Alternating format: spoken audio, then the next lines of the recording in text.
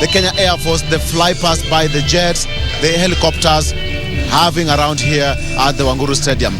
As well as lots of entertainment, even the speech for the president and other dignitaries, who is the visiting president, Malawi president, together with the first lady, who are the chief guests at this particular event. But right now, let me just go straight to one of the gentlemen who is with me here. He's a Mashujaa, a hero. He's going to tell me his name, but I can call him Mwai. All right. He is the Secretary General of the Mau Mau War Veterans Association, which was formed in 2003 in recognition with the Mau Mau War veterans who fought for this country many, many years ago. And without much further ado, allow me to introduce him and just go straight to him and bring him to you on board. Karibu sana Mwai wa Muthigi, right? Asante sana wasikilizaji. My name is Mwai wa Muthigi, the Secretary General of the Mau Mau War Veterans Association.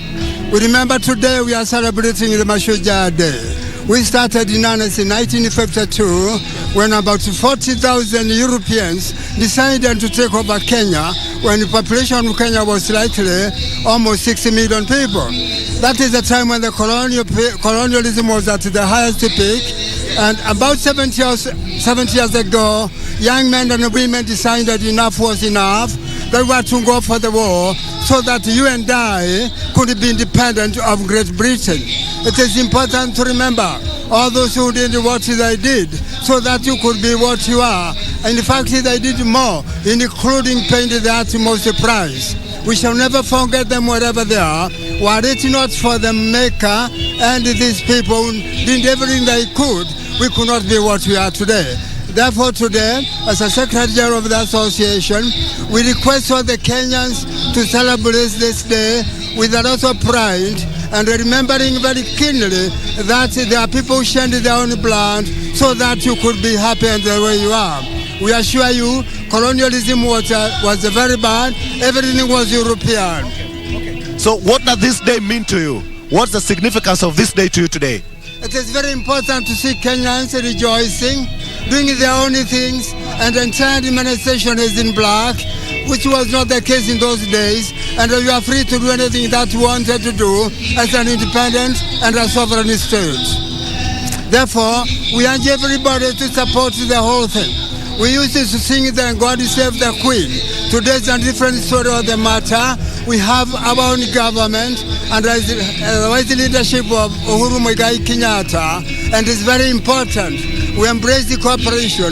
We need to support him in whatever he's trying to do in the interest of this country. Paint for me a picture of how the Mau Mau War veterans were way back in the years, and right now, whatever we are going through right now as a country, we are enjoying this kind of freedom because of the Mau Mau War veterans. How is it important to the current generation? The Mau Mau War Veterans Association compared it to what it was. One, Mau Mau was declared an unlawful society by the British in 1950, and that one, a legal notice 913 was passed by the colonial government banning Mau Mau. But later on, over the years, Mau Mau used to exist, but not until the year 2003, when we were legally registered under the registration under the Kibaki administration. We thank him for all that, and we also today thankful to see the Uhuru Kenyatta having the continuity of what happened and embracing and supporting freedom fighters in many ways. We thank him, and we are happy, and we are expecting more to happen in the near future. Are you happy that our country today has made a lot of strides and steps and gains from Mau Mau War veterans from 1963 to date? We've come a long way as a nation, right? What you are telling everybody is that we have come a long way. We do know that in the colonial days, there were European schools we could not go. There were European hospitals we couldn't go. A case in point, Nairobi Hospital today, everybody willing to go there. It was purely for European hospital. All the schools were for blacks, for whites, and for Asians. Everything was wrong. Even in the estate where our people are living today, no an African could live in Mudaiga. no African Union, Lavington, Rhodesia, Nemeth. Independence is great. It's important to value all those who did everything they did to fight for it. Right. Allow me to ask you, paint for me a picture how it was during the Mau Mau War, during way back in the years. How was life then? It was very dark days because on the 20th of October of 1952 at midnight, the then colonial governor, Sir Everin Baring, declared a state of emergency in this country. And it was so terrible for Africans. They were not allowed to move. There was a very notorious curfew, which was just imposed from 3 p.m. in the day up to the following day, 7 a.m. So we can see a lot of things. Again, I must say this. We are coming back to you live shortly. We have got Speaker of the National Assembly, Justin Muturi, who is speaking to us. So we'll come back to you shortly. All right, just stay around. We'll be right back.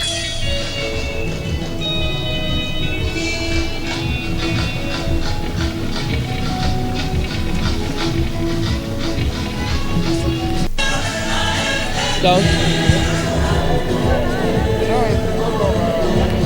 And indeed, we're coming to you live from the Uhuru International Stadium, where the Mashujaa Day celebrations are happening. Quite key number of guests who have come into the celebration. And right now I'm joined by Speaker J.B. Muturi, the Speaker of the National Assembly, and the spokesman of the Mount Kenya region. Thank you very much, Speaker, for being with us. Thank you very much. First of all, the celebrations being in Mount Kenya, how does this feel? Feels great. And granted that also the weather has been very, very good. So I think the sky is also blessed. Yeah. Absolutely. In your role as spokesman in the National Assembly Speaker, I don't know what issues you probably would want the President to address himself to when he's in this region, because obviously this is one of the counties in Mount Kenya region. Well, issues to do with agriculture, food security, and generally youth unemployment. Those are areas that, even as we celebrate the milestones that we've achieved in the country, there's still those are areas that still need to be addressed.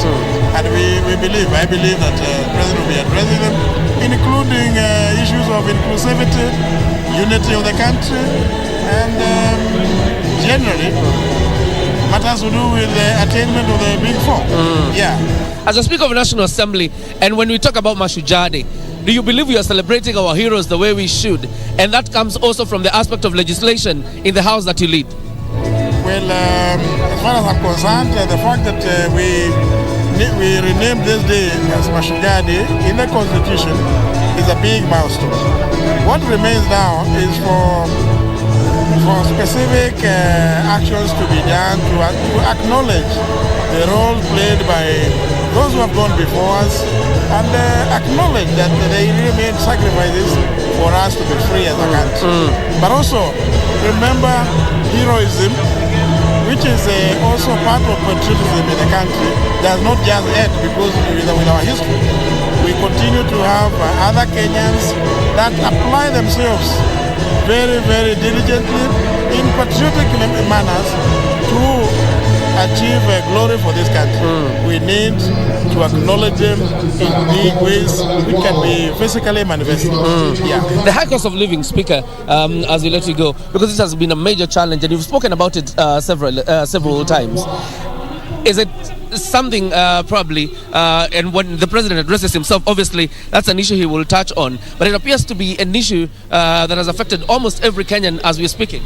I appreciate that the cost of living has been quite high, but of course there are myriad of factors that can be attributed to this, and among them, of course, the worldwide COVID-19 pandemic.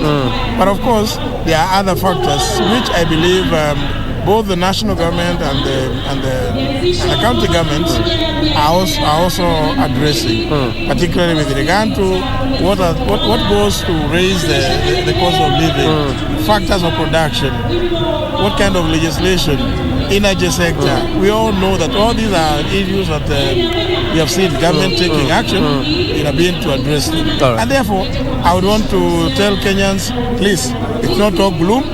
there is hope. All right. We're headed towards an election. You released a statement yesterday, of course, welcoming everybody to Mount Kenya region, being the Mount Kenya spokesperson. But you talked about the message of peace for everybody who takes the microphone there to preach the message of peace. Yeah, indeed, that has been my clarion call.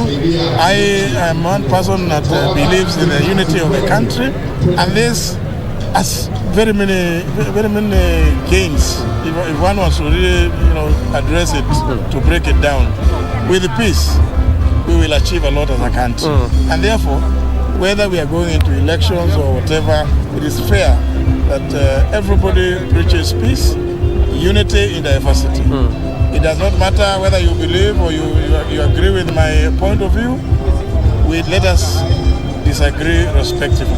We are all Kenyans, and we have a great country to build. Absolutely. And grow. Absolutely. Yes. Thank you, Speaker. Happy Mashujaa Day. Happy Mashujaa to you and to all Kenyans. All right. Asante sana. National Assembly Speaker Justin Muturi speaking to us right away from the Uhuru International Stadium, where the 12th Mashujaa Day celebrations are.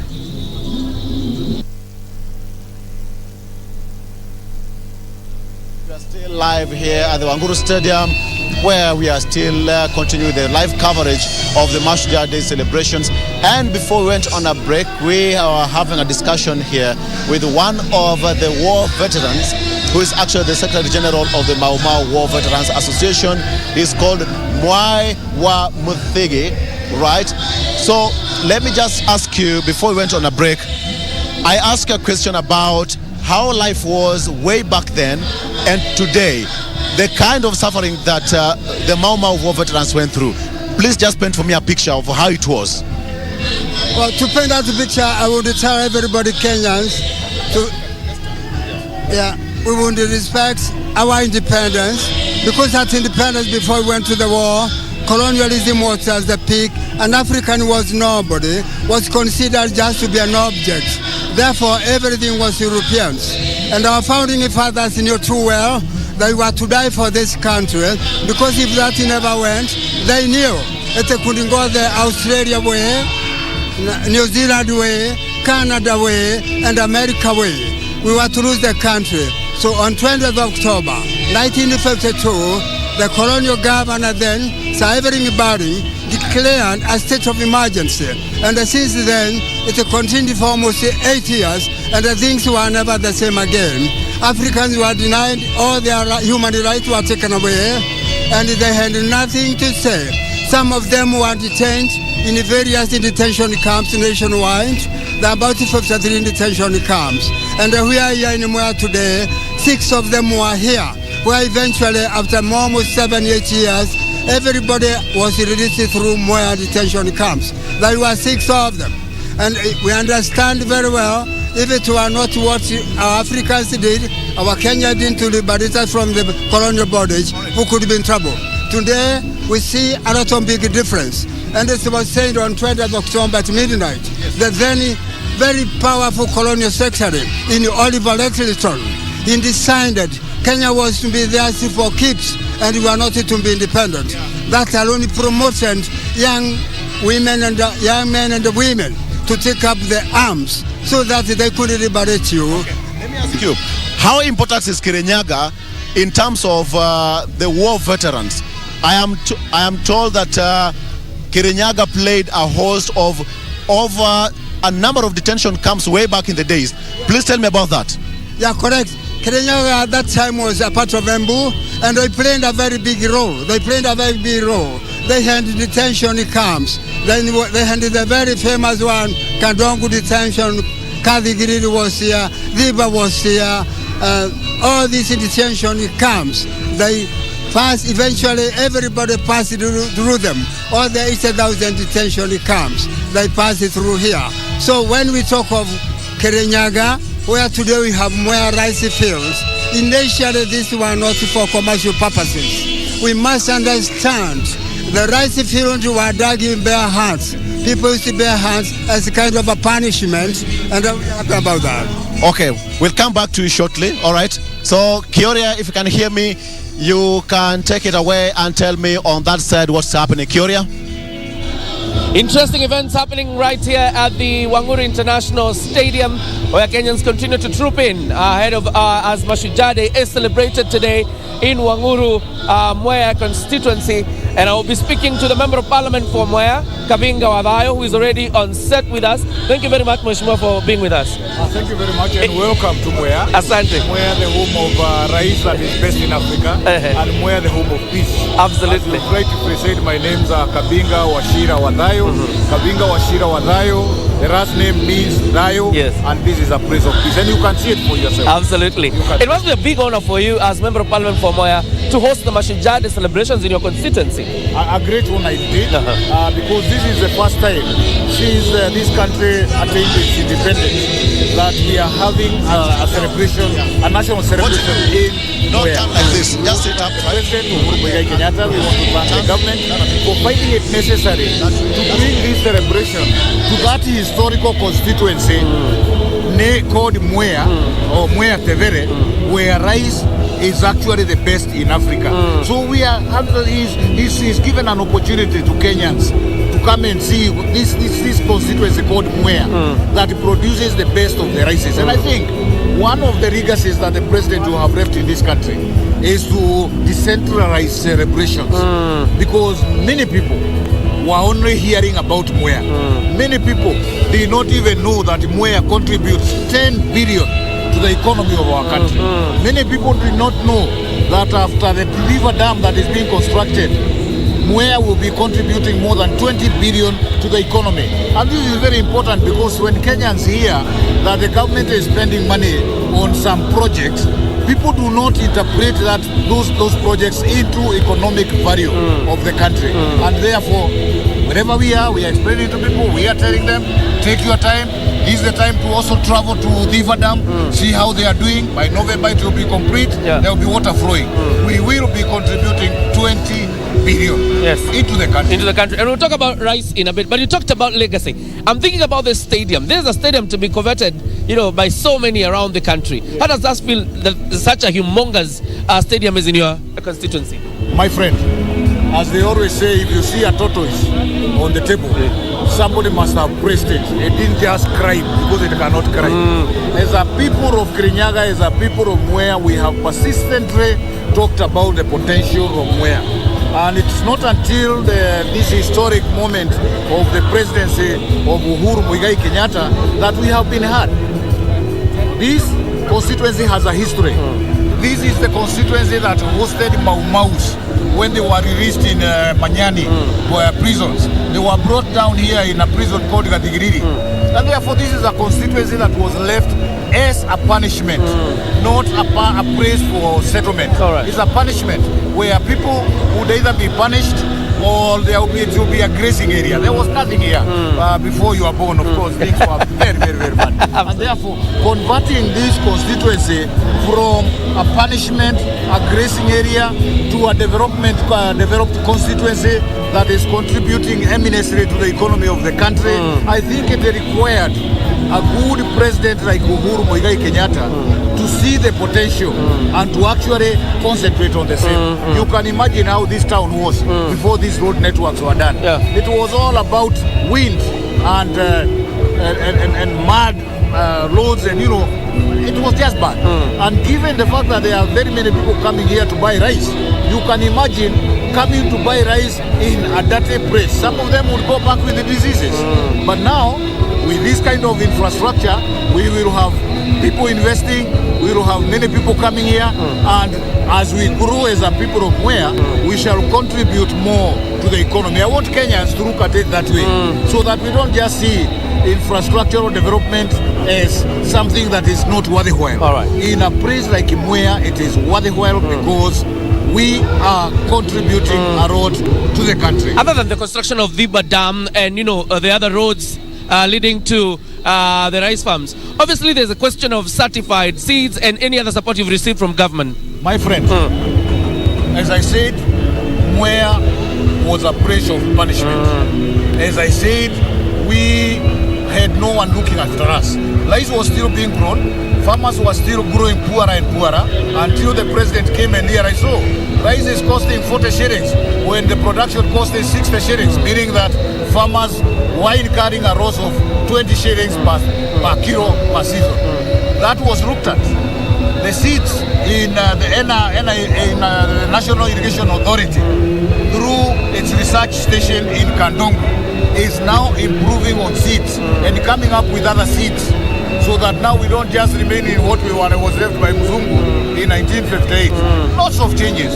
Cambridge Hospital and University is coming up at a cost of 15 billion. My friend, infrastructure of security and administration, enormous. It has grown. Absolutely. We are so grateful. All right. Finally, today being Mashujaa Day, who are you celebrating today as we celebrate Mashujaa Day? I celebrate two or three people. Number one, of course, I want to celebrate Wanjiko, who has elected us, who have struggled persistently growing rice without any profit, without knowing that a day will come when they benefit like today. I want to celebrate.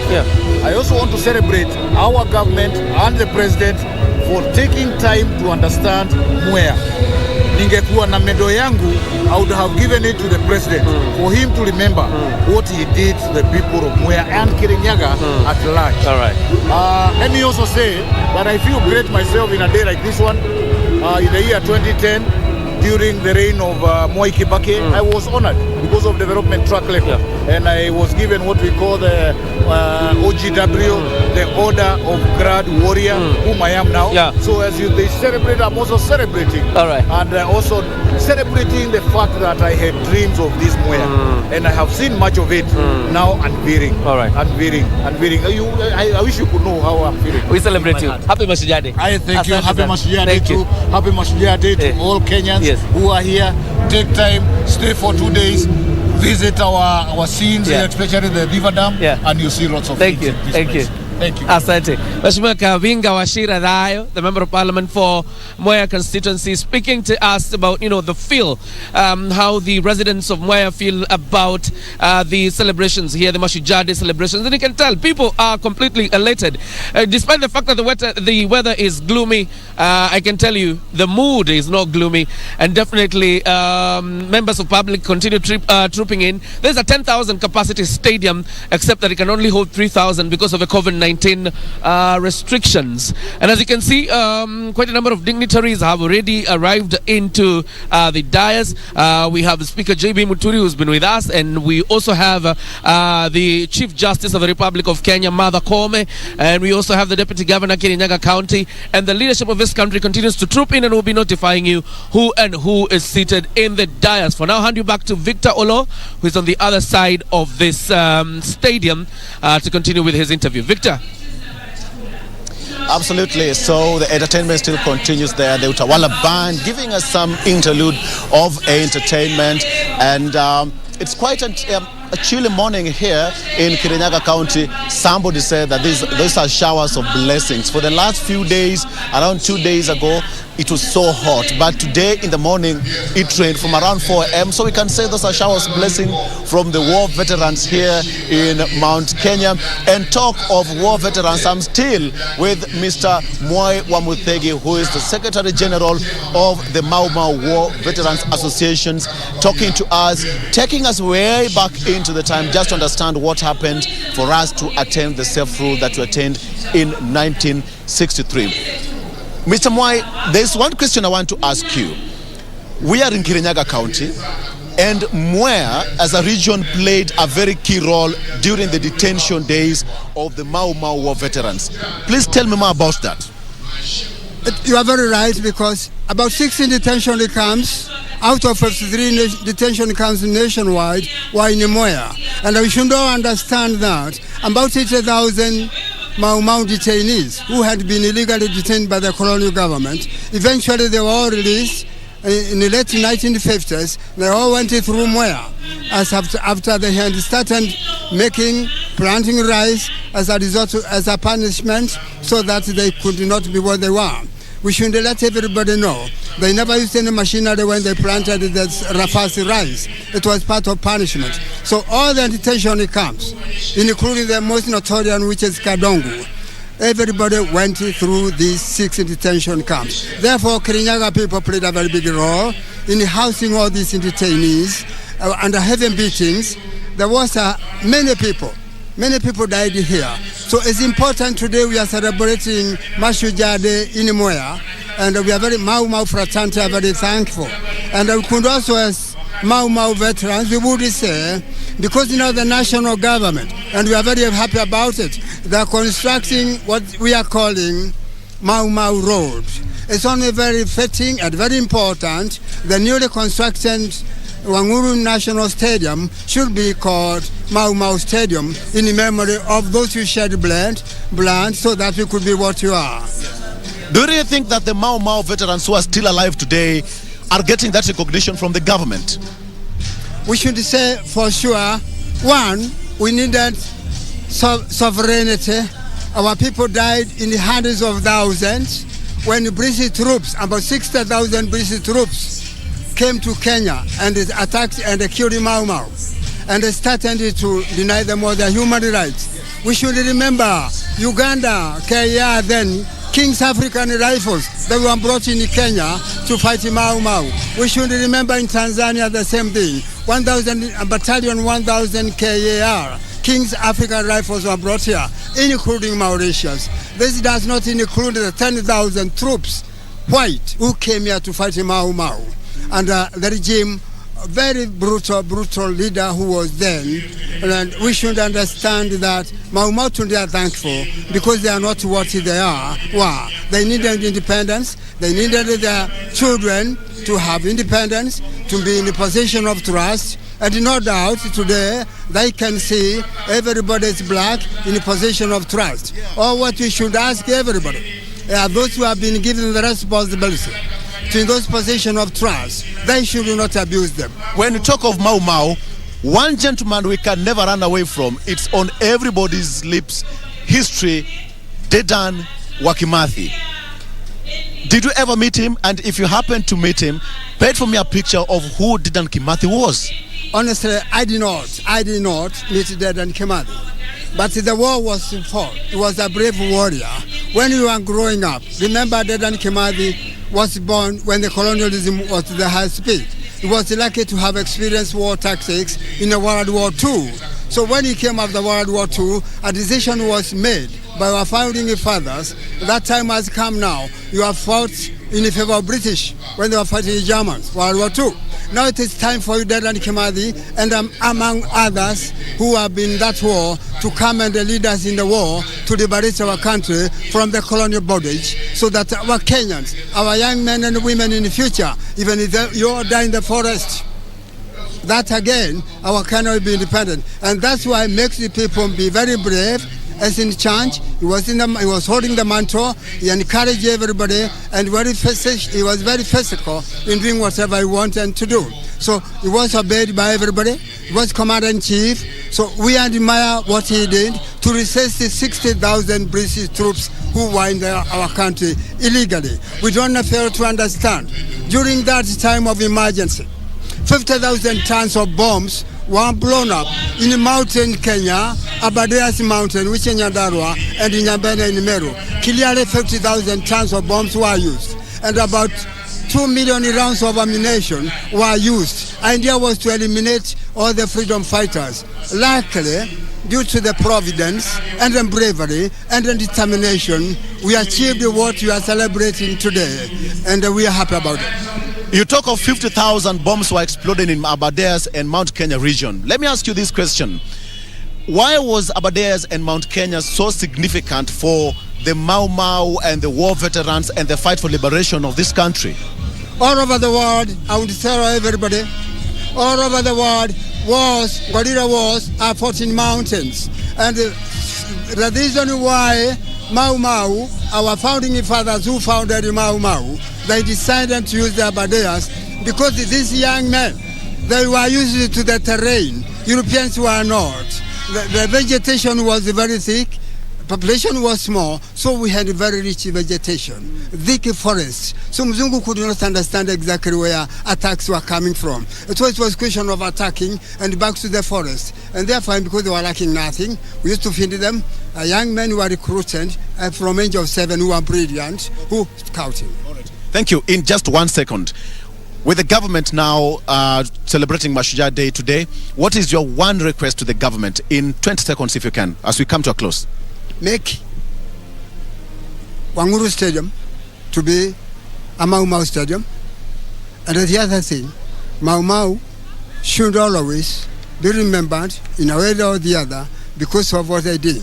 Others I would tell everybody that if it were not for that kind of undertaking, possibly we could not be what we are today. Absolutely. That is Mzee Mwai wa Gathegi, who is the Secretary General of the Mau Mau War Veterans Association, who just be telling us so far how it was way back in the years for the fight about liberation of this particular country, the kind of freedom that you and I are enjoying at this particular day and age. And we are still having a lot of entertainment from Uhuru Stadium, and later on President Uhuru Kenyatta, who will be the chief guest at this particular event, will be giving his speech, what we should expect later on. And by the way, in terms of recognition, one of us here at KBC might just go home a happy man. I don't know who that person is. Could be me, could be the producer, Ben, one of our cameramen or camera ladies, or even the reporters. One of us could go home a happy man today. All right, so let's head to Rashid. Rashid, if you can hear me, take it away. Rashid. Ahlan wa sahlan wa marhaba mtazamaji wa KBC Channel 1 mahali popote ulipo, ikiwa leo ni siku ya Jumatano tarehe 20 Oktoba mwaka wa 2021. Ni siku ambayo ni muhimu katika kalenda ya historia ya taifa la Kenya, ambapo Wakenya husherehekea siku kuu ya Mashujaa. Wakubwa shikamoni, wadogo hamjambo. Mtazamaji, siku hii awali ilikuwa ikifahamika kama siku kuu ya Kenyatta, kuwaenzi miongoni mwa maelfu ya Wakenya waliopoteza maisha yao, walioshiriki katika harakati za kumfurusha mbeberu katika udongo wa Kenya, ukiongozwa na rais wa kwanza na vile vile pia waziri mkuu wa kwanza wa taifa la Kenya, hayati Mzee Jomo Kenyatta, Bildad Kagia, Fred Kubai, Paul Ngei na Achieng Oneko, maarufu wakijulikana kama the Kapenguria 6, walioshikwa mnamo mwaka wa 1952 na kuzuiliwa kwa miaka 7 eneo la Kapenguria. Mtazamaji, sita hawa kabla ya kukamatwa kwao walijificha kwa takriban miaka 4 katika pango moja kwenye milima ya iliyokuwa wilaya ya Taita Taveta, eneo la Undanyi, huku wakiendeleza mikakati yao ya kupigania uhuru wa taifa letu. Mtazamaji, sijui kama unajua kwamba sita hawa kwanza waliweza kuzuiliwa huko Taita Taveta. Kama hujui, kupitia KBC Channel 1 moja kwa moja unayapata haya. Mtazamaji, vile vile pia sita hawa walishtakiwa kwa njama za kutaka kupindua serikali ya ukoloni chini ya vuguvugu la Mau Mau. Mtazamaji, Oneko na Ngei walikuwa mawaziri baada ya Kenya kupata uhuru, huku Kagia na Kubai wakiwa mawaziri wasaidizi. Kagia aliwahi kuwa mbunge pia wa Kandara mnamo mwaka 1963 na waziri msaidizi wa elimu mnamo mwaka 1963 kabla kukwaruzana na hayati Mzee Jomo Kenyatta kabla ya kufutwa mnamo mwaka 1964 na kupoteza ari ya siasa. Mtazamaji, ni historia ndefu ambayo haiwezi kuisha kwa sasa wala sasa hivi, ila siku hii kufuatia kupitishwa kwa katiba mpya mnamo Agosti mwaka wa 2010 ilibadilishwa jina na kuitwa siku kuu ya Mashujaa, kuwaenzi wa Kenya wengi ambao kwa njia moja ama nyingine wamechangia katika sekta na fani mbalimbali kama vile michezo, wanahabari, siasa, jamii, ambapo tumeshuhudia Wakenya wengi wakitunukiwa hadhi hii. Popote ulipo mtazamaji, karibu katika matangazo ya moja kwa moja ya sherehe za 12 makala ya Mashujaa kutoka uwanja wa Uhuru National Stadium hapa kaunti ya Kirinyaga. Mimi ni mtangazaji wako, jina langu naitwa Rashid Mwamkondo. Makinika. Mtazamaji, sherehe ya Mashujaa ni ya 12 tangu kuasisiwa kwa katiba mpya na ni ya 9 chini ya Rais Uhuru Kenyatta, na itakuwa yake ya mwisho kama rais katika awamu yake tangu alipochaguliwa mnamo mwaka wa 2013. Sherehe hizi mwaka wa 2013 2014 na 2015 zilifanyika katika uwanja wa kitaifa wa Nyayo. Aghalabu miaka yote zimekuwa zikifanyika katika uwanja huo. Na vile vile pia mtazamaji, kufuatia agizo la Rais Uhuru Kenyatta, kufuatia mkutano wake na magavana 47 katika ikulu ya Nairobi, sherehe za kitaifa zimekuwa zikifanyika kwa mzunguko katika kila kaunti, huku kaunti ya Machakos ikiwa kaunti ya kwanza kuandaa sherehe hizi mnamo mwaka wa 2016. Mnamo mwaka wa 2017 sherehe hizi zilifanyika katika bustani ya Uhuru. Mwaka wa 2018 zilifanyika katika gatuzi la Kakamega. Mwaka wa 2019 zilifanyika katika kaunti ya Mombasa kwenye bustani ya Mama Ngina. Mtazamaji, sherehe za Mashujaa kwa mwaka huu hapa ni za pili uwanjani tangu janga la corona lililogubika ulimwengu, huku Kenya janga hilo likibisha hodi Machi mwaka wa 2020, ila ziko chini ya kanuni na taratibu za Wizara ya Afya. Taratibu ambazo tumezipata hapa mtazamaji ni kwamba Rais Uhuru Kenyatta anatazamiwa kuwasili katika uwanja huu wa Wanguru mwendo wa saa 5 bado dakika 5, na kabla kuwasili kwake atawasili naibu rais wa Jamhuri ya Kenya. Na kama tulivyokuwa tukikwambia na wenzangu umeona wakifanya tayari, maspika wa mabunge yote mawili, ikiwa ni bunge la kitaifa na lile bunge la seneti, tayari wamekwisha fika hapa. Jaji mkuu Bi Martha Koome tayari yuko hapa, wabunge mbalimbali, maseneta mbalimbali, magavana mbalimbali, viongozi wa tabaka mbalimbali mtazamaji vile vile pia wako hapa. Labda tu kukuarifu mtazamaji ni kwamba hii leo Kenya itakuwa mwenyeji wa rais mgeni ama mgeni rasmi katika shughuli ya leo. Atakuwa ni rais wa Malawi ambaye anajulikana kama Lazarus Chakwera, ambaye atakuwa hapa mtazamaji, na vile vile pia ataweza kuandamana na mke wake Bi Monica. Mtazamaji, nitakujuza mengi kuhusiana na Lazarus Chakwera ambaye ni mwanatheolojia na mwanasiasa, na ana mwaka mmoja na miezi 4 mamlakani kama rais na pia waziri wa ulinzi. Sijui kama ulikuwa unajua mtazamaji kwamba huyu rais wa Malawi pia kule nchini kwake ni waziri wa ulinzi, na ana umri wa miaka 66, ana watoto 4 na mkewe Monica Chakwera, na ni rais wa 6 wa Malawi. Kumbuka yumo humu nchini kwa ziara rasmi ya siku 3, ambapo hapo kesho tarehe 21 atakuwa moja kwa moja anaalikwa rasmi katika ikulu ya Nairobi na Rais Uhuru Kenyatta. Mtazamaji, ni kwamba urafiki wa Kenya na Malawi haukuanza leo, ulianza mnamo mwaka wa 1963, na utakumbuka kwamba mwaka wa 2013 aliyekuwa rais Mwai Kibaki alizuru Malawi na kukutana na mwenzake Joyce Banda, ambapo walikubaliana kuimarisha biashara na diplomasia na pia kuimarisha amani na usalama. Mtazamaji, mataifa haya mawili ya kibiashara yote ni wanachama wa COMESA. Kenya msikilizaji hupeleka au kuuza mafuta, baking powder, vifaa vya kuunda, vyombo vya jikoni na meza, mashiti mazito yani blanketi, bidhaa za urembo, pipe za kunyunyiza. Na moja kwa moja hapa naona tuko naye speaker wa bunge la tuko naye speaker wa bunge la seneti Mheshimiwa Lusaka. The participants today, those who have been invited here, are you happy with the attendance? Yes, I'm happy with the attendance because we are still observing the COVID protocols, so we don't expect that the stadium will be filled to capacity the way we have been doing without the COVID challenges. So I think this is okay, it's commendable. We want to thank the people of Kirinyaga for this warm reception, and I'm sure that everything will be fine.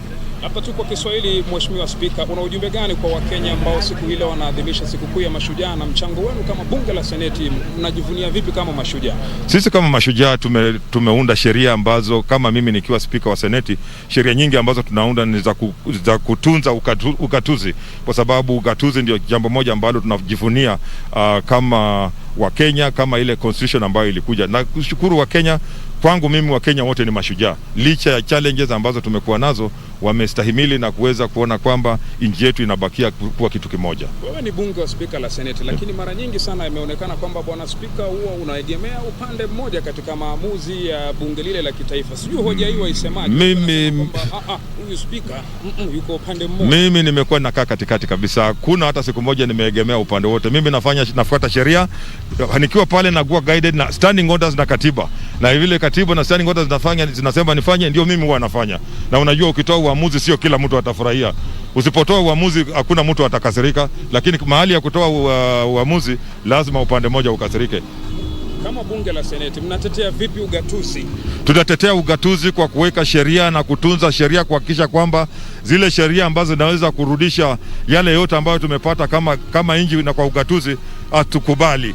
Pia tumehakikisha kwamba kwa wakati huu mara ya kwanza shilingi zaidi ya 370 bilioni zinaenda kwenye counties zetu. Kumbuka kwamba ile formula ambayo tumetumia mwaka huu iliangushwa mara 11 ndio ikapita, na ingechukua miaka 7 ndio counties ziweze kupata ile pesa ambazo wanaenda kupata wakati huu. Kwa hivyo mimi najivunia nikiwa speaker kwamba pesa nyingi wakati huu tumeweza kuzipeleka kule kwenye counties zetu. Asante sana kwa nafasi yako. Asante sana. Naam, bila shaka mtazamaji, kama ulivyoweza kusikia, huyo alikuwa ni spika wa bunge la Seneti Bwana Ken Lusaka akiweza kuzungumza nasi. Haya ni matangazo ya moja kwa moja kutoka uwanja wa Uhuru International Stadium, na wakati wowote kuanzia sasa mtazamaji, gwaride la heshima litakuwa linaingia hapa. Na mtazamaji, ni kwamba tuko moja kwa moja katika uwanja huu wa Uhuru National Stadium, na kama alivyokuwa tunakuarifu kabla kuweza kumpokeza mwenzangu hapa John Jacob Kieria, ni kwamba mataifa ya Kenya na Malawi yana urafiki wa kiasi cha haja ambacho nimekuambia bidhaa ambazo Kenya hupeleka na kuuza kule Malawi ni pamoja na bidhaa mbalimbali kama vile vyombo vya jikoni, mashiti mazito, bidhaa za urembo, pipe za kunyunyiza maji, magurudumu, vifaa vya kutengeneza vyoo, bidhaa za kutengeneza nguo, siagi, sabuni na mengi mengine. Na kwa upande wake Malawi hapa nchini huleta mbegu za mahindi, mawe ya vito na tumbako. Sijui tumbako mtazamaji unaielewa. Na moja kwa moja basi, kabla kuendelea na matangazo haya, niko na mwenzangu hapa John Jacob Kierie. Tuko hapa kuhakikisha kwamba runinga ya Channel 1 inakupeperushia matangazo haya mubashara kutoka uwanja wa Uhuru gatuzi la Kirinyaga. Asante sana mwenzangu wa mkondo Swahili kisafu hicho. Asante tena sana. We continue with the coverage of the Mashujaa celebrations here at the Uhuru International Stadium. Guests continue to troop in. We expect by 10 o'clock the event should have started, and then the arrival of the president about 30 minutes later.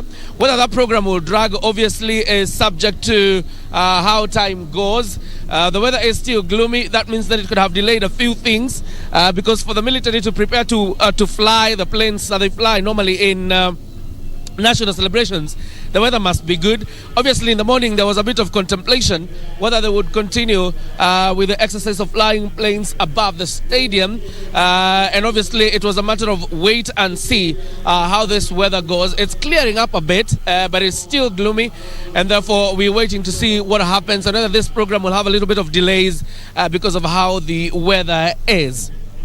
Now, Mashujaa celebrations is quite a historic event, and from the pictures you see, Kenyans are elated about this day. President Uhuru Kenyatta initiated this process of ensuring that national celebrations are taken to counties as a way of decentralizing the celebrations, to remove the concentration of celebration from Nairobi County or Nairobi, which is the seat of power if you were to argue that way, and then take them to counties. Now Mashujaa Day celebrations right here in Uhuru International Stadium in Kirinyaga County, and residents are elated. One of the things you will notice in this town, I would say, I would be hesitant to call it sleepy, but it was a sleepy town before President Uhuru Kenyatta announced that the Mashujaa celebrations would actually be in this county. And therefore, once that announcement was made, obviously the preparations began to make sure that Uhuru and Kirinyaga is ready to host the Mashujaa celebrations. PS Kibicho leading the efforts to ensure that this county is ready. And you can see the magnificence of the roads that are, coming into Uhuru and Gurubani. When you see the magnificence of course, a testament that the announcement by President Uhuru Kenyatta that Mashujaa celebrations will be held here was, quite something you would say that woke up this sleepy town that is called Wanguru or Gurubani, if you like it. We continue waiting for the arrival of guests that are coming into the celebrations. President Uhuru Kenyatta will lead the nation. And in the order of entry, obviously, like I told you, Speaker J.B. Muturi is here. The Speaker of the Senate, Ken Lusaka, is also here. The Chief Justice, Martha Koome, is here. Those are, the leaders of the other two arms of government. So what we are waiting for now is the arrival of the third arm of government, that is the executive, led by cabinet secretaries, the deputy president, and then the president, and then the chief guest of President Uhuru Kenyatta, who is Lazarus Chakwera of Malawi. So we're going to hand you to Timothy Kipnusu, who is on another corner of his stadium, to update you on what is happening on his end. I'm seated close to the dais, so I'll be seeing who comes in, and I will be telling you who is not in. Obviously, the former Prime Minister Raila Odinga has been campaigning in Meru and Embu with his Azimio La Umoja campaign. So you expect him here on that dais, as well as the other One Kenya Alliance leaders, Deputy President William Ruto, the serious contenders in the presidential election coming in the 2022 general election, and any other national leaders will be notifying you who is in. For now, Kipnusu. Moja hapa kutoka katika uwanja wa kimataifa wa Wanguru, gatuzi la Kirinyaga, gatuzi namba 20 ndio imeandaa 20 hii. Sawa?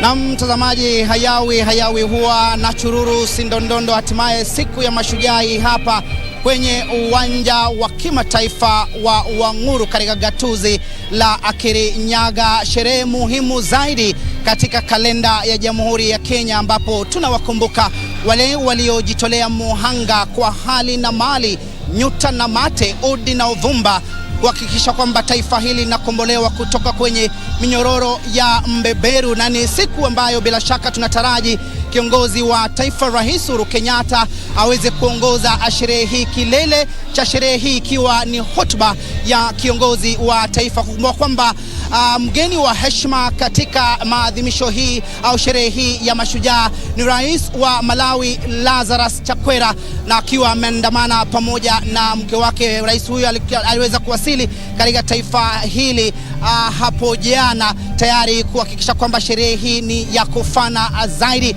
Na baadhi tu ya viongozi wakuu serikalini kama vile Spika wa bunge la Seneti Kenneth Makelo Lusaka, Spika wa bunge la kitaifa Justin Muturi wameweza kufika hapa katika sherehe hii muhimu zaidi katika uwanja wa kimataifa wa Wanguru. Ni uwanja wa hadhi ya kimataifa na ni uwanja ambao unaweza kumudu watu wapatao 10,000, lakini kutokana na mikakati ya kupambana na janga la COVID-19, serikali imeweza kuhakikisha kwamba ni watu 3,000 tu pekee ambao wanaufika hapa na kuhudhuria maadhimisho haya ya sherehe ya Mashujaa. Na bila shaka tunapozungumzia Mashujaa, mtazamaji, taswira inayotujia ni wale taifa hili kama vile mwanzilishi wa taifa hili hayati Mzee Jomo Kenyatta, Kungu Karumba, Bildad Kakigia, Ochieng Oneko, Fred Kubai, Paul Ngei, ambao ni maarufu zaidi katika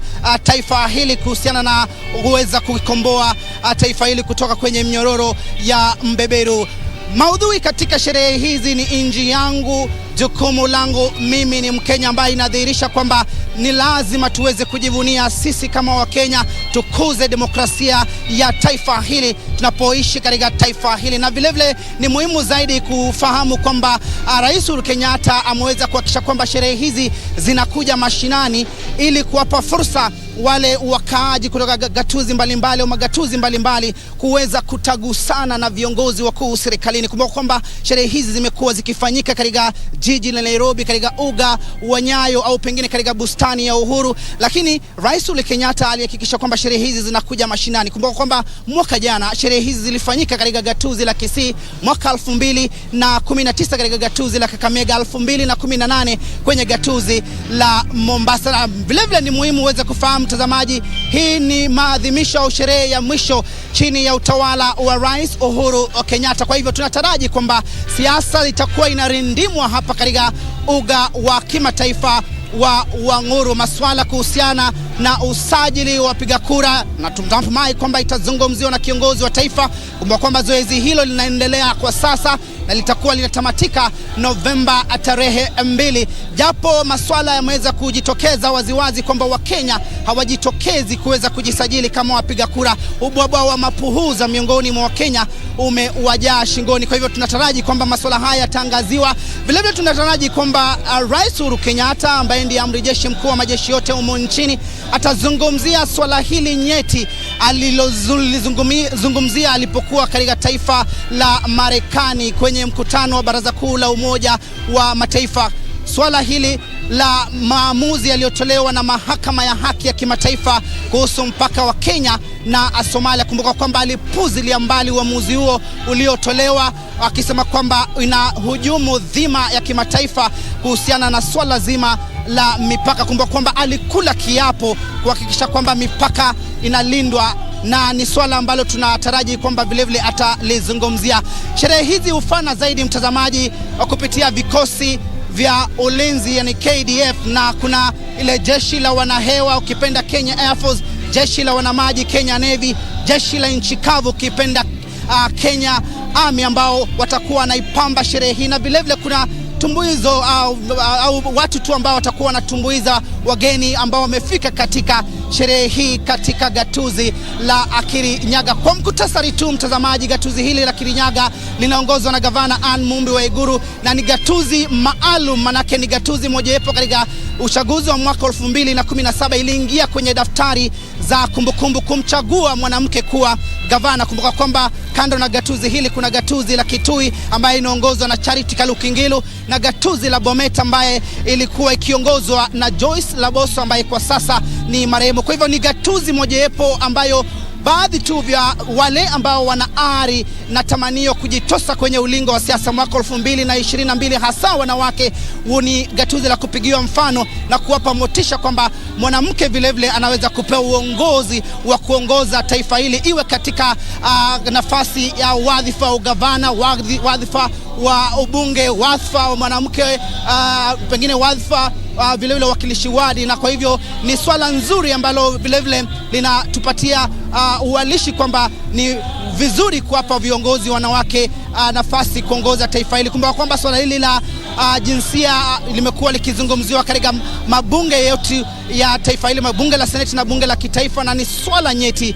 Bila shaka vile vile ni vema uweze kufahamu gatuzi hili linazingirwa na magatuzi 4: gatuzi la Nyeri, Meru, Murang'a, Machakos na vile vile gatuzi la Embu. Gatuzi hili ni la kipekee na linafahamika zaidi kwa ukuzaji wa mpunga ukipenda mchele, mtazamaji, na ni gatuzi ambalo limechangamkia maswala ya kilimo. Na baadhi tu ya wale viongozi ambao tumeweza kuwaoji wanahabari wenza kama vile Jacob Kioria na vile vile mwenzangu Vitolo kuzungumza na wale ambao walipigania ukombozi wa taifa hili, wameangazia kuhusiana na kilimo, manake kilimo ni uti wa mgongo wa taifa hili, na kwa hivyo ni masuala ambayo Rais Uhuru Kenyatta vile vile katika ajenda 4 kuu ya serikali ameweza kuzingatia kuhakikisha kwamba kilimo kinachukua nafasi kwa wananchi ili waweze kujiimarisha, mtazamaji. Kwa hivyo tutakuwa hapa kukuletea uhondo kamili kuhusiana na sherehe hii ya Mashujaa. Kwa hivyo kuwa tisti kutegea runinga hii yenye ushawishi mkubwa KBC Channel 1. Mimi naitwa Timothy Kipnusu, usibonyeze kibonyonyo. All right, we still continue with the coverage from this end. I'm close to the dais, speaking to some of the leaders who are coming in into Uhuru Stadium right now.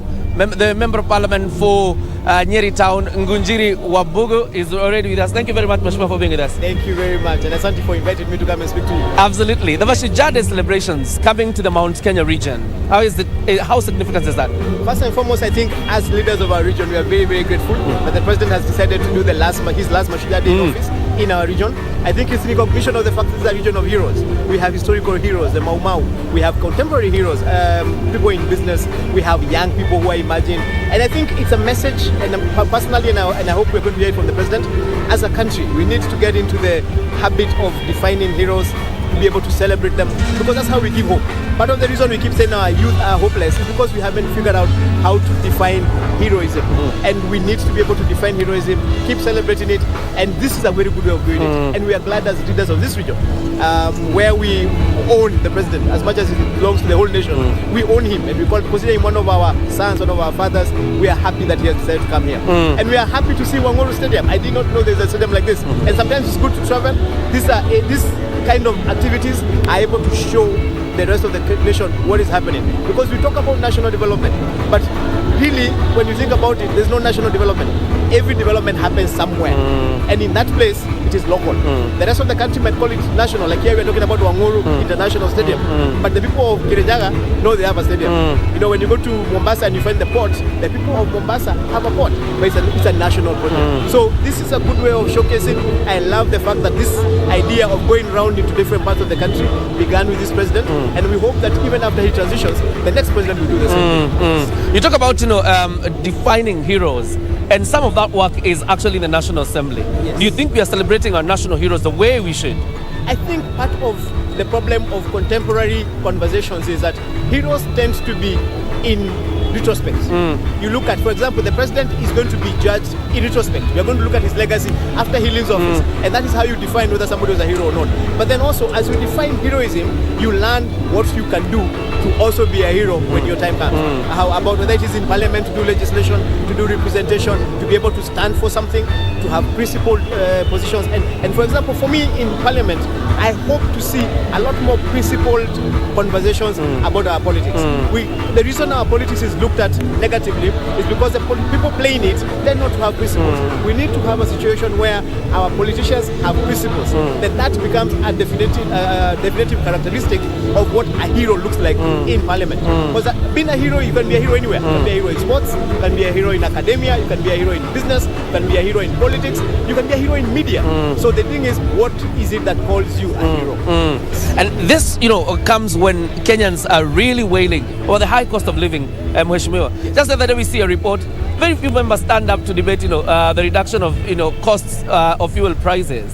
What is happening? First, I was in parliament. You were in parliament yourself, yes. Myself. And I think the whole idea of the seasons, we are now getting to a political season. And we are going to have some members of parliament who are going to define their own interests ahead of the national interest. And that's just how it is. So, again, this is where you as a voter make a decision on who you want to vote for. This is how you judge whether the person you voted for is a hero in terms of politics. Yes. As we wind up, I'm thinking about the cash crop here obviously being tea, coffee, and there's rice where we are in the constituency called Maya. A lot of rice. But when you listen to farmers, particularly tea farmers and coffee farmers, there's one question obviously. What will President Uhuru Kenyatta's legacy be when it comes to issues of guaranteeing farmers wonderful returns? I think one of the things that we are going to thank this president for in regard of coffee and tea and cash crops is that he has created the market.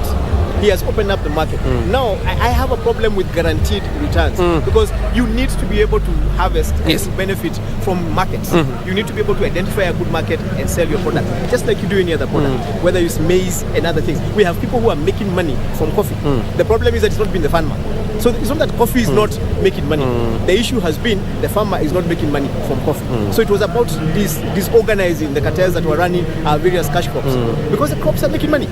But the money has been getting stuck somewhere along the way, and the president has done everything he can to dismantle those kind of cartels. You've talked about Mashujaa Day celebrations being President Uhuru Kenyatta's last, under his regime. We're headed towards an election. How do you think today, the celebrations being in Uhuru Stadium, Mount Kenya region, where the president hails from, how do you think it will shape the politics of 2022? I think we continue seeing, I've just seen Musalia here, and I know we're going to see a lot of other leaders who are hoping to take over from the president coming here. It tells you something. One, that this president is going to have a lot of influence over where we are going in 2022. Everybody wants, even the people who are saying they don't want to be endorsed by him, are crying that he has refused to endorse them. So we know this is a big thing. This is a big thing for us, and as one of the people who has stood with the president all through, I'm very, very proud of what he has done, and I know that he's going to influence us positively as we go into 2022. Do you want to celebrate any Mashujaa before we let you go? I think for me, I have a lady who lives near my village. She's Field Marshal Mudhoni.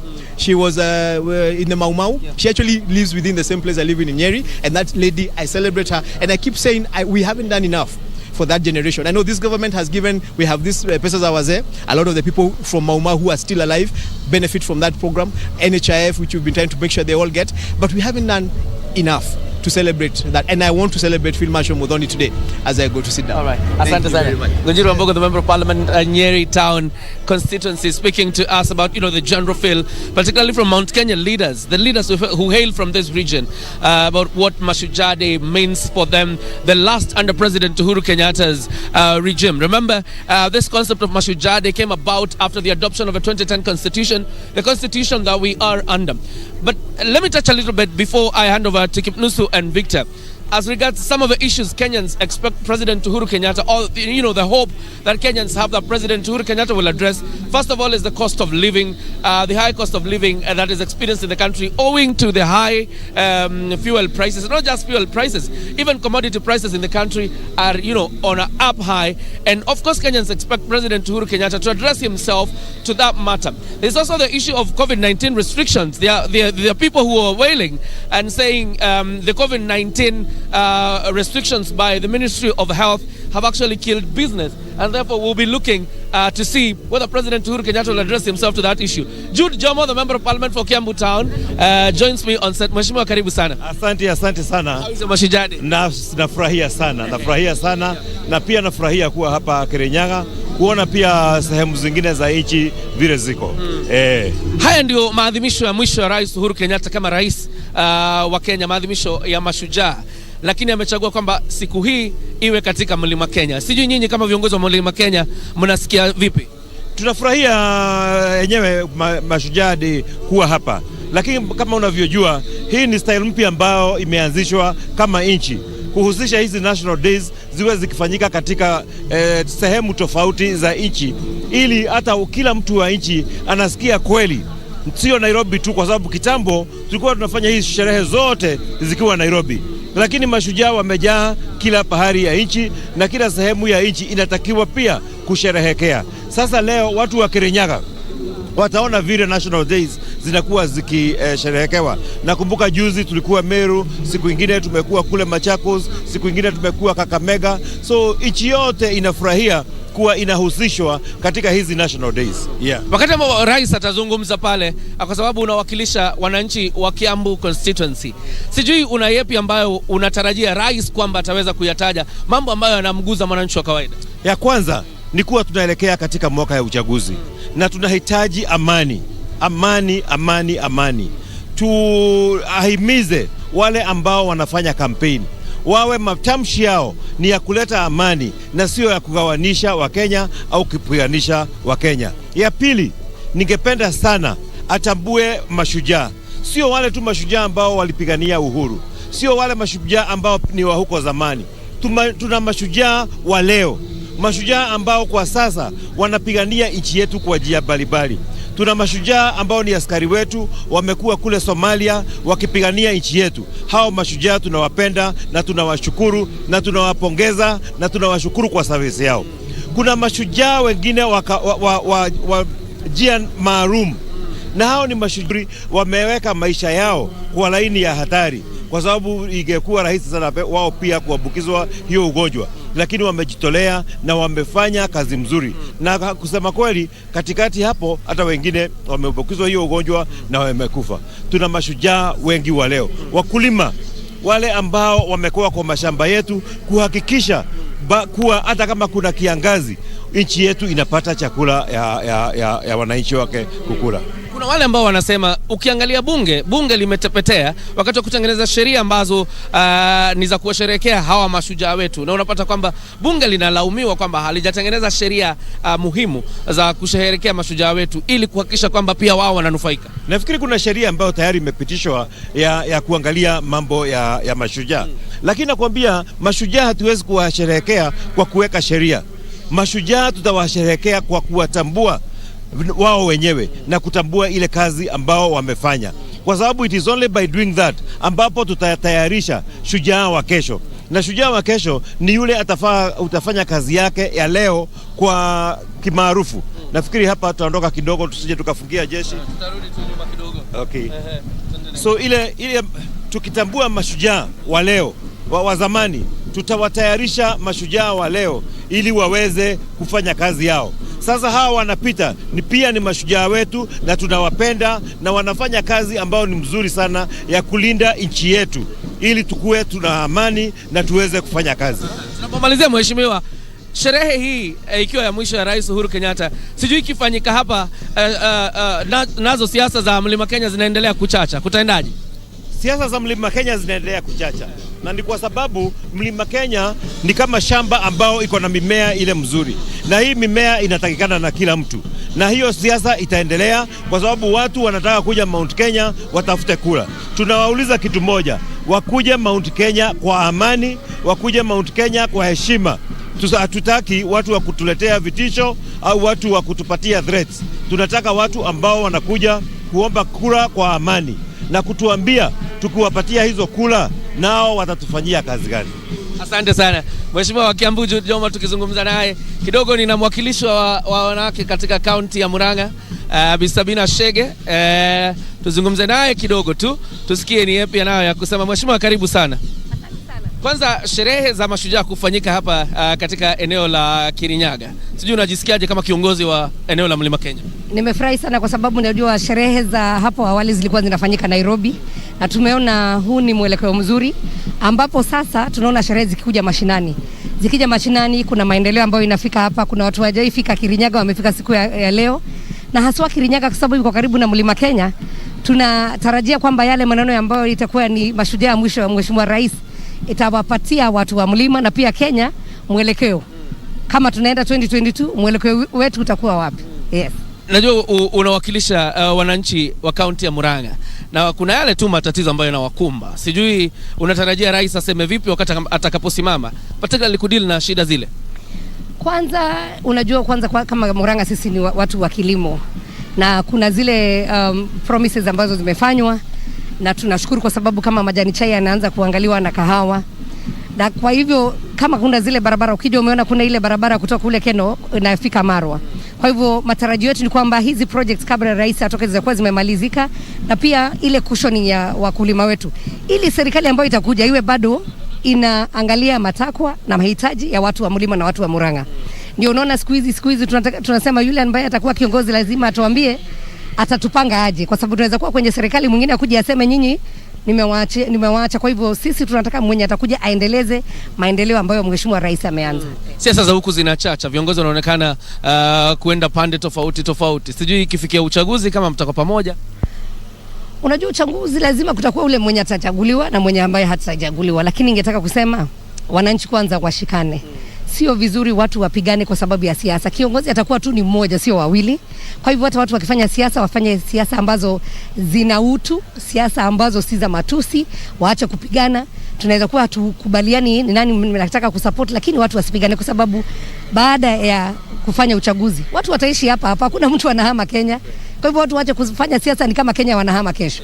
Yes. Asante sana Mama County wa Murang'a Sabina Shege, tukizungumza naye moja kwa moja kutoka uwanja wa Uhuru Stadium. I now want to hand you over to the formal ceremony. Of course you can see the trooping of our military that is to ensure this process now is beginning officially. The celebration of the Mashujaa Day. Keep watching KBC Channel 1.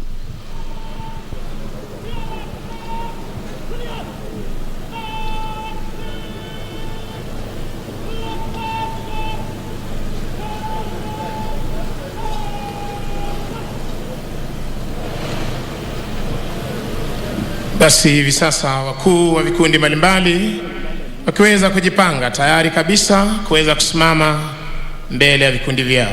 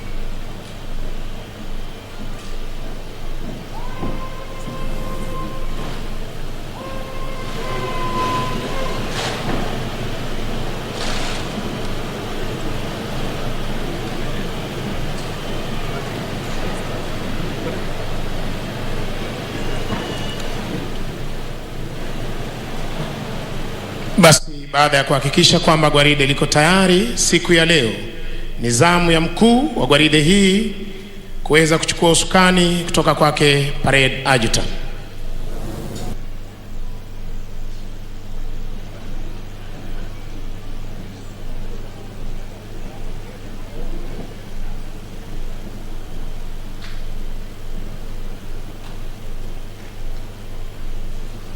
Naye baada ya kumkabidhi anatoka nje kwa muda mfupi aliyopewa, unavyoshuhudia hivi sasa uwanjani, ili kuweza kutoka nje kabisa kujiunga na maafisa wenzake tayari kwa gwaride.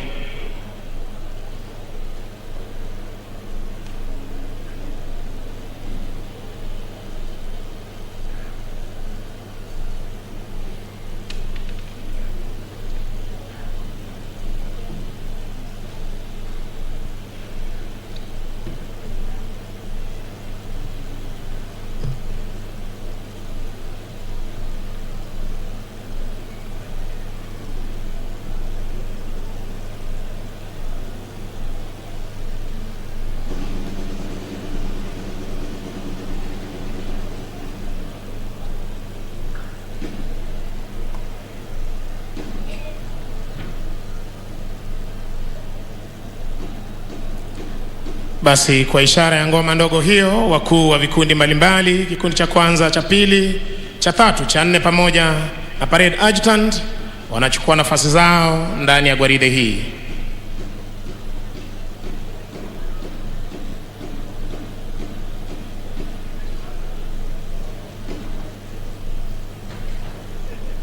Nao pia sharti kuweza kuwekwa sawa.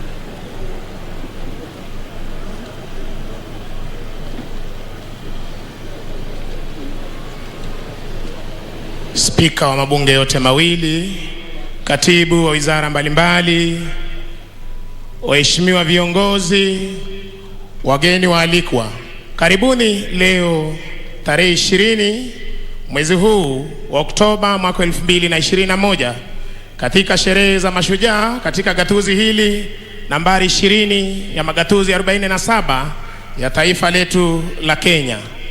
Wema uwanjani ni majeshi ya ulinzi ya Kenya, mavazi mekundu jeshi letu la nchi kavu, mavazi ya samawati jeshi la wanaanga, na mavazi meupe jeshi la wanamaji. Mkuu wa gwaride hii ni Luteni Kanali Andrew Ng'ang'a. Kikundi cha kwanza cha jeshi letu la nchi kavu kiko chini yake Meja Fred Lokada. Kikundi cha pili cha jeshi letu la wanaanga, la jeshi letu la nchi kavu kiko chini yake Captain Isaac Shebo. Kikundi cha tatu cha jeshi letu la wanaanga kiko chini yake Meja Evans Masaba. Kikundi cha nne cha jeshi letu la wanamaji na cha mwisho kiko chini yake Meja Cliff Richard Apio. Parade Adjutant Captain Alex Kiprop Kipkogei. Parade RSM Warrant Officer 1 Joseph Langas. Mziki unazidi kuporomoshwa na bendi za majeshi ya ulinzi. Chini yake Kanali Martin Namboka Makadia akishirikiana naye Captain Peter Kimeo na Captain Joseph Mturi. Anayebeba bendera iliyo fahari ya kikosi cha 9 cha jeshi letu la nchi kavu, Luteni daraja la pili Mawira Ndiga. Kupata kusubiri kuwasili kwa mgeni wetu rasmi na rais wetu wa Jamhuri ya Kenya, tutapata burudani kutoka kwa bendi za majeshi ya ulinzi na hali kadhalika studio tafadhali.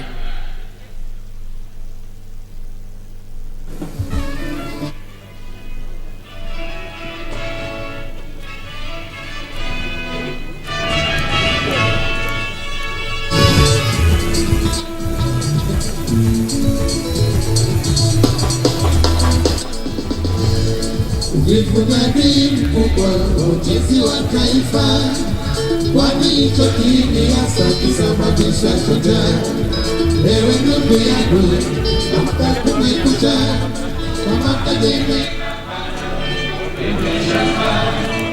hata wewe mwanangu, hapa kumekucha, kwani hizi ni sasa za kwenda shule. Hata wewe mwanangu, hapa kumekucha, kwani hizi ni sasa za kwenda kazi. Jifunani mkubwa ujenzi wa taifa, kwani hicho kiini hasa kisababisha shujaa. Ewe ndugu yangu, hapa kumekucha, kama kajeme hata wewe mwanangu, hapa kumekucha, kwani hizi ni sasa za kwenda shule. Hata wewe mwanangu, hapa kumekucha, kwani hizi ni sasa za kwenda kazi.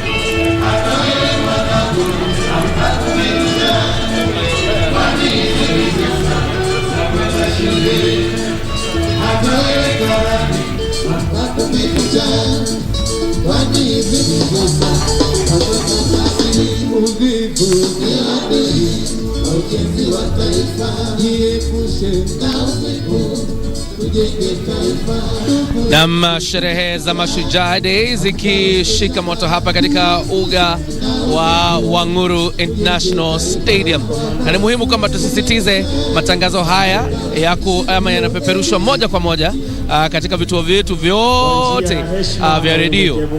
Kwa hivyo vituo vyetu vyote vya redio vinapeperusha matangazo haya moja kwa moja pamoja na KBC Channel 1. Bila shaka mtazamaji, na wewe una fursa zaidi kuweza kutegea runinga yenye ushawishi mkubwa na redio ambazo iko katika shirika la utangazaji la KBC kufuatilia matukio haya, sherehe hii ya kimataifa, sherehe hii ya kitaifa, kusherekea wale ambao wamepigania ukombozi au walipigania ukombozi wa taifa hili. Na kama unavyotizama mtazamaji, mambo yako shwari, mambo yako kemkem, maandalizi yamekamilika na baadhi tu ya viongozi wameshawasili tayari kuhakikisha kwamba sherehe hii inafana zaidi. Sherehe hii inafanyika hapa katika Uhuru Stadium, kaunti ya Kirinyaga, na kama unavyoona uwanja, majeshi yetu, majeshi ya nchi kavu, majeshi ya hewa na majeshi ya maji wako tayari. Guard of honor for the commander in chief, Rais wa Jamhuri ya Kenya Uhuru Kenyatta, ambaye anatarajiwa kufika hapa wakati wowote kutoka sasa. Lakini kabla rais kufika, atatanguliwa na naibu wake William Ruto, na baada ya naibu William Ruto kufika, ni kwamba pia kutakuwa na rais wa nchi ya Malawi Lazarus Chakwera na mkewe, ambao ni wageni mashuhuri na wageni wa Rais Uhuru Kenyatta.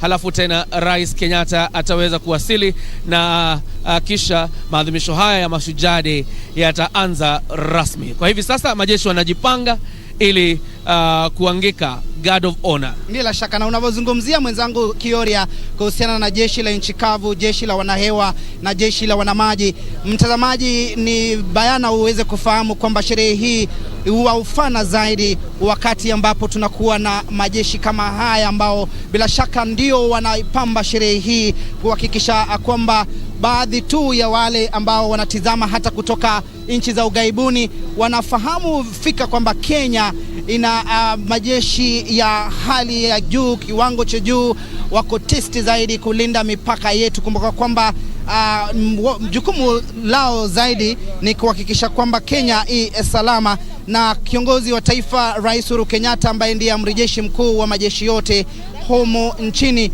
Yeye ndiye atakuwa anakagua gwaride la heshima, mtazamaji, katika sherehe hii muhimu zaidi. Na kama alivyodokeza mwenzangu JJ Kioria, ni kwamba rais wa Malawi Lazarus Chakwera ndiye mgeni wa heshima katika maadhimisho haya muhimu zaidi, na tunataraji kwamba siasa itakuwa inarindimwa hapa. Baadhi ya viongozi ambao wamefika hapa, naibu rais William Ruto vile tunataraji kwamba atakuwa hapa. Tayari maspika wawili katika bunge la Seneti, Kenneth Makelo Lusaka, kwenye bunge la kitaifa Justin Muturi vile wako hapa. Na kama unavyotizama mtazamaji, kuna gari ambalo limeingia kwa sasa. Nataraji kwamba ni naibu wa rais William Ruto. Mwenzangu Kioria, naibu rais William Ruto anawasili katika uwanja wa Uhuru Stadium, na hivi basi ni kuashiria kwamba rais Uhuru Kenyatta yuko karibu kufika.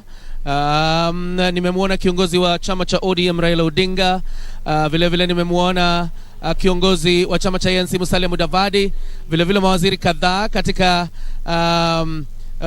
baraza la mawaziri la rais Uhuru Kenyatta.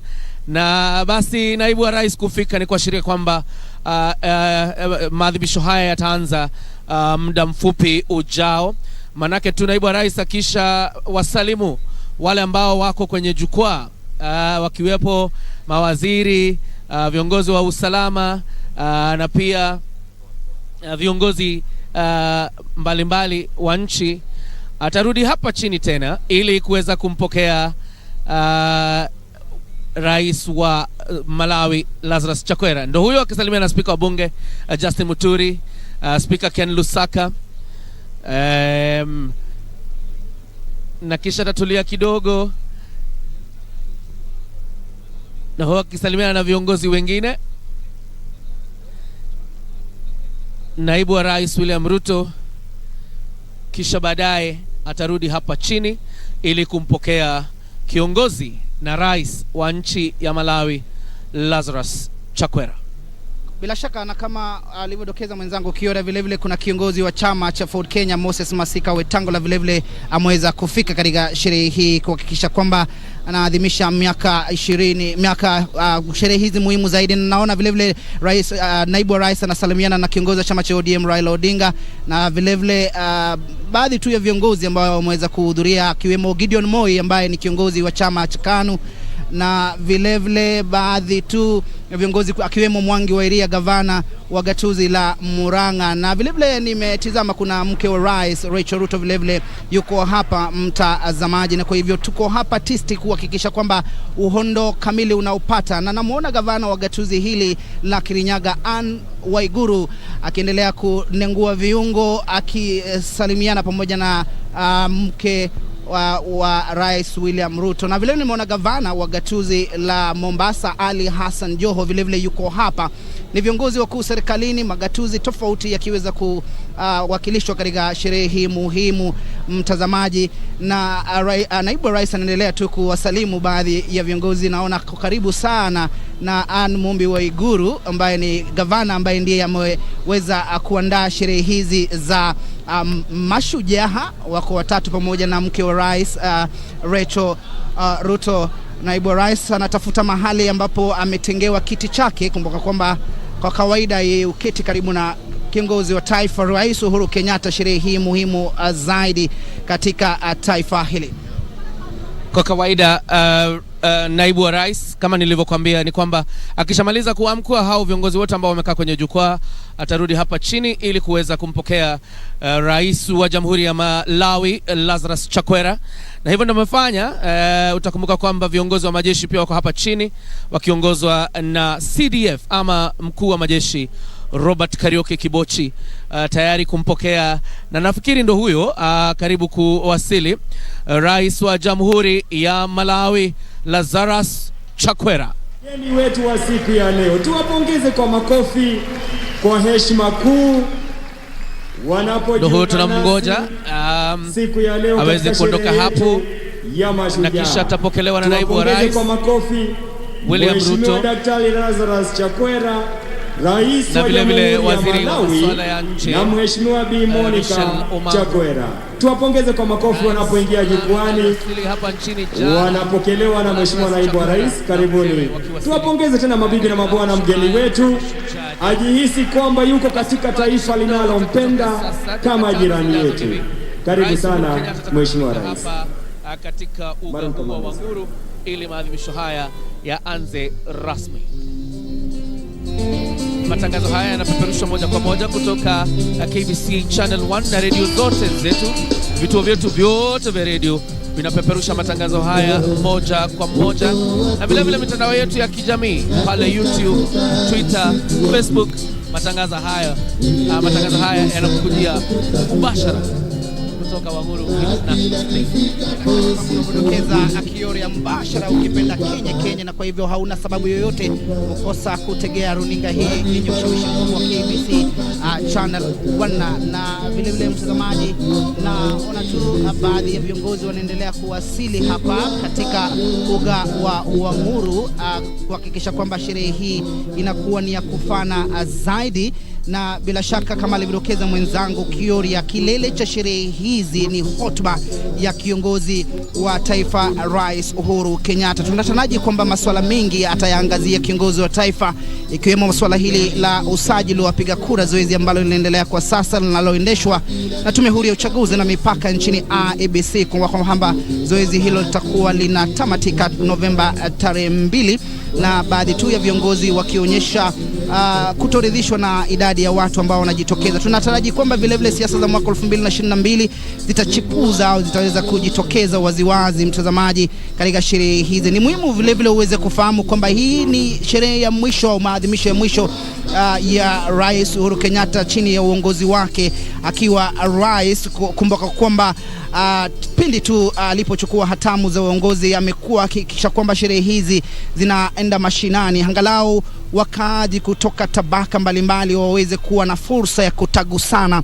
na viongozi wakuu serikalini. Awali sherehe hizi zimekuwa zikifanyika katika jiji la Nairobi, iwe katika bustani ya Uhuru au pengine katika uga wa Nyayo, lakini kiongozi wa taifa akahakikisha kwamba ugatuzi unakwenda mashinani, watu waweze kupata fursa ya kuweza kuandaa sherehe hizi. Na kama alivyodokeza mwenzangu Kioria, maadhimisho haya yanafanyika katika gatuzi la Kirinyaga, na gatuzi la Kirinyaga yenyewe imepambwa na kupambika, hasa uwanja huu wa kimataifa wa Uhuru, na tumeona kwamba muundo msingi umeweza kuimarishwa na biashara kunoga, na hivyo basi kuwapa fursa wakaaji katika gatuzi hili kunufaika na sherehe kama hizi. Mwenzangu Kioria. Bwana Kipnusu, unaona wana Maroon Commandos bila wanaendelea kucharaza ngoma. Sisi kama kikundi kiundwa kumezaliwa, lakini kikundi ambacho kimekaa kwa miaka, kwa sababu ni kikundi ambacho kiliundwa na jeshi la Kenya, Maroon Commandos, na nyimbo tamu tamu tunapomgoja Rais Uhuru Kenyatta. Mashujaa nao wamekaa vizuri pale wakingoja rais afike na kutoa hotuba yake. Na vile vile Kipnusu, kuna wale ambao pia watakuwa wanatuzwa leo na wamekaa ange wakingoja sherehe hiyo itakapo timia, kwamba watakuwa wanatuzwa tuzo Head of State Commendation. Unajua kwamba Rais Uhuru Kenyatta amekuwa akitoa tuzo hizi kila wakati ambapo kuna sherehe ya kimataifa. Kule ugani wanajeshi wetu wako chonjo, wako gangari, wako tayari kuangika Guard of Honor ili kusherehekea Rais Uhuru Kenyatta ambaye ni Commander in Chief ama amiri jeshi mkuu wa majeshi yote ya ulinzi. Wakenya nao wanaendelea kumngoja Rais Uhuru Kenyatta, ikiwa kwamba masuala ambayo yanatarajiwa kuyagusia, mojawapo ikiwa ni hali ya maisha kuwa ngumu, hasa ukizingatia kwamba bei ya mafuta bado ipo juu. Hata kama iliangushwa kwa shilingi ama ilishuka kwa shilingi 5, bado bei ya mafuta ipo juu, na kwa hivyo gharama ya maisha pia iko juu. Tena kuna masuala kadhaa kuhusu vita vya kupambana na ugonjwa wa COVID-19, na Wakenya wengi wamekuwa wakilia kwamba sheria ya curfew inaendelea kudidimiza biashara na maisha ya watu. Je, Rais Uhuru Kenyatta leo atasema curfew imeisha kipnusu? Na ni swala ambalo wengi wanalisubiria, manake limewakera wengi. Hata kiongozi wa chama cha ANC Musalia Mudavadi alilizungumzia na kusema kwamba rais anastahili kuondoa hii curfew, manake wengi wamelalamikia. Na ni muhimu zaidi vile vile mwenzangu Kioria ulivyodokeza kwamba wale ambao wanatuzwa tu ni wengi zaidi, na kama unavyotizama pale mtazamaji, wamevalia nadhifu zaidi, na namuona producer Shama yuko hapo amekaa tisti ange kabisa kusubiria wakati ambapo watakuwa anatunukiwa tuzo na Rais Uhuru Kenyatta, ukipenda ni HSC, Head of State Commendation mtazamaji. Na bila shaka ni muhimu zaidi kuweza kuwafurahia na kuweza kuwapa kongole, sifa kedekede, sifa sufufu mtazamaji.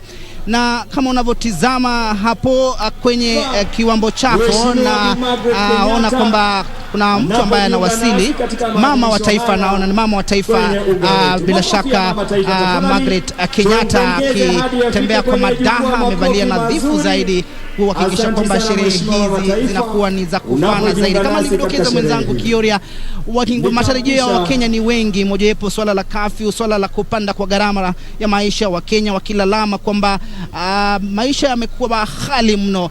Masuala kama ya kupanda kwa bei ya mafuta na petroli, masuala kama hayo, Wakenya wanataraji kwamba huenda kutakuwa na afueni wakati ambapo kiongozi wa taifa Rais Uhuru Kenyatta atakuwa anatoa hotuba yake. Mama wa taifa anachukua jukwaa lake pale katika uwanja huu wa kimataifa wa Uhuru Gatuzi la Akiri Nyaga mtazamaji, kuhakikisha kwamba vile vile anafuatilia matukio na kusherehekea na Wakenya kutoka tabaka mbalimbali sherehe hii muhimu zaidi katika kalenda ya Jamhuri ya Kenya mwenzangu Kioria.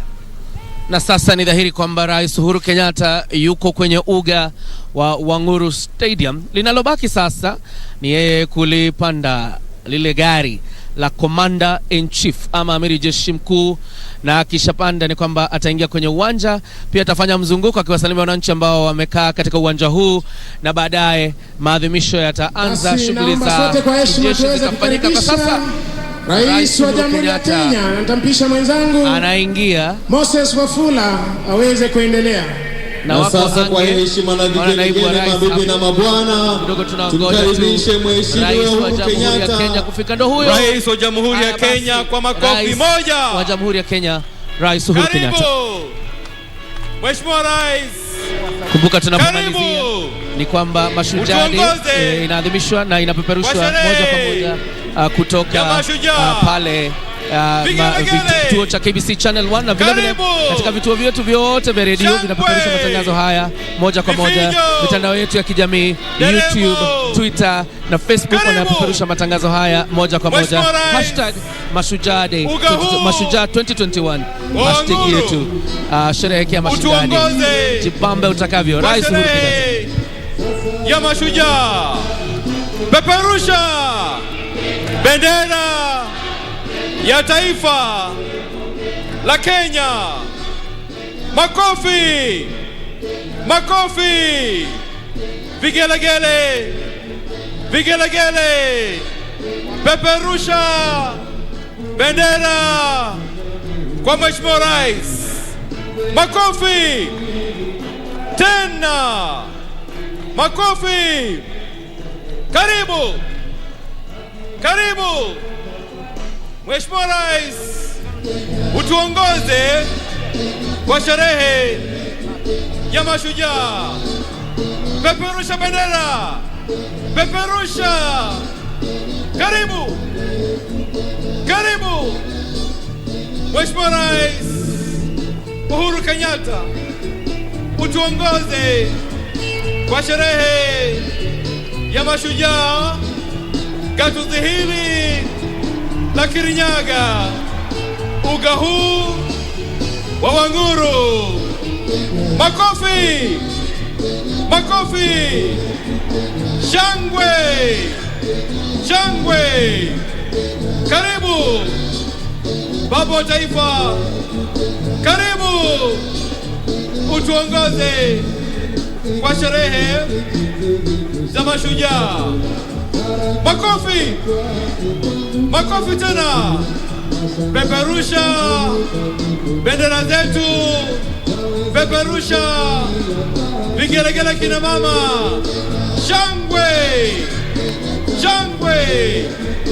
Karibu baba wa taifa, karibu, karibu, shangwe, vigelegele, tumkaribishe baba wa taifa, vigelegele, karibu Mheshimiwa Rais, utuongoze kwa sherehe ya Mashujaa.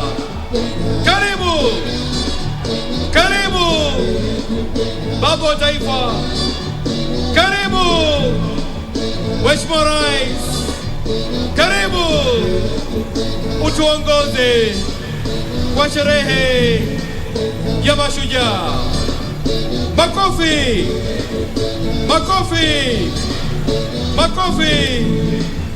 Karibu, karibu, fungua. Basi asante sana mwenzangu, asante sana.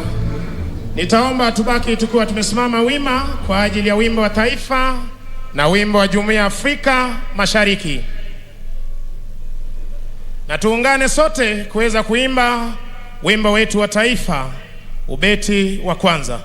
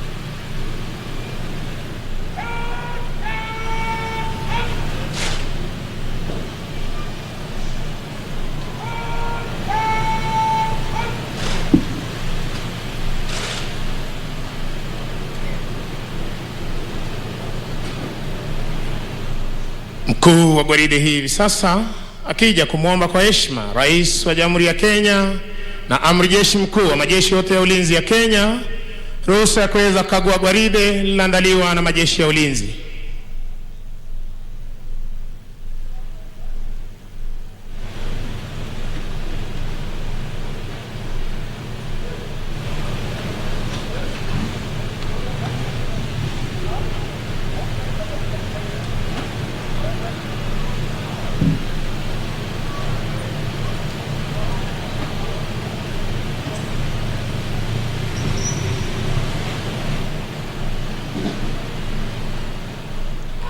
Asanteni kwa heshima, tunaweza kuketi tafadhali.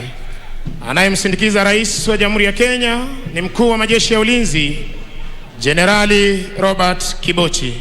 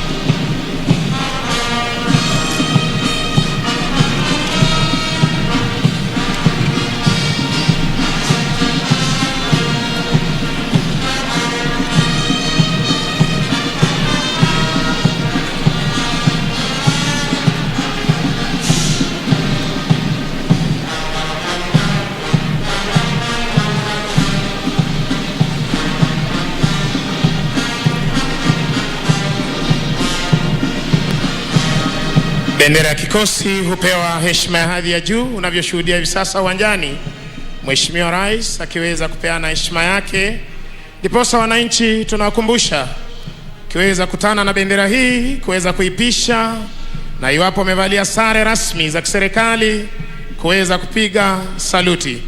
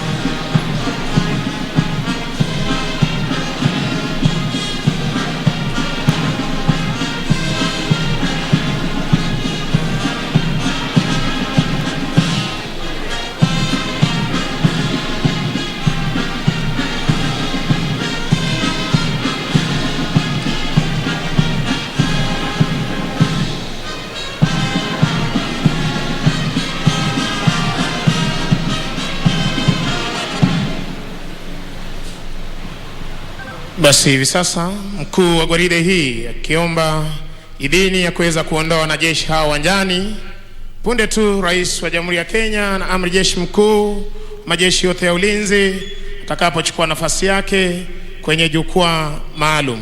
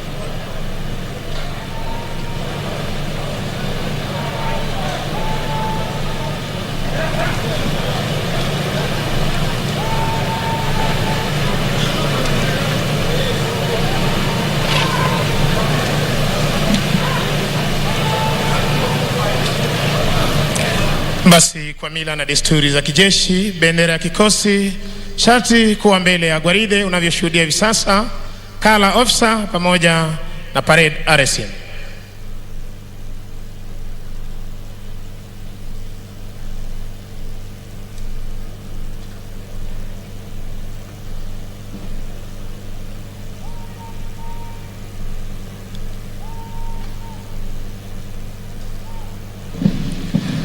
Mheshimiwa Rais, kwa amri hiyo, to your duties by the left quick march. Wanajeshi hawa wanaondoka hivi sasa uwanjani baada ya kuandaa gwaride la kufana siku hii ya leo ya Mashujaa katika uwanja huu wa Wanguru, ili kuweza kuzidi kudumisha ulinzi wa taifa letu la Kenya, kuhakikisha kwamba mipaka yetu iko salama masaa 24, anga letu liko salama masaa 24, na hali kadhalika fuo za bahari zetu ziko salama masaa 24.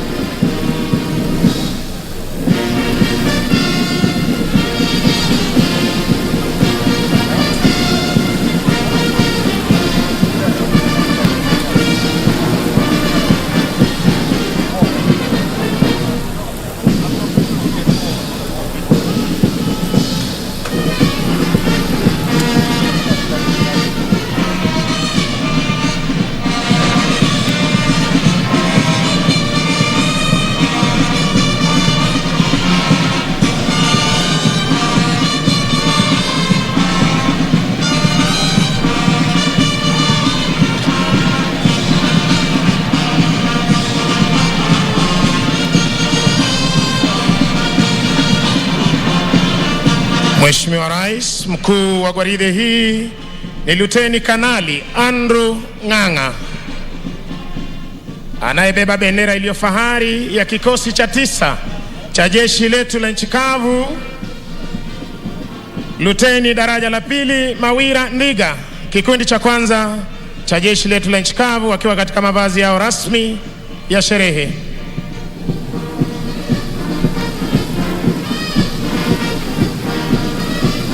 Kikundi cha 2, Mheshimiwa Rais, cha jeshi letu la nchi kavu, wakiwa katika mavazi yao rasmi ya sherehe.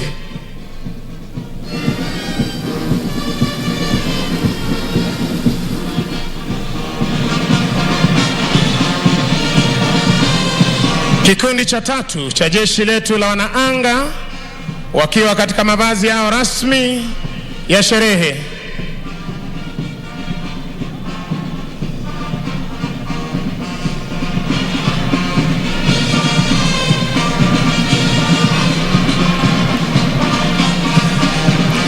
Kikundi cha 4, Mheshimiwa Rais, cha jeshi letu la wanamaji, wakiwa katika mavazi yao rasmi ya sherehe. Parade Adjutant Captain Alex Kiprop Kipkogei. Weka alama jeshi letu la nchi kavu. Mziki umekuwa ukiporomoshwa na bendi za majeshi ya ulinzi. Chini yake Kanali Martin Namboka Makadia, Senior Drum Major Warrant Officer 1 Lucas Okoth, akishirikiana naye Warrant Officer 2 Ben Murray, Sergeant Mwai Gatama na Sergeant Hassan Mohamed, wakiondoka hivi sasa uwanjani baada ya kutuletea muziki uliopangwa ukapangika siku hii ya leo katika sherehe hizi za Mashujaa, gatuzi likiwa gatuzi nambari 20, mojawapo ya magatuzi 47 ya jeshi letu, taifa letu la Kenya.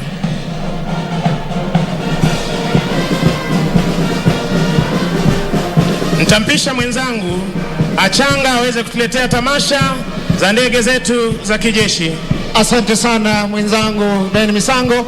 Mheshimiwa Rais, inafuata sasa tafrija za angani, na wanakuja uzuri kabisa ni wanajeshi wetu wa anga, wakiwa ni ndege aina ya Tukano, zikiwa zinapuliza moshi mweupe kuashiria kuwa kila kiko sawa.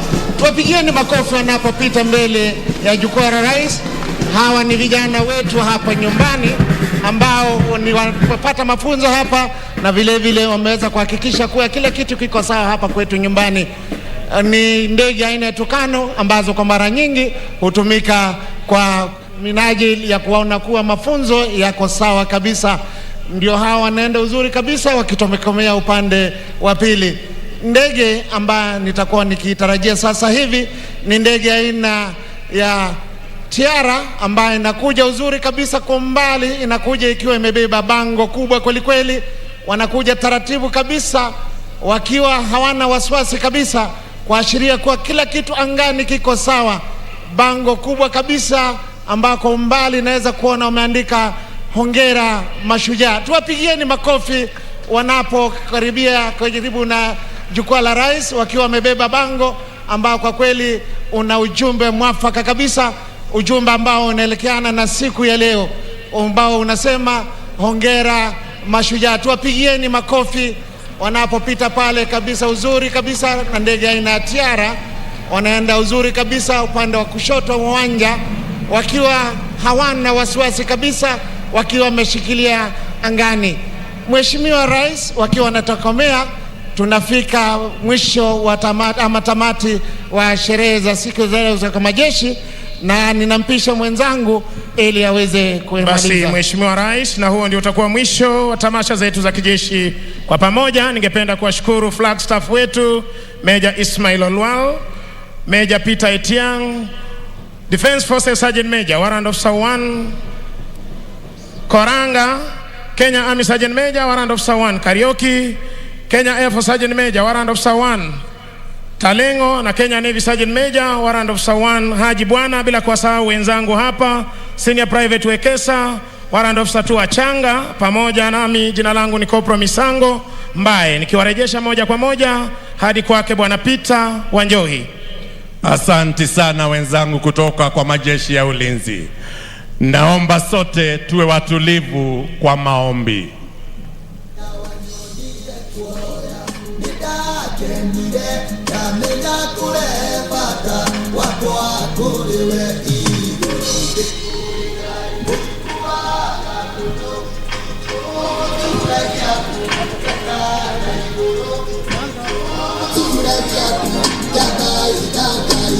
Tutaongozwa kwa maombi ya kimila na mzee Njeru Rubeni akiwa pamoja na wazee wa baraza la wazee wa Agikuyu na wazee wa Kiama kutoka kaunti ya Kirinyaga.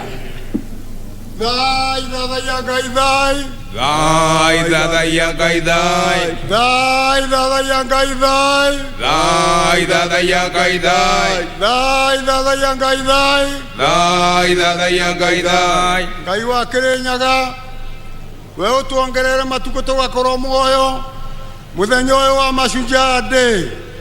Rathima muthamaki wa bururi uyu Uhuru Muigai wa Kenyatta na thirikari yake na aria mothe mabeto wathani bururi uyu matungatage na wibokeku na matungatage na kio. Thai thai yanga idai, Dai dada yanga idai. Ngai mwene nyaga twaguthaitha rathime andu a Kenya aria marenda mbura utube nigetha mabiu maitu na mimera iria tukubanda ibue kubua nigetha ng'aragu tugie na mbuna. Thai thai yanga idai, Dai dada yanga idai. Ngai mumbi watubere ciana imwe colleges ira inge university ira inge secondary na ira inge primary na ira inge ne ironga irathime tondu nicio Kenya ya muthenya ucio ungi. Thai thai yanga idai, Dai dada yanga idai, Thai thai yanga idai, Dai dada yanga idai. rathima mugeni witu president wa Malawi uria ucerere bururi wa Kenya akiumagara na agicoka umutungagie munyaka waku. Thai thai yanga idai, Dai dada yanga idai. turi Agikuyu na mumbi. Thai thai yanga idai, Dai dada yanga idai. turi Agikuyu na mumbi. Thai thai yanga idai, Dai dada yanga idai. turi Agikuyu na mumbi. Thai thai yanga idai, Dai dada yanga idai. kuroagira Kuragira. Asante. Sauti kwa heshima, sauti. Atafuata sasa Mheshimiwa Rais Imam Idi Abdurrahman ambaye ni mwenyekiti wa baraza la maimam hapa kaunti ya Kirinyaga. Imam, karibu. A'udhu billahi minash shaitani rajim. Bismillahir rahmanir rahim. Allahumma salli ala Sayyidina Muhammadin wa ala ali Muhammad. Kwa jina la Mwenyezi Mungu mwingi wa rehema na mwenye kurehemu. Mwenyezi Mungu Mola wetu mtakatifu, tunakushukuru kwa kutuleta mahali hapa kutoka sehemu mbalimbali ili kusherehekea sikukuu hii tukufu ya Mashujaa. Mola mtakatifu, tunakuomba uwe pamoja nasi kuanzia sasa hadi mwisho wa sherehe. Mwenyezi Mungu, tunamwombea rais wetu wa Jamhuri ya Kenya, Rais Uhuru Muigai Kenyatta, na viongozi wote katika nchi hii, pia tukiwakumbuka na wageni wetu waliotutembelea. Uzidi kuwapa hekima, busara na subira wanapoendelea katika kazi yao kuwahudumia wananchi wa Kenya. Mola wetu, ibariki nchi hii yetu ya Kenya kwa mvua yenye baraka, tuondolee magonjwa za kila aina, hasa wakati huu mgumu wa magonjwa kuambukiza. Tunanyenyekea kwako Mola wetu, tukitubu dhambi zetu. Utusamehe, utubariki, mahali kuna dhiki utufanyie wepesi, walio wagonjwa pia uwaponya Mola wetu. Utukinge kutokamana na mabalaa na mipango yote ibilisi mwovu, na utuletee amani katika nchi yetu ya Kenya. Mola mtakatifu, Mwenyezi Mungu, tunakuomba tukiikabidhi na tukiiweka sherehe hii mkononi mwako, tunakuomba kwa unyenyekevu utuendelee kutubariki, utulinde, utuongoze, na mahali utakapokosea ama kuteleza Mola wetu, usiwe mwenye kutuadhibu. Utusamehe na ulete rehema yako, na tukiomba rehema na amani zimshukie mtume wetu Muhammad sallallahu alaihi wasallam. Wa sallallahu ala Sayyidina Muhammadin wa ala alihi wa sahbihi wasallam. Amin, amin, amin. Atakaye tufungia sasa ni Askofu Joseph Kibuzwa, askofu wa kanisa la Kianglikana Diocese ya Kirinyaga. Let us pray. Almighty God, we pray for Kenya and all who live in it. In your eyes, all Kenyans are Sujas. Let unity prevail among the Sujas in this nation. Bless our President, His Excellency Uhuru Kenyatta, all leaders and all Kenyans. We uplift before you, Lord, His Excellency Dr. Lazarus Chakwera and the citizens of the Republic of Malawi. Anoint us, O Lord, that we can be advocates of peace and love. Let the works of the evil planners of terrorism come to nothing. May satanic schemes against our president and the Kenyans be defeated in Jesus' name. May our transport system be safe. Bless this nation so that all may have access to affordable health care, including vaccines for coronavirus. God, may you restore our economy. Broken souls, drug addicts, broken families and communities. Deliver us from enslaving cycles of poverty, exploitation, gender violence and destruction of nature. Mwathani, we uturaga tene na tene. Twina ngatho ni tondu wa gutuve muthenya uyu tukunguire guku Kirinyaga. Tukuboya ati ageni aitu ni mekwamukira irathimo ciothe cia kaunti ino itu ya Kirinyaga. Tukuboya ati irathimo cia muthenya wa muthi ni ikunyururuka Kirinyaga ta njui iria nene cia kaunti ino itu. Twambiririe na rui rwa Thagana, rwa Muthambi, Rondo, Rotue, Mukengeria, Kiringa, Viva, Kamwana, Nyamindi na Rubingase. Tukuboya ati utugi wa Ngai ni ugutugumbira o ta uria miti ikoragwo igumbeire mutito karima ka muruana na karima ka murinduko. Mwathani turaboya ati ageni aitu ni ukumabutia na nimekugura mucere witu wa guku Mwea, nimekugura kaboa na majani meitu, nimekugura matunda ona mboga iria tukuragia guku Kirinyaga kuma thoko-ini citu. Na riu tukuboya ati kirathimo kia Ngai uria uturaga tene na tene nigigukorwo iguru ritu. We pray that Christ's righteousness will shine upon us this day and scatter the darkness from before our paths. And the blessing of God Almighty, the Father, the Son, and the Holy Spirit be upon us and remain with us always. Amen.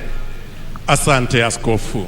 Mheshimiwa Uhuru Kenyatta, Rais wa Jamhuri ya Kenya na Amiri Jeshi Mkuu wa Majeshi ya Ulinzi, na Mheshimiwa Mama wa Taifa Bi Margaret Kenyatta, Mheshimiwa Lazarus Chakwera, Rais wa Jamhuri ya Malawi, na Mheshimiwa Bi Monica Chakwera, Naibu wa Rais Mheshimiwa Daktari William Ruto na Mheshimiwa Bi Rachel Ruto, maspika wa Bunge la Kitaifa na spika la Bunge la Seneti, Jaji Mkuu na Rais wa Mahakama ya Juu, mabalozi na maafisa wakuu wa kidiplomasia, gavana, viongozi na wananchi wote wa kaunti ya Kirinyaga, wananchi wa Jamhuri tuipendayo ya Kenya, mabibi na mabwana.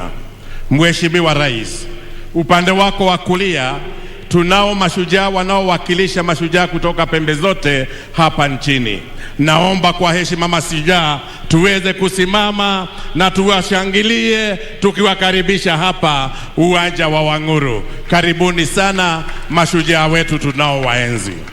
Na kabla Mheshimiwa Rais, ni mwalike mwenzangu Kennedy Kimani atuongoze kwa kipindi kifupi cha burudani. Naomba sote sasa tuelekeze macho yetu kwenye runinga kwa makala ya Je, Wajua?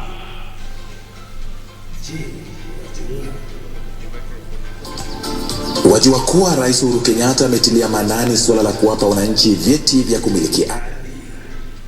Tangu tunyanyakulia uhuru hadi mwaka wa 2013 ni hati milioni 5.6 za kumiliki ardhi zilizokuwa zimetolewa kwa wananchi. Lakini katika miaka 9 ambayo Rais Uhuru Kenyatta amekuwa uongozini, jumla ya hati milioni 5.3 zimetolewa kwa wananchi. Serikali pia sasa imeanzisha mfumo wa kidijitali katika masuala ya ardhi almaarufu ardhi sasa, na hivyo basi kurahisisha utoaji huduma kwa wananchi. Juhudi hizi za Rais Kenyatta zinanuia kuhakikisha wananchi wanachangia vilivyo katika ujenzi wa taifa bila wasiwasi ya kupoteza mashamba yao. Je, wajua? Wajua kuwa mradi wa Mwea Irrigation Scheme unazalisha 70% ya mchele nchini Kenya? Mradi huu unazalisha mchele aina ya basmati almaarufu aromatic pishori metric tani 1114 kila mwaka, ulio na thamani ya shilingi bilioni 9.6. Mradi wa Mwea ni ekari 25,000 na umeunda nafasi nyingi za kazi, kwani takriban wakulima 11,000 wanajishughulisha na kilimo hapa. Ujenzi wa bwawa la Thiba ulioanzishwa na Rais Uhuru Kenyatta utaongezea kilimo katika ekari 10,000 hapa Mwea na kufikisha ekari zitakazozalisha chakula hadi jumla ya 35,000. Ekari hizo 35,000 zitaongezea mavuno ya mchele kutoka metric tani 1114 za sasa hadi takriban metric tani 1200 kila mwaka. Sasa wajua. Na mimi hapa pia sasa najua. Mheshimiwa Rais, sasa nitamwalika mwenzangu Kennedy Kimani atuongoze kwenye kipindi cha burudani. Asante. Abai mbona wanjobini ndagucokeria ngatho cia mwanya nikumbe binda riri ndongorie mutaratara uyu wa gucanjamura ageni monde na andu monde ma Kenya. Asanti.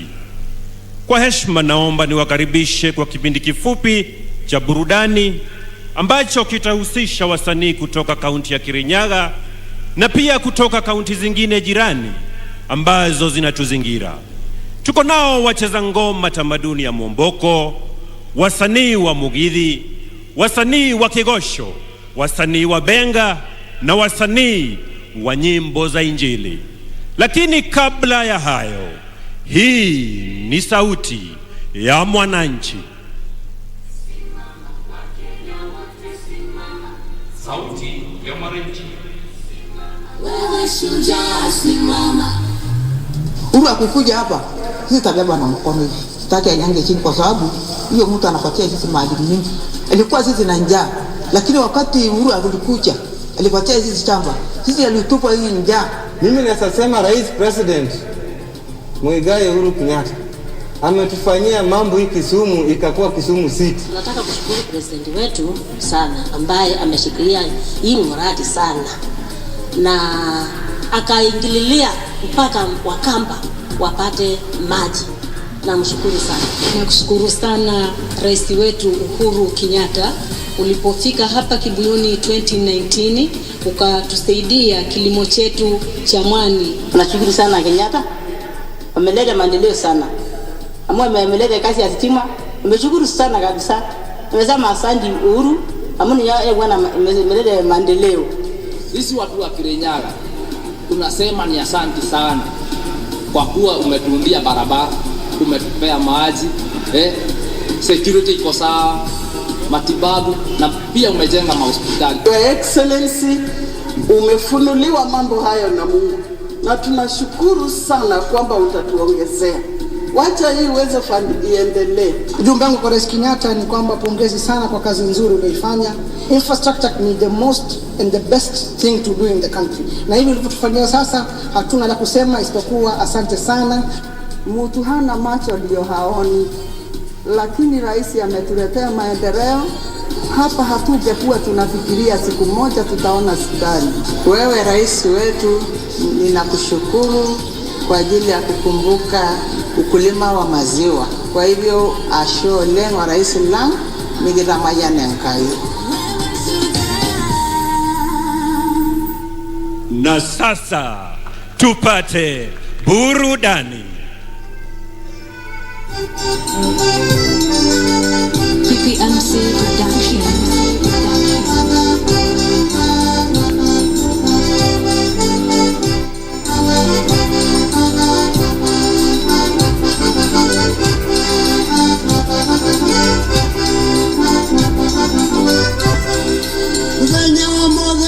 Kuguhera njamba titoitia iria ciaroeire weari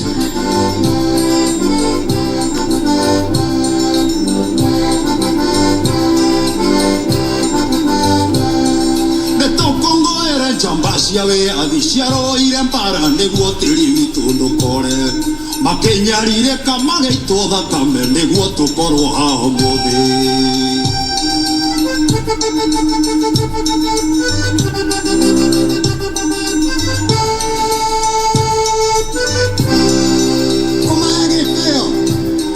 Nitoikaranagia na thayo nondu maruaga nĩguo tũikarage na thayo.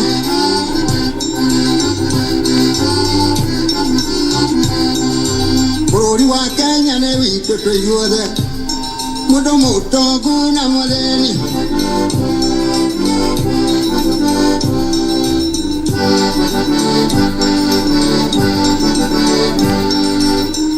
Rĩrĩa tũkũrĩa na tũkanyua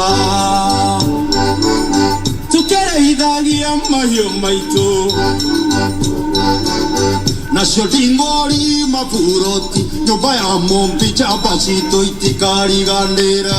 Harambĩ, harambĩ, harambĩ, Moi harambĩ, okire na Jomo Kenyatta.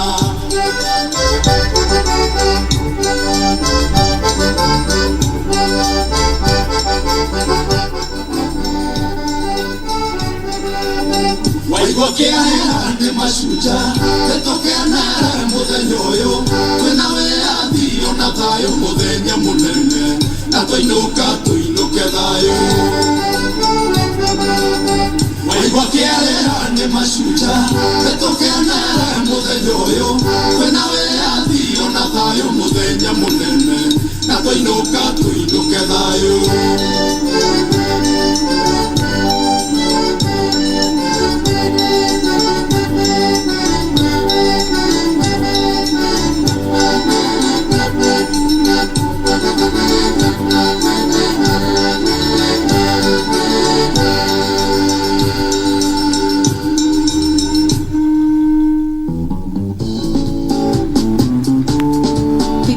Quality Production. Kenya fururi wito magamuthaka utonga wito ukehithika ni maithe maitũ merutĩire ũkĩoneka ijamba citũ cierutĩire ũkĩoneka Mũtongoria witũ nĩ kĩonereria atĩ ithuothe nĩ tũiganaine, atumia na athuri nĩ tũiganaine, ithuothe twĩna thũmbĩ ya Mashujaa. Wewe shujaa, mimi shujaa, nĩ tũnyitane hamwe tũthiĩ na mbere. wewe jaba, Niende jaba, tushikane pamoja tusonge mbele. thank you muno mandagĩtarĩ aitũ nĩ kwĩrutĩra ngoro na mwĩrĩ makĩria hĩndĩ ĩno ya korona kwĩ njamba citũ mũrathimo. Akenya nĩ tũrutaga wĩra na kĩyo, arĩmi ateng'eri ona ithia-inĩ mandagĩtarĩ mwarũri mũbia inyuone nĩ tũmũtambũrĩte mwĩ njamba. Wewe shujaa, Mimi shujaa, nĩ tũnyitane hamwe tũthiĩ na mbere. wewe jaba, Niende jaba, tushikane pamoja tusonge mbele. Nĩtũhĩmbĩrĩtie ũrũmwe witũ, nĩtũinaine na twĩna thayũ. Kabira ciothe Kenya twĩ kĩndũ kĩmwe, nĩtũtũũria ũrũmwe ũcio ta Mashujaa. inyuĩ mũgitagĩra bũrũri witũ, kaingĩ mũikagia mĩoyo yanyu ũgwati-inĩ. Iaro citũ na borithi Ngai aromũteithia, mwĩ njamba citũ mũtingĩriganĩra. Wewe shujaa, Mimi shujaa, nĩtũnyitane hamwe tũthiĩ na mbere. wewe jaba, Niende jaba, tushikane pamoja tusonge mbele.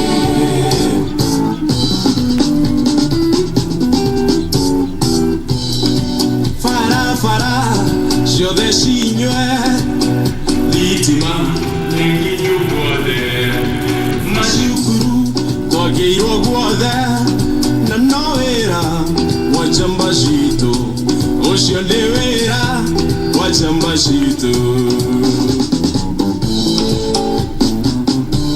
Ajenda iria njano irathi na mbere mathibitarĩ gwakwa nginya icagi-inĩ korio kĩibanda mawĩra makoneka njamba citũ nĩ bau tũthiĩ na mbere nĩgĩa kũu ithuothe nĩtũkenete biũ. Uhuru Kenyatta mwĩna tongoria othe Ngai amũrathimage na mũgitĩre nĩ wĩra mwega mũrutĩire bũrũri na mũmenyage inyuothe mwĩ Mashujaa. Wewe shujaa, Mimi shujaa, nĩtũnyitane hamwe tũthiĩ na mbere. wewe jaba, Niende jaba, tushikane pamoja tusonge mbele. wewe shujaa, Mimi shujaa, tushikane pamoja tusonge mbele.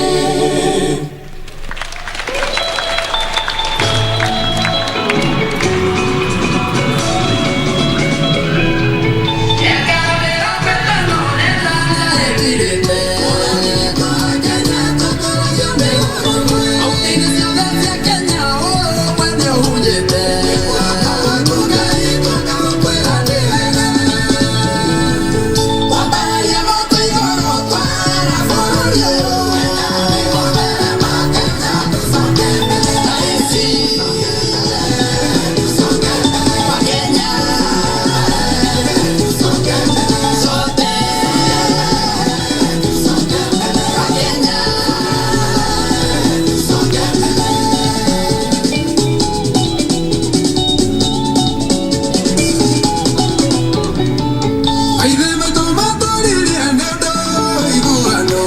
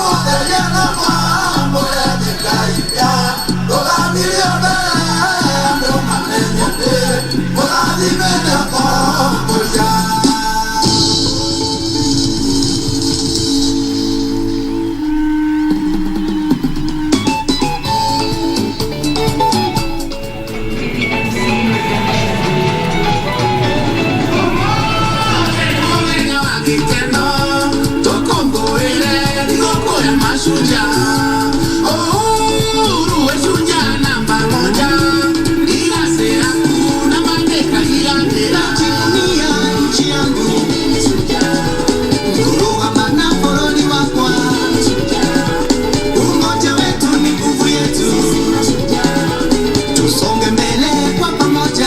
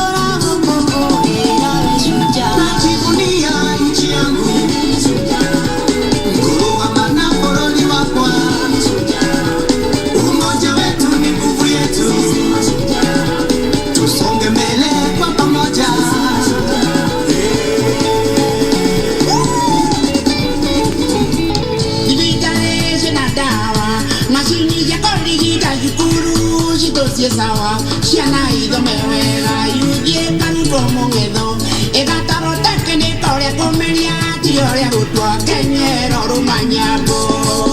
Ipuyo que ubirate ega na wale iliakwa, Uhuru wa Kenyatta toko anore ogetine.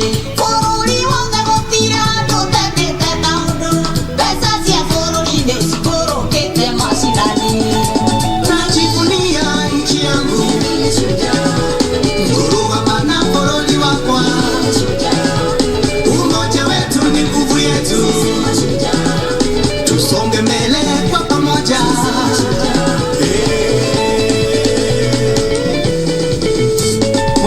Jukiane igire, ate jukiane igiro, na moko ino igiro, tunge ke menandira ke, maedere ote namo, nyasya ke tumagurire, manyeto andira idege, te moigare roro ke. Oyo ni mudenya, munene mudenya, wachorwe sia bururi, masisi wa Kenya, pamoja tusonge mbele. Ngoja nuwa maitu, dombo venjorwe sia rwiboni sio kire, masisi wa Kenya, pamoja tusonge mbele. Alige misie na kukuri uwea ni mute, masisi wa Kenya, pamoja tusonge mbele. Maendeleo ni tuonete na yuko amwe na huru, masisi wa Kenya, pamoja tusonge mbele. Najivunia nchi yangu,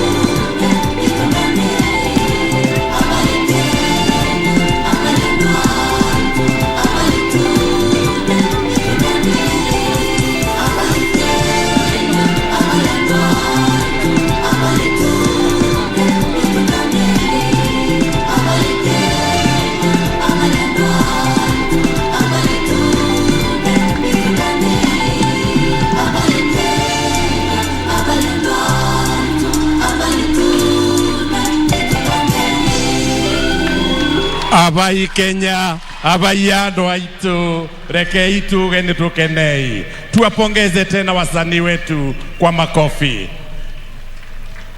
Kwa heshima Mheshimiwa Rais, naomba sasa uniruhusu nimwalike gavana wa kaunti ya Kirinyaga, Mheshimiwa Anne Waiguru, atukaribishe kirasmi na kwa kifupi, halafu amwalike Mheshimiwa naibu wa Rais. Gavana.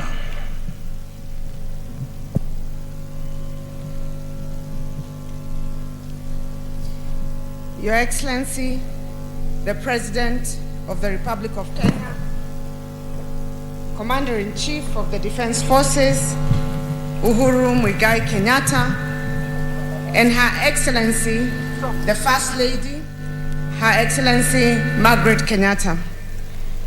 Your Excellency, the President of the Republic of Malawi, Lazarus Chakwera, and Her Excellency, the First Lady of Malawi, Monica Chakwera. Your Excellency, the Deputy President of the Republic of Kenya, Your Excellency William Samoei Ruto, Your Excellency Mama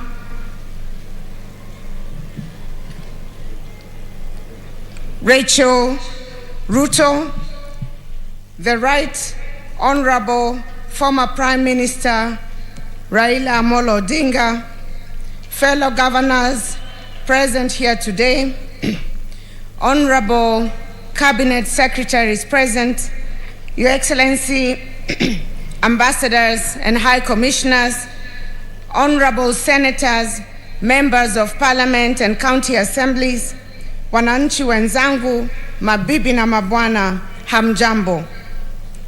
It is my great pleasure to welcome you all to Kirinyaga County on this auspicious Mashujaa Day. I know some of you may have been to our county before. Some are visiting us for the very first time. I'm also told that some came just to see what it is about this small county that makes headlines so often. Whichever the case may be, I'm sure by now you have experienced the warmth and love of Kirinyaga people. Today we get to celebrate Kenya's Shujaas, the men and women without whom Kenya we love would not exist. We meet to celebrate those who make it possible for us to know peace and experience unity. We meet to celebrate the millions of ordinary Kenyans whose labor continues to build this nation's economy. We meet to celebrate our mothers and the unsung heroes who take care of their families through thick and thin. We meet to celebrate the youth, our jeshi, on whose back much of this country is carried. We celebrate our healthcare workers and our security services for keeping us healthy and safe. We celebrate the myriad essential service providers, including the media, who have kept watch during the trying months of the COVID-19 pandemic. And of course, we celebrate our artists for their amazing show today. All around us are Shujaas who deserve to be honored and recognized, and to each one we say, Asanteni sana. Your Excellency, allow me to share with you and the nation a brief snapshot of what the Shujaas of Kirinyaga have been able to do in the last 4 years since we were elected towards the achievement of the Big Four agenda. In order to attain food security and nutrition goal, we have been supporting our farmers to increase productivity through diversification of agricultural activities. So far, we have supported more than 500 farmers groups and close to 50,000 households to undertake various projects under our Wezesha Economic Empowerment Program. Each of the supported households are able to make an extra 1,000 per day under various value chains, which include production of 1 million eggs a month under poultry keeping, tomato, avocado, dairy and fish farming, beekeeping, as well as pig rearing. We have managed to increase the annual production of rice from 60,000 tons in 2017 to the current 113,000 tons. Under universal health care, towards the achievement we have undertaken massive infrastructure and service delivery reforms in our health facilities. Our medical complex, which you'll be able to see shortly in Kerogoya town, and which in due time we shall be inviting you to open, is just about to be completed. The 342-bed capacity, 5-story complex will elevate the Kerogoya Level 4 hospital to a Level 5 facility, offering the specialized medical services for which residents are currently referred to other hospitals. The ultra-modern hospital, which has an ICU, HDU, an oncology center, and a burns unit, among others, state-of-the-art amenities, will be the first one in the region to match the standards of some of the country's most reputable private hospitals. We are also upgrading Kimbimbi and Kenyatta hospitals from Level 3 to Level 4. This is in addition to the 19 dispensaries we are completing and equipping in order to boost provision of primary health care at the grassroots. Your Excellency, we are celebrating this day at a time where our country and the whole world is grappling with COVID-19 pandemic. We are grateful to you for the support you have received from your government towards acceleration of mass vaccination among our residents. Through your help, we have so far vaccinated over 105,000 people against COVID-19 in Kirinyaga County. Your Excellency, in order to provide a conducive environment for our traders, most who deal in fresh produce, we have so far constructed 15 modern markets in various towns. We have also constructed about 25,000 square meters of cabro car parks and pavements in our major towns, and we are currently undertaking 30,000 square meters of cabro paving in Wanguru town. Kirinyaga County produces around 62,000 tons of tomatoes each year, a lot of which goes to waste. We're in the final stages of getting a clearance for a tomato processing plant. We are also constructing an avocado packhouse and supplying our dairy farmers with milk processing equipment. Towards manufacturing, we recently repossessed 254 acres which had been illegally acquired. This land is strategically located in Sagana in close proximity to the railway line and Keno-Marua Highway. We have just completed the plans and designs to establish an industrial park on the land. Through collaboration between our county government and the Ministry of Transport, Infrastructure, Housing and Urban Development and Public Works in your government, plans to construct about 100 affordable housing units in Kerogoya town are an advanced stage. Your Excellency, allow me to appreciate the tremendous work you have done in our county and the region, and indeed the whole country, when it comes to development. The impact will not only be felt by the current generation, but the legacy will live on for generations to come. I recall when you visited Moya last year, Your Excellency, this stadium was just a muddy field, and that required us to wear gumboots in order to walk in. True to your promise that day, the transformation that the stadium has undergone is magnanimous, to say the least.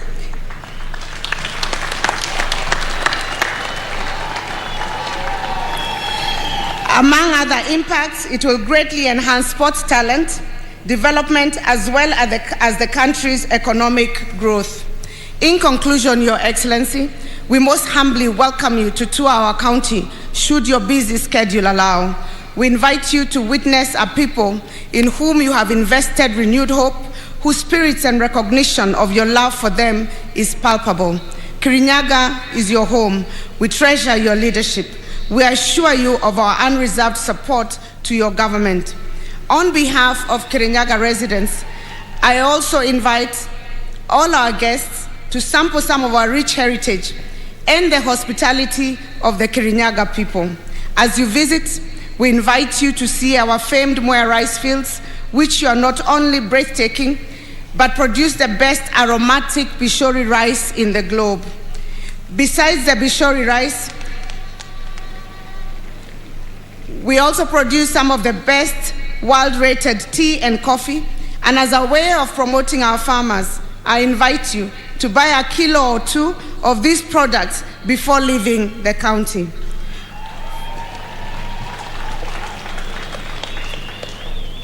For those who do not suffer hydrophobia, you are invited to try out kayaking, canoeing, and water rafting which are offered in many of our resorts located along Sagana River. The river is recognized for hosting national and international water sports, and I'm sure you'll get an experience of a lifetime. For those who do not love water sporting, exploring other adventures such as zip lining, canopy walking, and archery will be just as good. I would like to once again thank you all on behalf of Kirinyaga people for bestowing upon us the privilege of hosting this auspicious occasion. God bless you, God bless Kirinyaga, and God bless Kenya.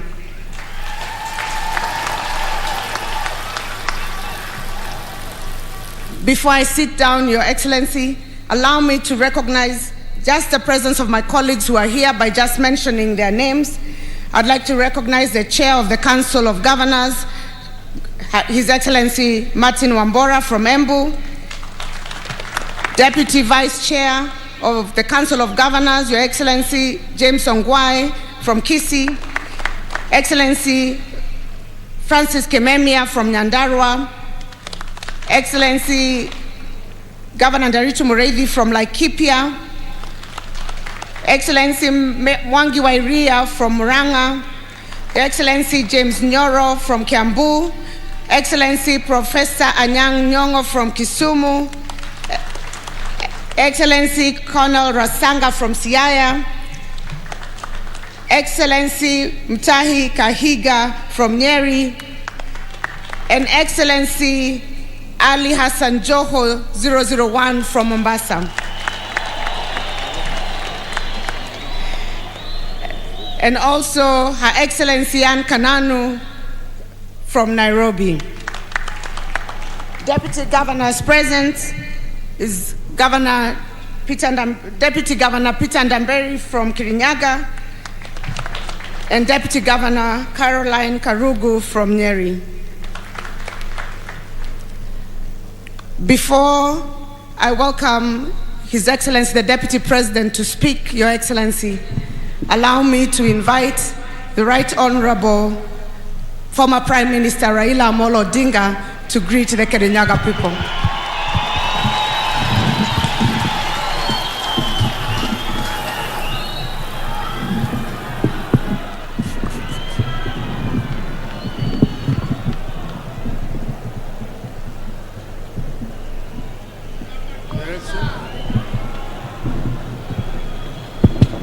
Your Excellency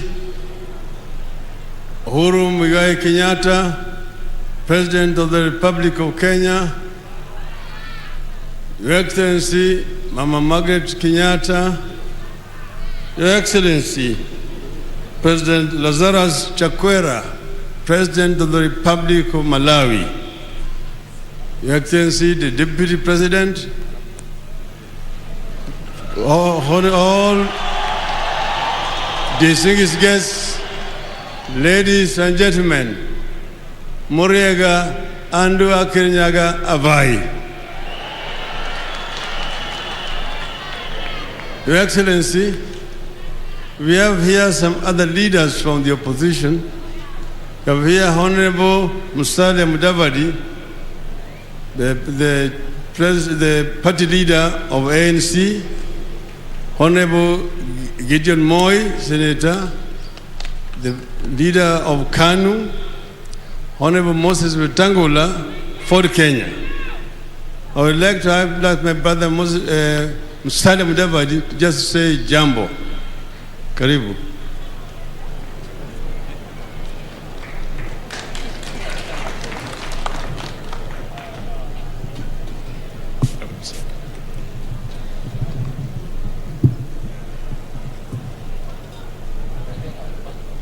Your Excellency, the President of the Republic of Kenya, Honorable Uhuru Kenyatta, Madam Margaret Kenyatta, Your Excellency, the President of Malawi, and your better half, the Deputy President, William Ruto.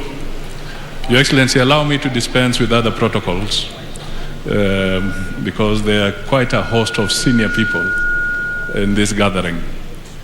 Andwa Kirinyaga Muriega, Ohoro wanyu, Thank you, Your Excellency.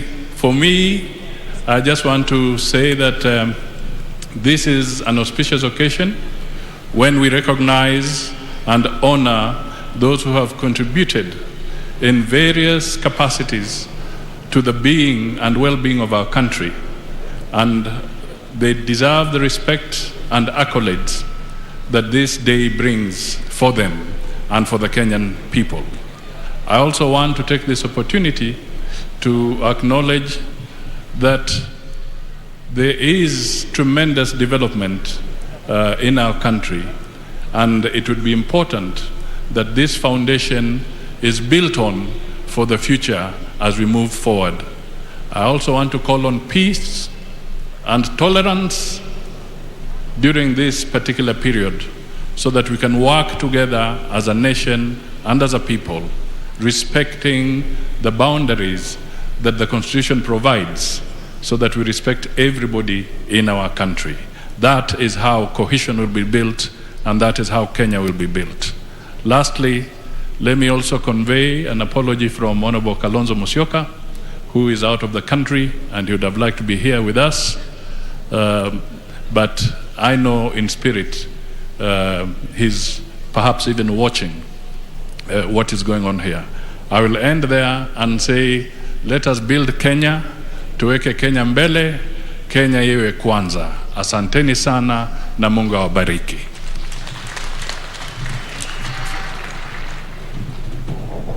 Your Excellency, Mashujaa Day gives us an opportunity to remember where we are coming from and where we are going. It used to be called Kenyatta Day, but during the new constitution it was converted to Mashujaa Day to celebrate all the heroes who have contributed in one way or the other for the betterment of life of our country. Today we remember heroes like Wayaki Wahinga, who was buried alive by the colonialists.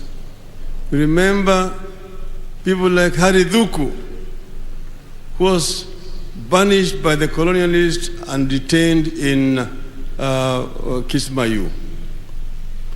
We also remember those Mao generals, Your Excellency, people like General Madenge, Kang'ethe, Kimathi, Kasam Jogu, Mware Mariama, na Baimungu, just to say a few, were not madmen to take up arms and go into the bush to fight the mighty British army. They were truly Kenyan patriots. Neither were the Kapenguria Six, led by Jomo Kenyatta, Fred Kubai, Kungu Karumba, Bilal Kagia, Paul Ngei, Achengo Neko. These were true Kenyan heroes of that time. Your Excellency, recently I visited Maito Mukami Kimathi, and she's sending her greetings to this audience today. And she says she's unable to come and join in this celebration because she's ailing. Some of the wounds inflicted during her detention in those days in committee, where she was also a guest together with Mama Ngina Kenyatta. Not many people know that Mama Ngina Kenyatta was also a political detainee in those days. So we celebrate these people. Your Excellency, this region of our country contributed immensely to the struggle for independence of our country. When the state of emergency was declared, people from this area had to carry passbooks to move around and get movement permits. Your Excellency, I'm carrying here a passbook that is called Kikuyu Embu Meru Passbook. And it reads that this gentleman His registration number was 1621. Simon Warorwa, son of Ngugi, tribe Kikuyu, district Fort Hall, location Gatanga, chief Ndungu, and sublocation Rugedha, and occupation clerk. It says permit to move from one place to the other. This is what inspired the people to rise up against the colonial regime because of the humiliation. Your Excellency, we celebrate heroes like Bishop Gitari from this region, Ngugi wa Thiong'o, Mishere Mugo, Wangari Maathai, Ken Matiba, Charles Rubia, Reverend Timothy Njoya. We have here, Your Excellency, two ladies. One, the first woman to become a Chief Justice, Madam Martha Koome.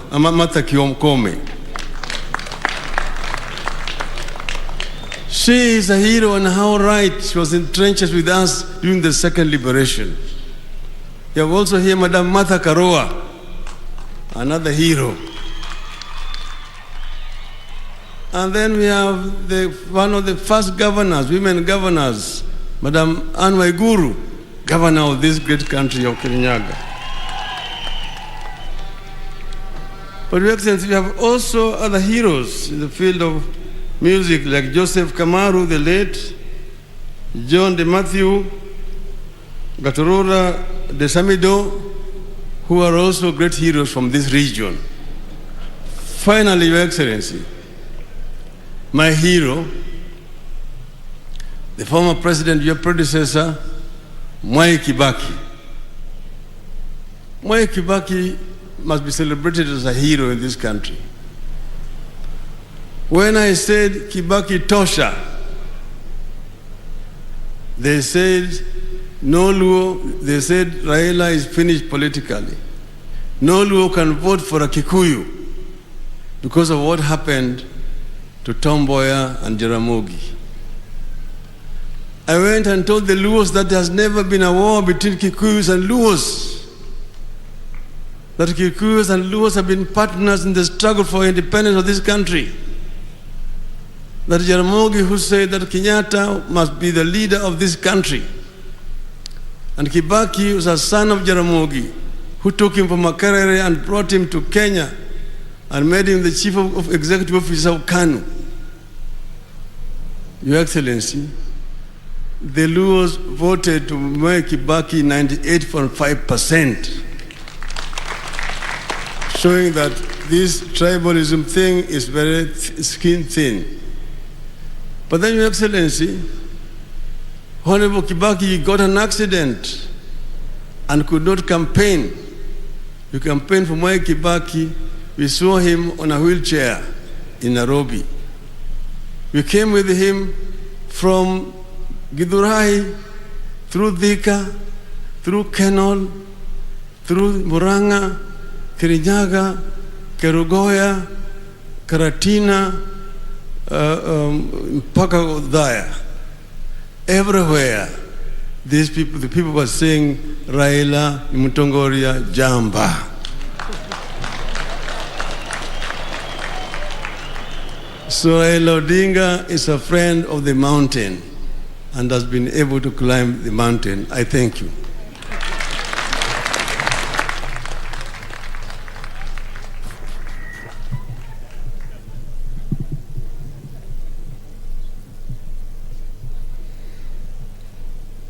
Sincere apologies. I did not recognize in my protocol, and I'd like to recognize the presence of the Chief Justice of the Republic of Kenya, Her Ladyship Martha Koome, the Speaker of the National Assembly, Honorable Justin Muturi, and the Speaker of Senate, Ken Lusaka.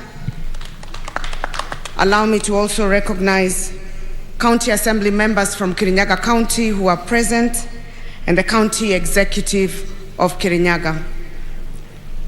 It is now my singular duty and honor to invite His His Excellency, the Deputy President of the Republic of Kenya,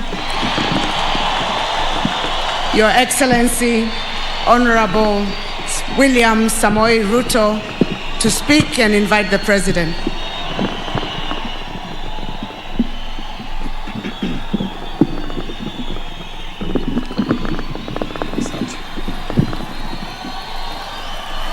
Aya, asante sana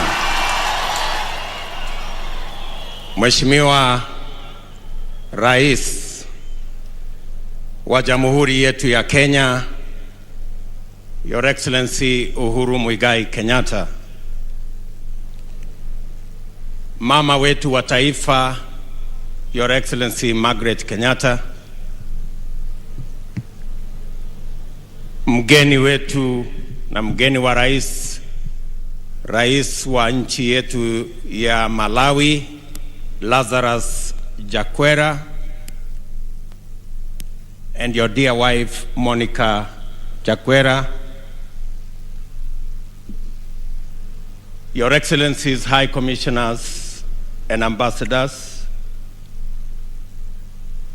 the Speakers of National Assembly and the Speaker of Senate, the Governor of this great county of Kirinyaga, Madam Waiguru, and all the other governors present here, the former Prime Minister, former Vice President, former Deputy Prime Minister, Amiri mkuu wa majeshi yetu na wale wengine wote, mawaziri walio hapa, makatibu, ndugu wananchi wa Kirinyaga, hamjambo.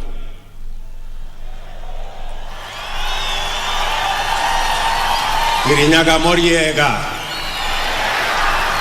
mwathani agosho, Ngai no mwega, endesho de, Bwana Yesu asifiwe. Asanteni sana.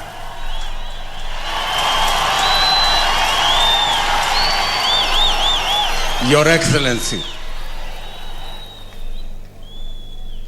I want to take this very opportunity to thank you for making the decision that national celebrations will not only be held in Nairobi, but it will be held in our counties.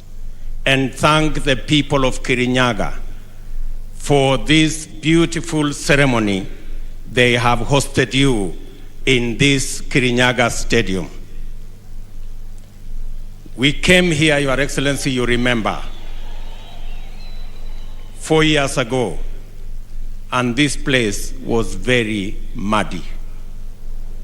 Today, we have a world-class stadium because of your commitment to the development of our country. This Mashujaa Day, we celebrate the many people who worked so hard, paid a huge price for us to be the nation that we are today. We celebrate them for their selfless sacrifice that today makes us a nation. Your Excellency, we celebrate the heroes of now, our men and women in uniform, who keep our borders, our families, and our children safe. We celebrate our farmers who wake up early and sleep late to make sure that we have a meal on our tables. We celebrate every Kenyan who wakes up early, get to work, pay their taxes, so that Kenya can continue to be a sovereign nation. Your Excellency, we celebrate you as our leader.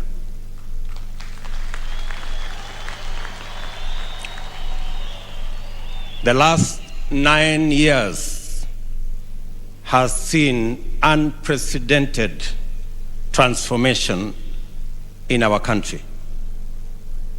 From the SGR to the almost 11,000 kilometers of new tarmac in Kenya, to the almost 8 million people connected to electricity, to all the transformation in our education sector. Your Excellency, your place in the history of Kenya is not only secure, but it is prominent. Your legacy as a transformational leader in Kenya will set the standard for the leaders that will come after you. Your Excellency, I want to give you our assurance, myself and my competitors here, that we will build on the legacy that you have set, and we will ensure that nothing that you will leave behind is left incomplete. We will build on it and make sure that Kenya goes to the next level. Your Excellency, I assure you that as your deputy for the last 9 years, God willing, I will make sure that your legacy and the agenda you have set of the unity of this nation and the transformation of our nation under the Big Four plan, together with a bottom-up approach, will take this country to greater heights. Your Excellency, this is a very important day for us as a nation, and you have set the standard for us. We will work together as a people in a peaceful manner, respecting everybody's right, being tolerant and peaceful, because we do not have another nation. This is the only Kenya we have, and it is our duty to protect it.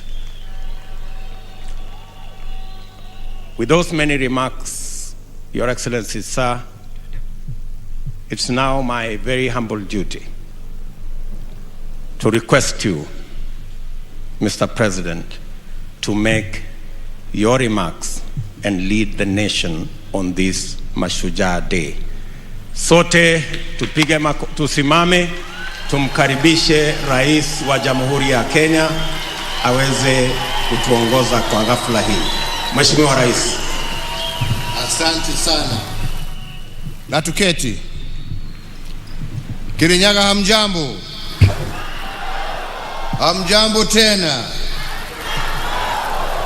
Asanteni sana. Your Excellency President Lazarus Chakwera, I want at the very onset to take this opportunity to thank you and the First Lady, Madam Monica Chakwera, for taking time away from your busy schedule to join us here today in Kirinyaga County to celebrate our Mashujaa Day, the day we remember and celebrate the heroes and heroines who fought for the liberation of this country, but also the heroes and heroines who in their everyday activity continue to make Kenya a great nation. So, Your Excellency, once again, thank you for accepting our invitation. And at this juncture, ningewauliza sisi wote tusimame, tumkaribishe mgeni wetu, Rais wa Jamhuri ya Malawi, aweze pia kunena nasi na kulete salamu zake kutoka wananchi wa Malawi. Welcome, Your Excellency.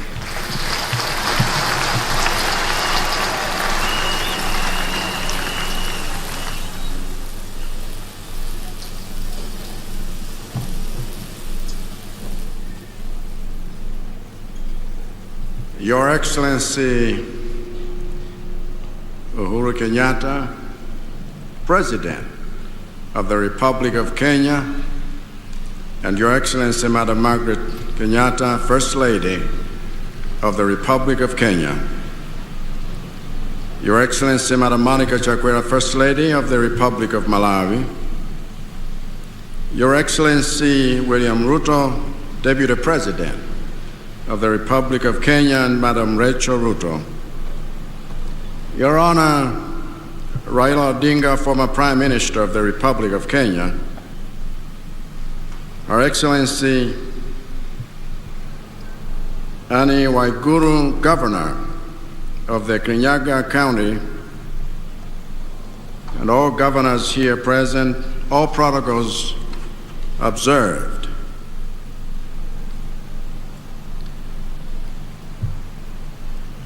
Ladies and gentlemen, Muriega andu Kirinyaga wai.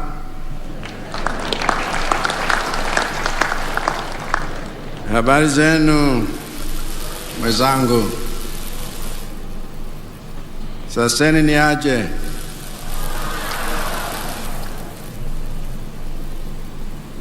Mko poa? Malawi na Kenya ni ndugu wa miaka mingi sana, tangia wakati wa baba zetu wa nchi zetu, Mzee Jomo Kenyatta wa Kenya na Mzee Ngwazi Dora Kamuzubanda wa Malawi. Mheshimiwa Rais, kuja kwetu leo kutembelea Kenya ni uthibitisho wa undugu wetu na umoja wetu. Naombeni wa Kenya na wa Malawi tudumishe umoja wetu, tujenge uchumi wetu wa nchi zetu, tusaidiane kudumisha amani katika nchi zetu na Afrika. Kwa niaba ya wananchi wa Malawi na kukaribisha Malawi, Mheshimiwa Rais Uhuru Kenyatta, karibu sana. Mungu awabariki watu wa Kenya wote. Asante sana.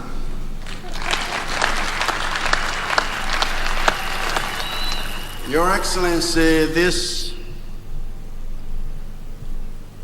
Mashujaa Day, I am honored to join you in celebrating those who fought for Kenya's freedom and continue to fight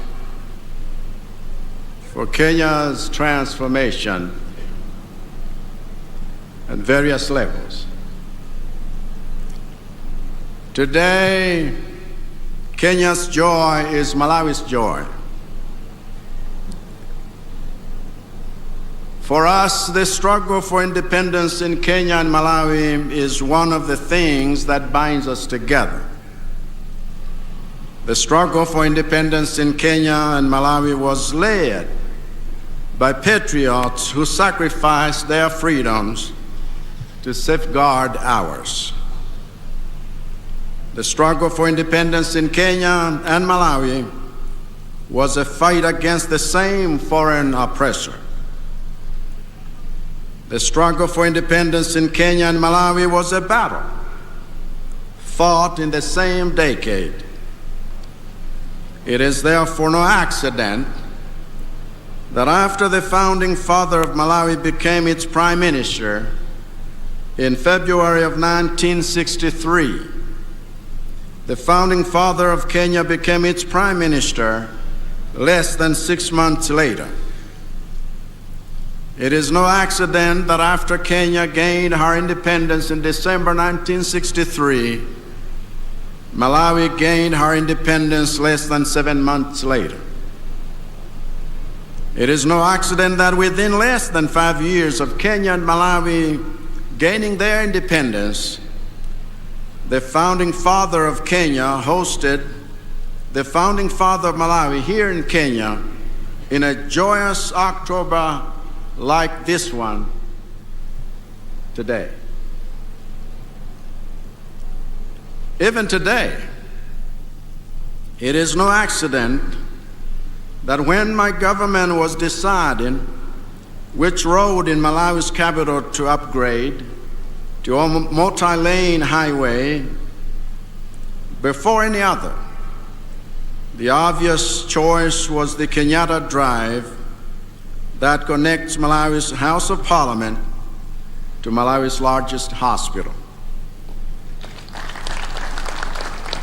Indeed, it is no accident that the city of Mzuzu in the north of Malawi, the city of Lilongwe in the center of Malawi, and the city of Blantyre in the south of Malawi all have at least one road named after Kenyatta. All this is because the founders of my nation wanted to make it clear for generations to come that those celebrated as heroes in Kenya's struggle for independence are celebrated as heroes in Malawi. And Mzee Jomo Kenyatta epitomizes all such heroes, and many that I am learning even today. The bottom line is this: whatever path you take to trace the history of independence in Kenya and Malawi, one fact is clear and indisputable. The struggle for independence in Kenya and Malawi did not just take place simultaneously, it also took place symbiotically. So by celebrating this day together, we renew our brotherhood in the struggles we face and share.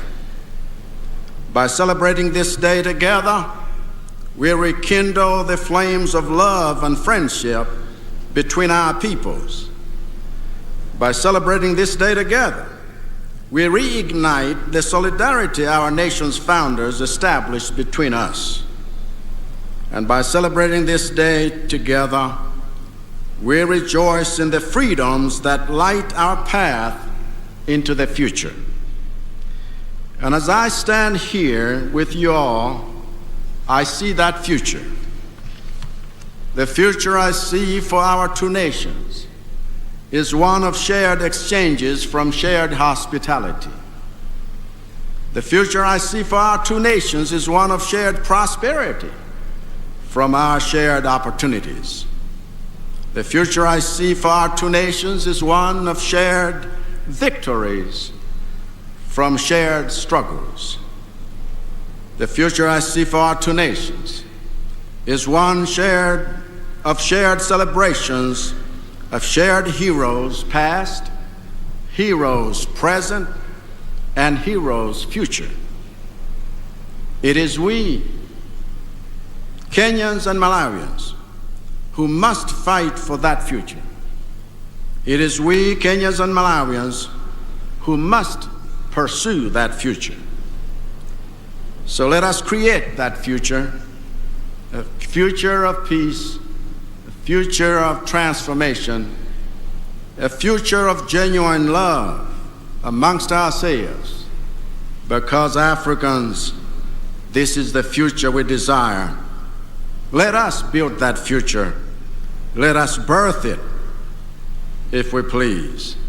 Let us become that future.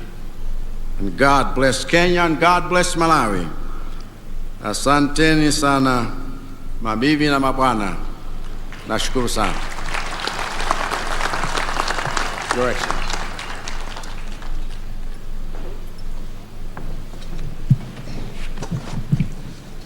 Thank you very much, Your Excellency. Tumpigie makofi tena ya kumshukuru. Asante na tuketi. Asante. Your Excellency, President Lazarus Chakwera, President of the Republic of Malawi, Your Excellency Monica Chakwera, First Lady of the Republic of Malawi, let me once again thank you, Your Excellency, for taking time, accepting our invitation, and joining us on this Mashujaa Day.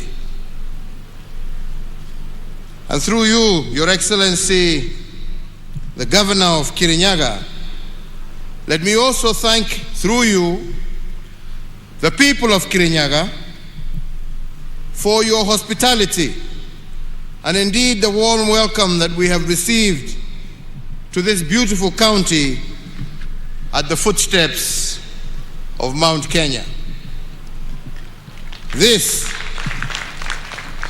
is the 10th time that we are celebrating our nationhood, identity and diversity away from our capital city of Nairobi.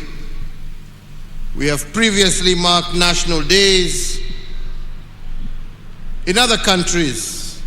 We have been to Kisumu, Kisii, Nakuru, Kakamega, Narok, Nyeri, Machakos, Meru, and Mombasa.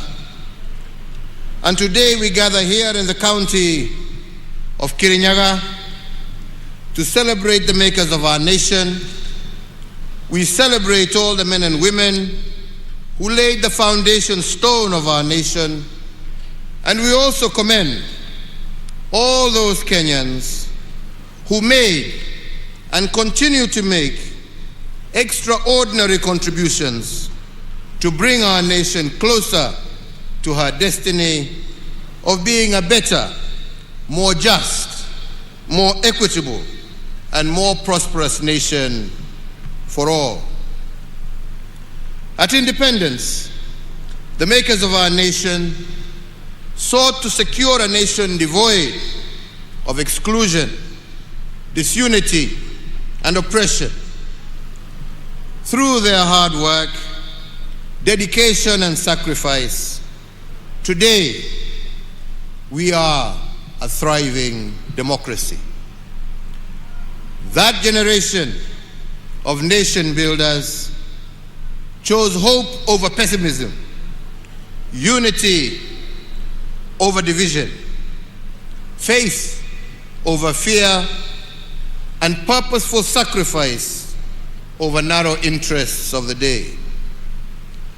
When they encountered obstacles, they reminded themselves that an obstacle is what you see when you set your eye off the goal. But like the heroes of faith in the Holy Scriptures, some of those men and women died without beholding our free land or realizing their promise. However, they are immortal, as they will live on in the pillars of the strong and free nation that they built, and in the hearts of eternally grateful generations of Kenyans who followed them. Mashujaa Day is their day, but it is also our day to remember them, to celebrate them, and to renew our commitment to the values upon which our nation was founded. Celebrating Mashujaa Day in Kirinyaga County is significant for a number of reasons. Firstly, this county is named after the mountain of mystery, Kirinyaga.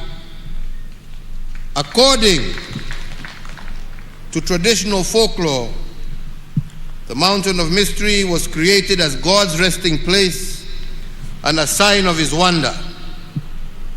After God created the earth, this is where he is said to have rested to admire his workmanship. This mountain, standing tall, was also not just a place of rest and a shrine for worship. It was also a place of renewal, a place of honest conversation, and a place for bonding and reconciliation. We can also note that celebrating Mashujaa Day in Kirinyaga County has a second historical significance, since this county bears the name of this great mountain, and so too our nation. According again to folklore, the naming came from one of the pioneer heroes called Chief Kivoi wa Mwendwa, born 240 years ago in 1780.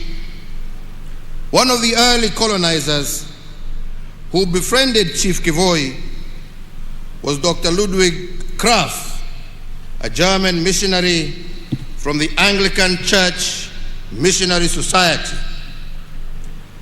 And on December 3rd of 1849, Chief Kivoi brought Dr. Kraft to Kirinyaga to behold this mountain of mystery. And when asked through an interpreter what the name of the mountain was, Chief Kivoi told the white fellow that the name of the mountain was Kenya. According to folklore, he pronounced it in a Kamba accent, but what the colonizer heard was Kenya. And from this conversation, the name of our nation, Kenya, was born 200 years ago. Kirinyaga County is therefore at the heart of a very rich heritage as a nation.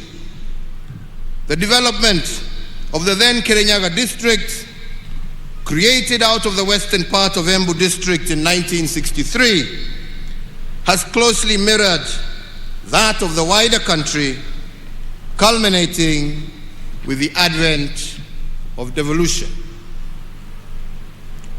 The 20th of October is a significant date in our history because in 1952, this was the day that a state of emergency was declared on our land by the colonizers, and hundreds of our founding fathers were arrested. But when our founding fathers, led by the likes of Mzee Jomo Kenyatta, Jaramogi Oginga Odinga, Paul Ngei, Masinde Muliro, amongst others, overcame the darkness of the emergency period, a new order emerged. They had a three-point agenda that resonates to date.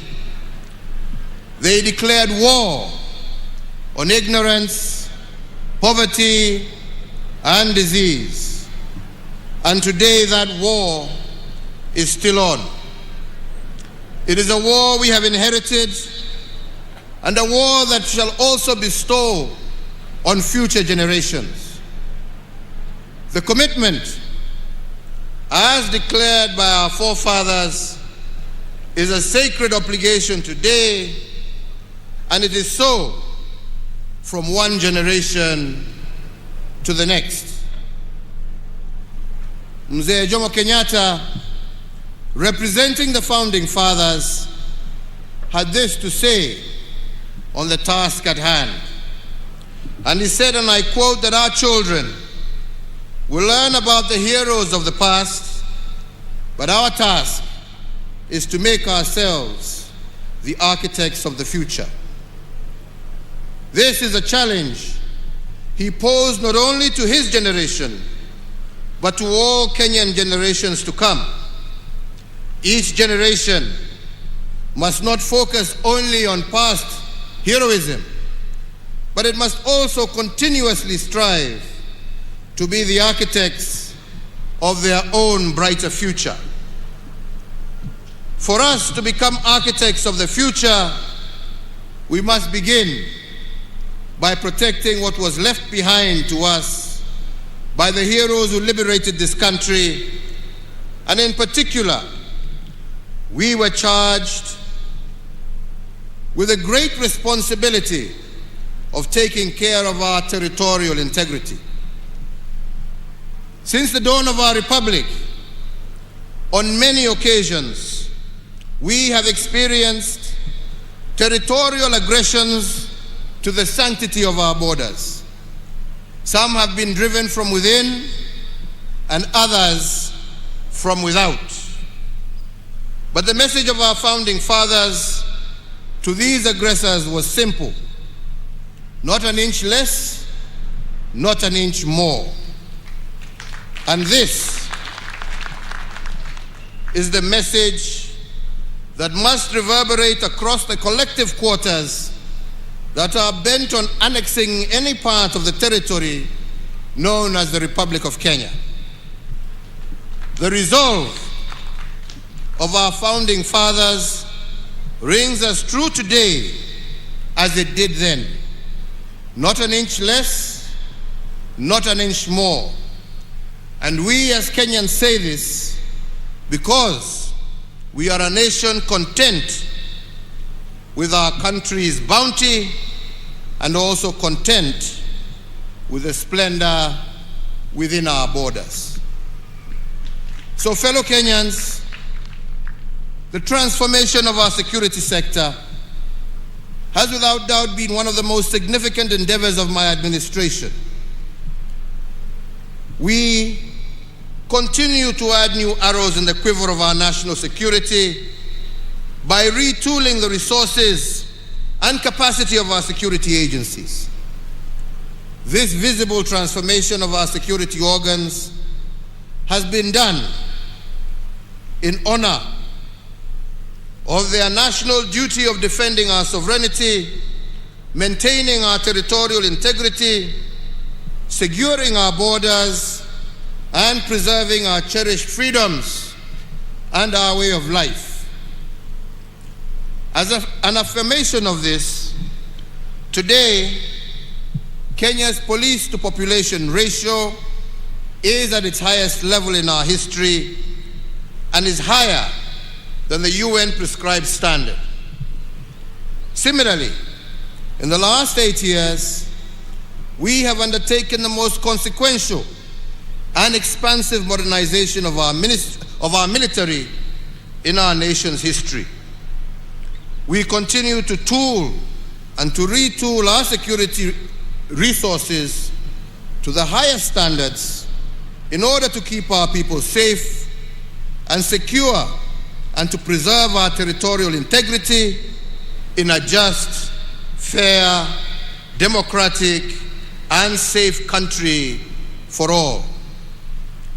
But aside to this, we have also invested in the welfare of those charged with our security personnel, which include a review of their remuneration, benefits, and other allowances, upgrading of housing, provision of insurance, and increasing the capacity of the health facilities used by our security personnel.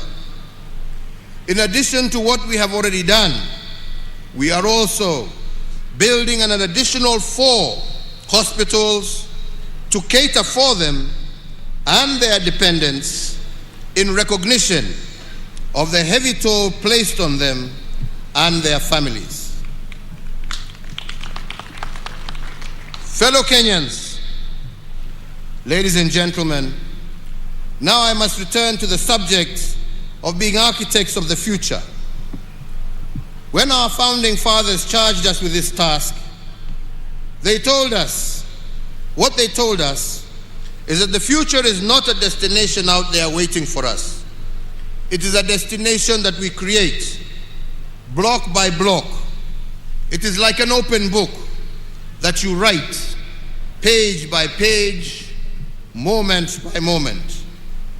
But you do not realize it until you are met by unexpected challenges. Challenges like COVID-19. And then all of a sudden, you are placed upon the horns of a dilemma. You can either choose to see obstacles in every opportunity or opportunity in every obstacle. This, fellow Kenyans, is the foundation of any successful nation state. It is about choices. Yet, it is in moments like this that the true character of a nation and a people is revealed. I am proud to say that with the COVID-19 crisis, our state of mind as a government has been one of finding opportunities in every problem occasioned by COVID. Instead of focusing on what is, we have focused on what could be.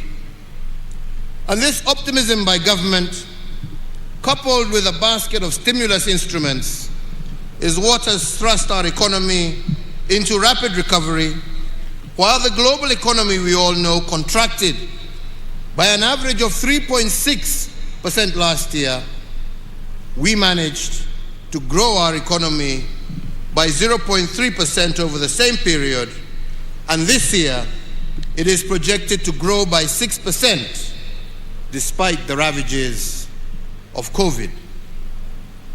In recognition of the extraordinary and exceptional nature of the pandemic, the government, as the guarantor for enjoyment of social economic rights, issued targeted responses to the pandemic to cushion Kenyans against the effects of the pandemic.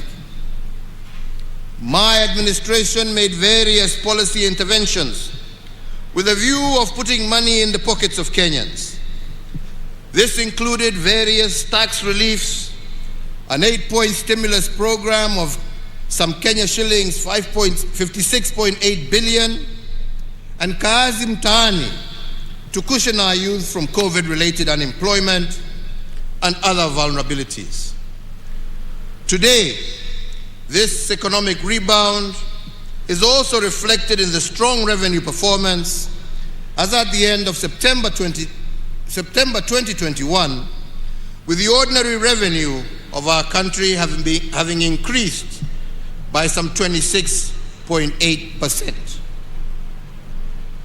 There are many indicators which demonstrate how we took advantage of the opportunities and the problems presented to us by COVID-19. And we shall be elaborating further during our scheduled State of the Nation address in Parliament. But just to name a few examples. For instance, the management of the Kenya Meat Commission was replaced during the thick fog of COVID-19. The Department of Defense took 1 year to refurbish the commission and reopened it in April of this year. I am happy to note that in the 6 months, KMC got out of debt and increased the number of head of cattle processed a day from 8 to 185, 23 times what the old KMC used to process. Today, KMC is paying farmers within 72 hours for livestock delivered at a rate of Kenya shillings 185 per kilo for cattle. In fact, the previous commission had paid a total of Kenya shillings 52 million to farmers between the months of April to September 2020. By comparison, the new management of KMC that reopened the plants in April of 2021 has to date, in those short period, paid out a total of Kenya shillings 643 million, representing an increment of over 1,200%. Another area of transformation under the COVID duress is the tea sector. And the story of our tea sector is one that must be told.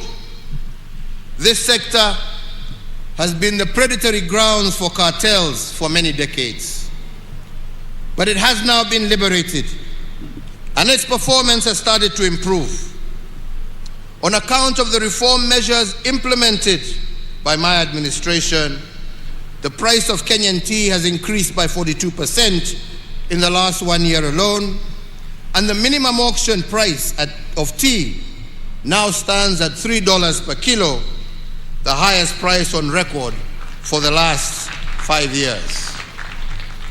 Indeed, it is expected that our tea farmers will receive a healthy bonus at the end of June 2022, signaling a return to the good old days of Chai Bora, Pesa Bora. In the coffee sector, again, I am pleased to report that the determined efforts of our government to root out corrupt cooperatives that have been predating on our coffee farmers have borne fruit. The revitalization of the new KPCU by government has brought healthy competition into the coffee milling activities.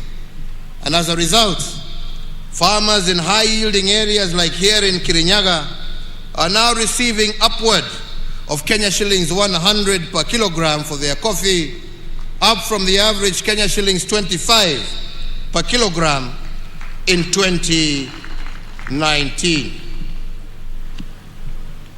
Milk production is another area, and as part of our efforts to ensure a reasonable rate of return for our dairy farmers, my government introduced a pricing guideline, and this has seen farm gate prices increase from Kenya shillings 27 per litre in January of 2020 to a high of Kenya shillings 40 per litre as of September 2021. On rice, I did, when I visited Kirinyaga last, direct that the Kenya National Trading Corporation purchase all the rice, not only from Wea, but also from Kano Plains, for onward selling to our disciplined forces, prison services, as well as to our boarding schools. And I am pleased to confirm that last year, out of 6 rice cooperatives nationally, Mwea Rice Growers Cooperative sold the most bags of rice to government. And in fact, for every 10 bags sold to government, Kirinyaga farmers sold 7. And out of this, they realized a total revenue of over 1 billion Kenya shillings. And in order to promote our rice farmers, I did direct the Ministry of Agriculture to secure the continued purchase of the upcoming crop so that we can maintain and continue this transformation. But ladies and gentlemen, it is the transformation of our health sector that is probably the most phenomenal testimonies of how we transformed COVID obstacles into opportunities that expanded our health facilities. In Nairobi alone, we have constructed over the period and operationalized 15 level 2 and 3 hospitals in various informal settlements through the Nairobi Metropolitan Service. And there are another 15 currently under construction. One of the unintended benefits of the pandemic is that we have increased, as a country, our ICU capacity by an impressive 502%, from 180 to 651 ICU-ready beds across the country. And similarly, our total hospital bed capacity as a country has increased by 47%, from 56,069 in the year 2013 to the current figure of 82,291 hospital beds spread throughout the country. During the COVID-19 pandemic, we have improved our oxygen generation capacity in all our public health facilities, from 3 million liters per day in March of 2020 to 32 million liters per day in October of 2021. We have further increased the number of reference laboratories that can test for notifiable diseases of international concern and public health importance from one single laboratory in March of 2020 at the beginning of the pandemic to what we have today, which stands at 95. Fellow Kenyans, I just wish to remind you that at the beginning of the pandemic last year, we used to ship our samples for testing in South Africa, and the result turnaround time would be anything up to 5 days onwards. Today, we have our own capacity. These strategic diagnostic investments have strengthened the country's healthcare system, especially in response to the COVID-19 pandemic, and will propel us faster towards the attainment of universal health coverage and fortify our country's preparedness for future global health security challenges. The health workforce is a key pillar of every healthcare system, yet many times it turns out to be the weakest link, typically seen as a cost driver instead of an area for public and private investment in health service provision. In a bid to bridge the gap in human resources for health, the government has progressively recruited an additional 36,900 healthcare workers in the last 9 years, bringing total public health workforce to what it is today, 75,000 health workers. The mid-level healthcare worker plays a critical part and role in the health service delivery throughout all levels of care, specifically at the primary care level.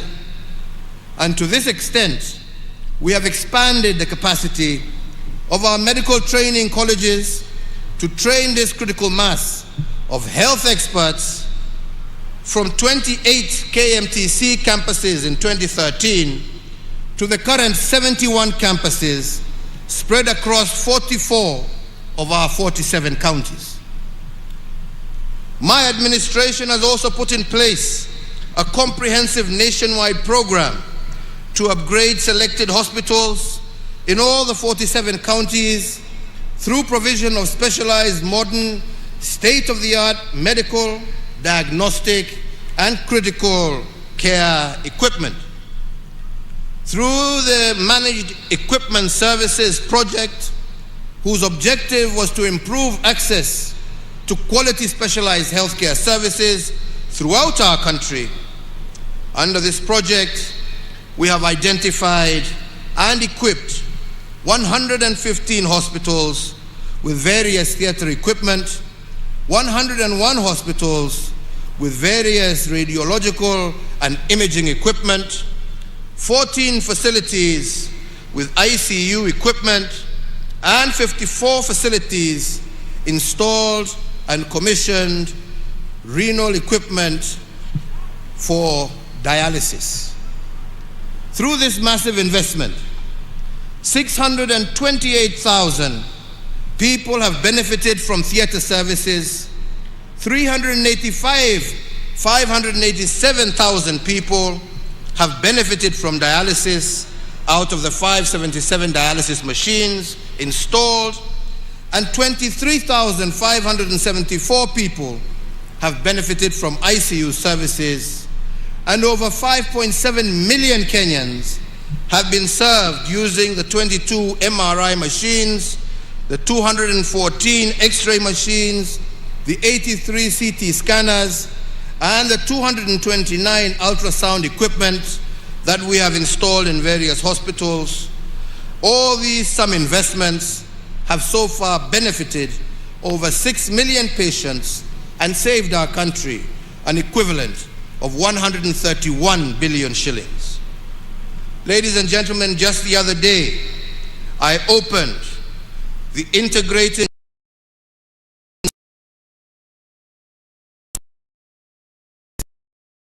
is not just a first for Kenya, but for our entire sub-region. As a result,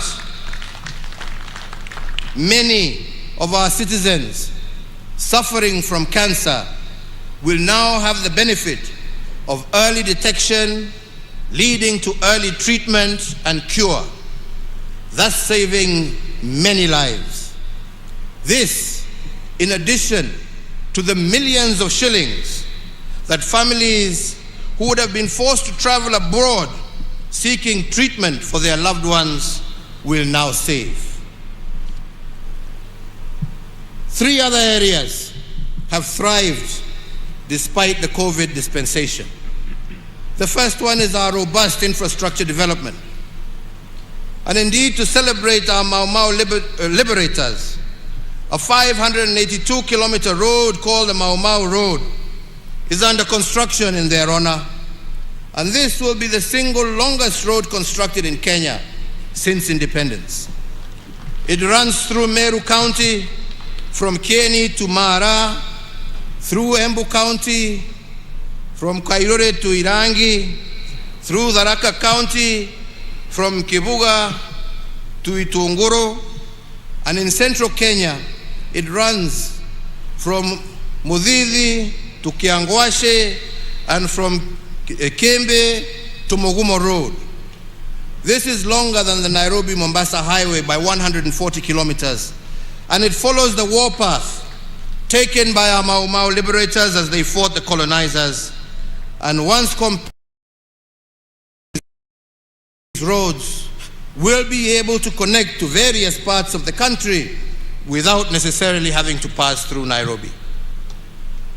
Another piece of infrastructure that I believe would make our founding fathers proud is the Nairobi Expressway. This is the largest expressway in Africa, stretching a total of 27 kilometers, running from Mulolongo in Machakos County to Rironi in Kiambu County. And from Rironi, plans are underway for another dual carriage that will soon be launched that shall run all the way to Mau Summit, traversing the Rift Valley. In total, we have had 7,991 kilometers of new tarmac road with an additional 4,800 kilometers currently under construction. The major flagship road projects include the Isiolo Mandera Road, Garissa Nuno Mudogashi Wajir Road, Lokicha, Lodwa, Lokitang, Nakadok Road, the dueling of the Kenol Sagana Marua Road, the expansion of the Mombasa Mariakani Road, the Garsen Witu Lamu Road, the expansion of Makupa Bridge and approach roads, the expansion of the Athi River Machakos Turnoff Road, the Ahero Kisii Sibania Road, the Kibwezi Mtomo Kitui Road, and the reconstruction of the Kitale Kapenguria Lodwa Nakadok Road to the border with South Sudan, to name but a few. The second area that has also thrived during the last 2 years is the digitization of our economy as a measure of improved governance. In keeping with being architects of their own future, young people drawn from all over the Republic, are the driving force behind seminal programs that will revolutionize the way we conduct business in our country. This is a project that has been dearest to my heart, especially in being blessed with the opportunity of engaging and working and seeing the potential of our young men and women when given an opportunity. I will elaborate on this on another occasion, but today permit me to focus primarily on the land sector. For 125 years, our land registry was manually managed and very messy. In fact, some of this mess was deliberate, engineered to facilitate land theft and corruption. But with the help of this youth-led team, we have begun the process of digitizing the land registry. And what has surprised us, as we reference title deeds with geographical coordinates, is the historical fraud that has existed in our land sector. We have found private land titles to roundabouts in major highways, private land titles on airport runways, and all of this because titles were issued without reference to geographical coordinates, or what experts call georeferencing. To stop land fraud, therefore, we are now in the process of cleaning all title deeds to ensure they have a corresponding geographical coordinate, and this will help stamp out the fake title deeds and restore the sanctity of the title deed as envisioned by our founding fathers. The major advantage in digitizing our land registry under the system now known as Ardhi Sasa is that where it took you a minimum of 6 months to do a single land transaction, this has now been reduced to 48 hours or 2 days in the registries that we have digitized.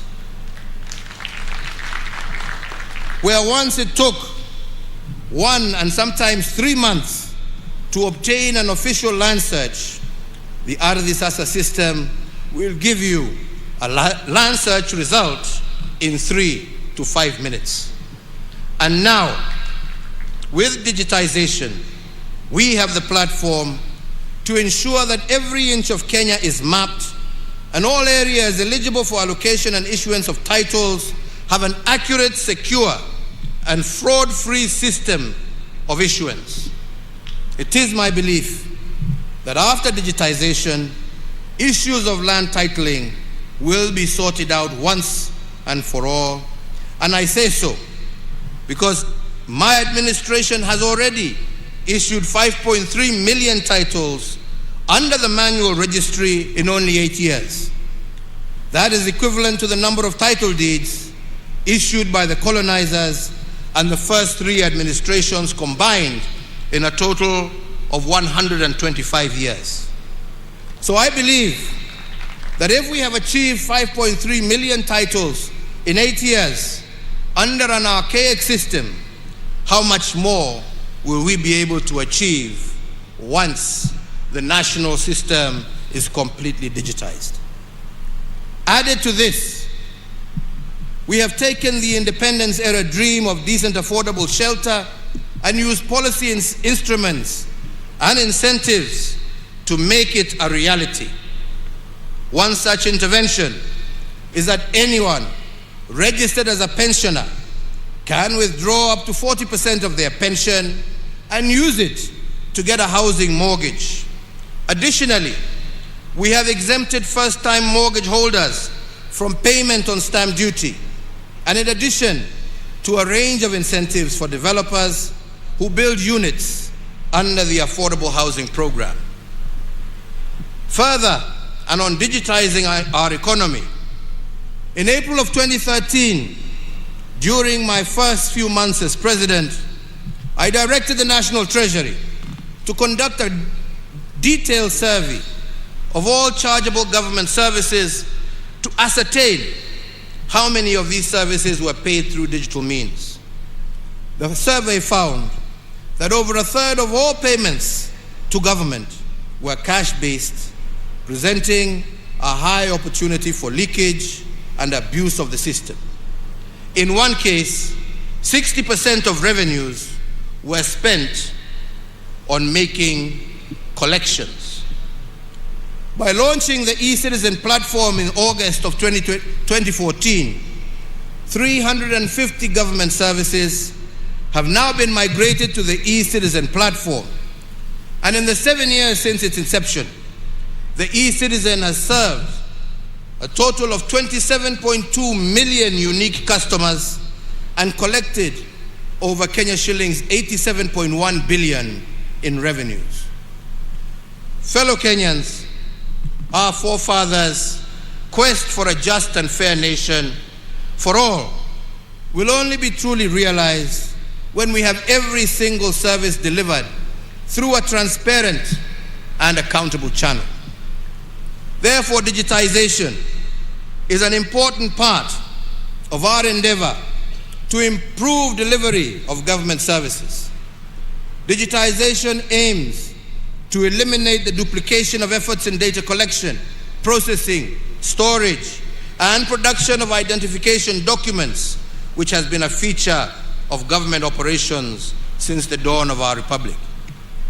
Our policy interventions will also enhance the security of the current ID card through the implementation of a microchip electronic identity card that mitigates against emerging security threats such as identity theft, fraud in financial transactions, and the creation of false identities that are utilized in terrorism and other major crimes. This improved identity card will also be used as a secure travel document within the East African region. To those of you, my friends, who are used to analog systems in order to facilitate corruption, I tell you that the end is nigh, notwithstanding how many court orders you procure, hii itafika mwisho. To all Kenyans, for us to achieve most of these things under the COVID restrictions, I want to thank you. Without your civic responsibility, innovation, and resilience, none of this would have been made possible. From very early in the COVID crisis, I appeal to you to be your brother's keeper and to exercise restraint as we navigate through this unfamiliar enemy. And all of you, each and every Kenyan, made us proud by doing this. The vision of our forefathers was a nation free of ignorance. The remnants of ignorance will only be uprooted from our midst when we continuously build the capacity of our citizens to remain abreast with the demands for a rapidly changing world. It is against this backdrop that we instituted reforms in our education sector that led to the introduction of the competency-based curriculum, or CBC. As a mark of this seminal transition, we now have 2 cohorts of children in pre-primary and 5 cohorts of our children in primary school who are the pioneers of this groundbreaking curriculum.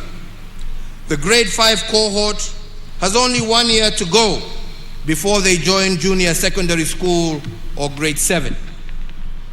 In total, we note that over 8.1 million children are now part of the program.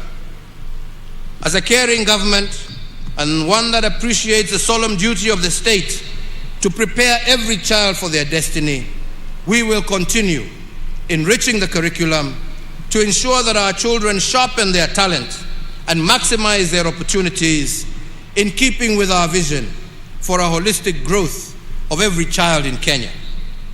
And to ensure that we adequately prepare the country for the next phase of CBC, which is the junior high school, and to further facilitate the 100% transition from primary to secondary, I hereby order and direct as follows: that the Ministry of Education jointly with the Ministry of Interior and the National Treasury, shall establish a framework for the construction of over 10,000 classrooms needed to provide the additional learning space for the 1 million new students set to join junior secondary.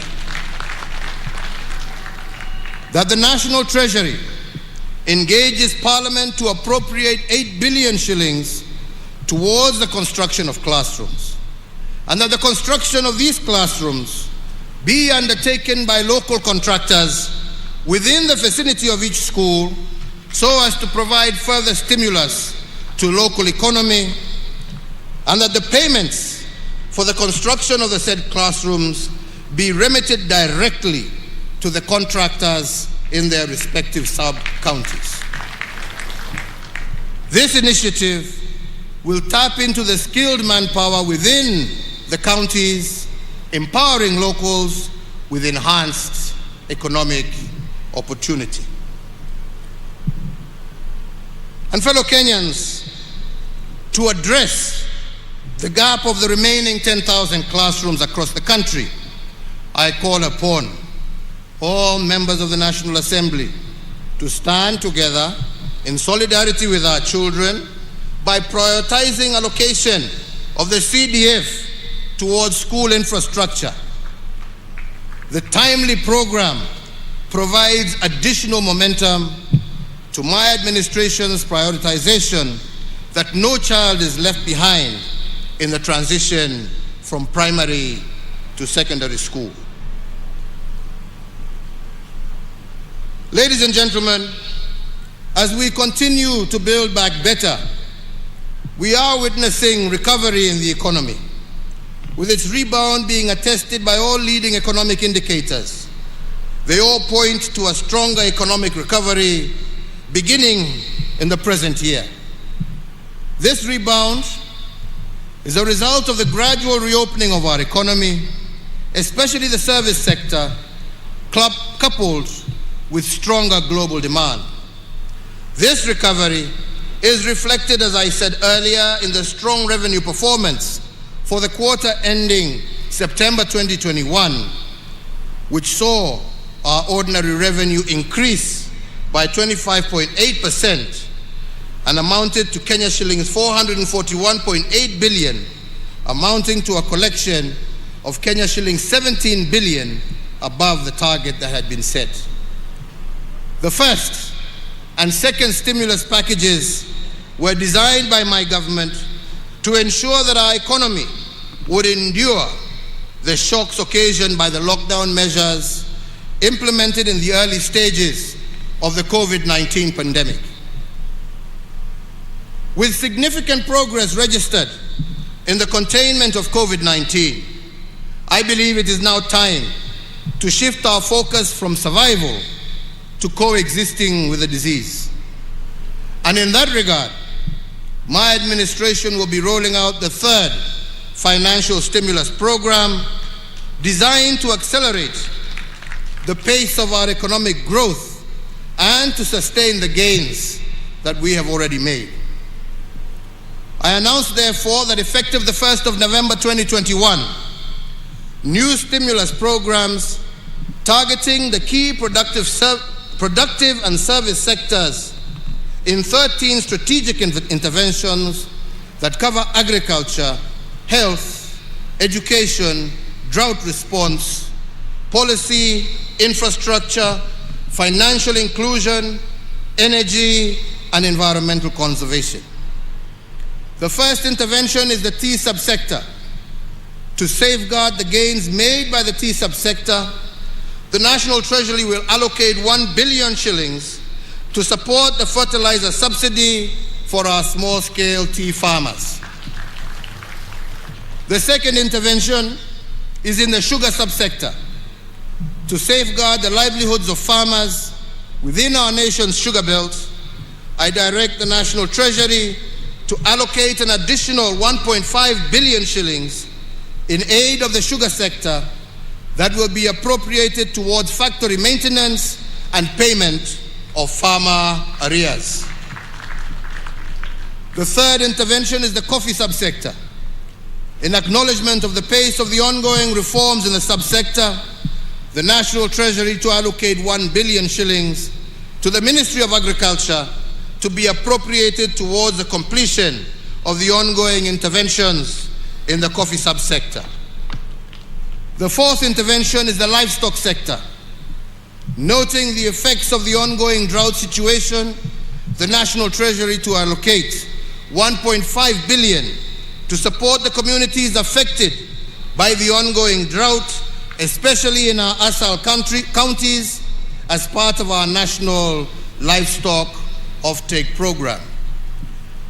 The fifth, also applying to the livestock sector, and in order to secure a reduction in the prices of animal feeds, I direct the Cabinet Secretary for Agriculture, jointly with the National Treasury, to issue within 7 days a framework that will facilitate the reduction of the cost of animal and chicken feeds. The sixth intervention is in education. As I have said earlier, and noting the success of our administration's policy on 100% transition from primary to secondary education, Kenya shillings 8 billion to the Ministry of Education for the CBC Infrastructure Expansion Program. The seventh intervention is in health, and to ensure access to medical coverage across our nation, and as part of our universal health coverage program, the Ministry of Health will move with speed to establish an additional 50 new level 3 hospitals to be situated in non-covered areas and densely populated areas across our nation. And I further direct the National Treasury to allocate a sum of 3.2 billion shillings for the immediate construction of these medical facilities, again using local contractors so that the effect is also felt on the ground uko mashinani. Is the National Sanitation Program. We started this program to harness the energy of our young people and to give them a buffer against COVID-related unemployment. Noting the success of Kazi Mtaani program and its effect in enhancing opportunities for youth across the country, we direct the National Treasury to allocate Kenya shillings 10 billion for the third phase of Kazi Mtaani to be rolled out in all counties, with priority being given to densely populated areas.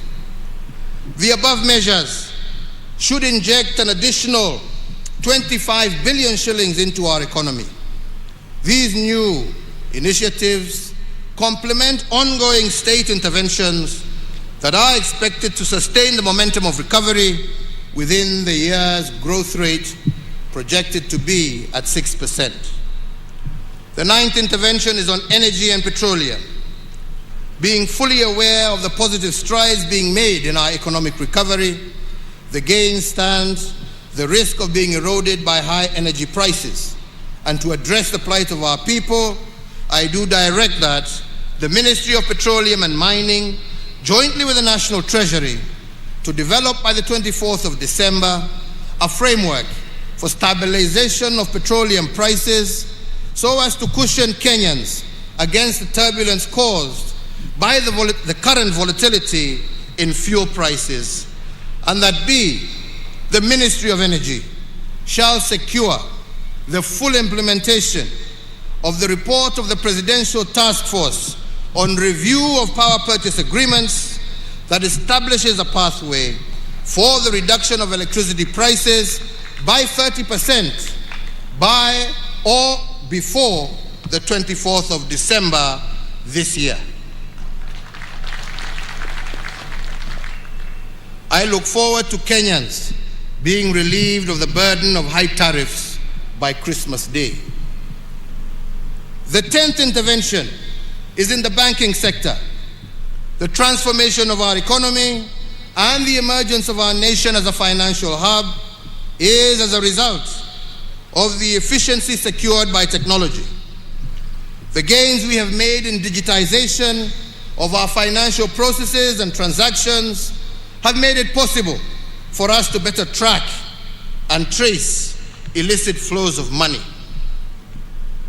In view of these, we remain committed to the anti-money laundering and the combating of financing of terrorism CFT frameworks stipulated by the Proceeds of Crime and Anti-Money Laundering Act, POCALMA. These include the requirement for financial institutions to report cash transactions above US dollars 10,000. However, it should also be recognized that the implementation of the framework by banks has been onerous for micro, small, and medium enterprises, and cash still remains an important payment channel for MSMEs, representing 80% of all their financial transactions. Therefore, accordingly, the implementation of the cash transaction requirement by banks has not been facilitative of the operations of MSMEs, and to some extent has inhibited their growth. And in this regard, I further order the National Treasury, after consultation with other stakeholders, to immediately cause the upward revision of the cash transaction reporting threshold from the current mark of 1 million shillings, applicable to both withdrawals and deposits by customers. The financial institutions, however, will retain their reporting obligations to the Financial Reporting Center. The 11th intervention is to access to credit.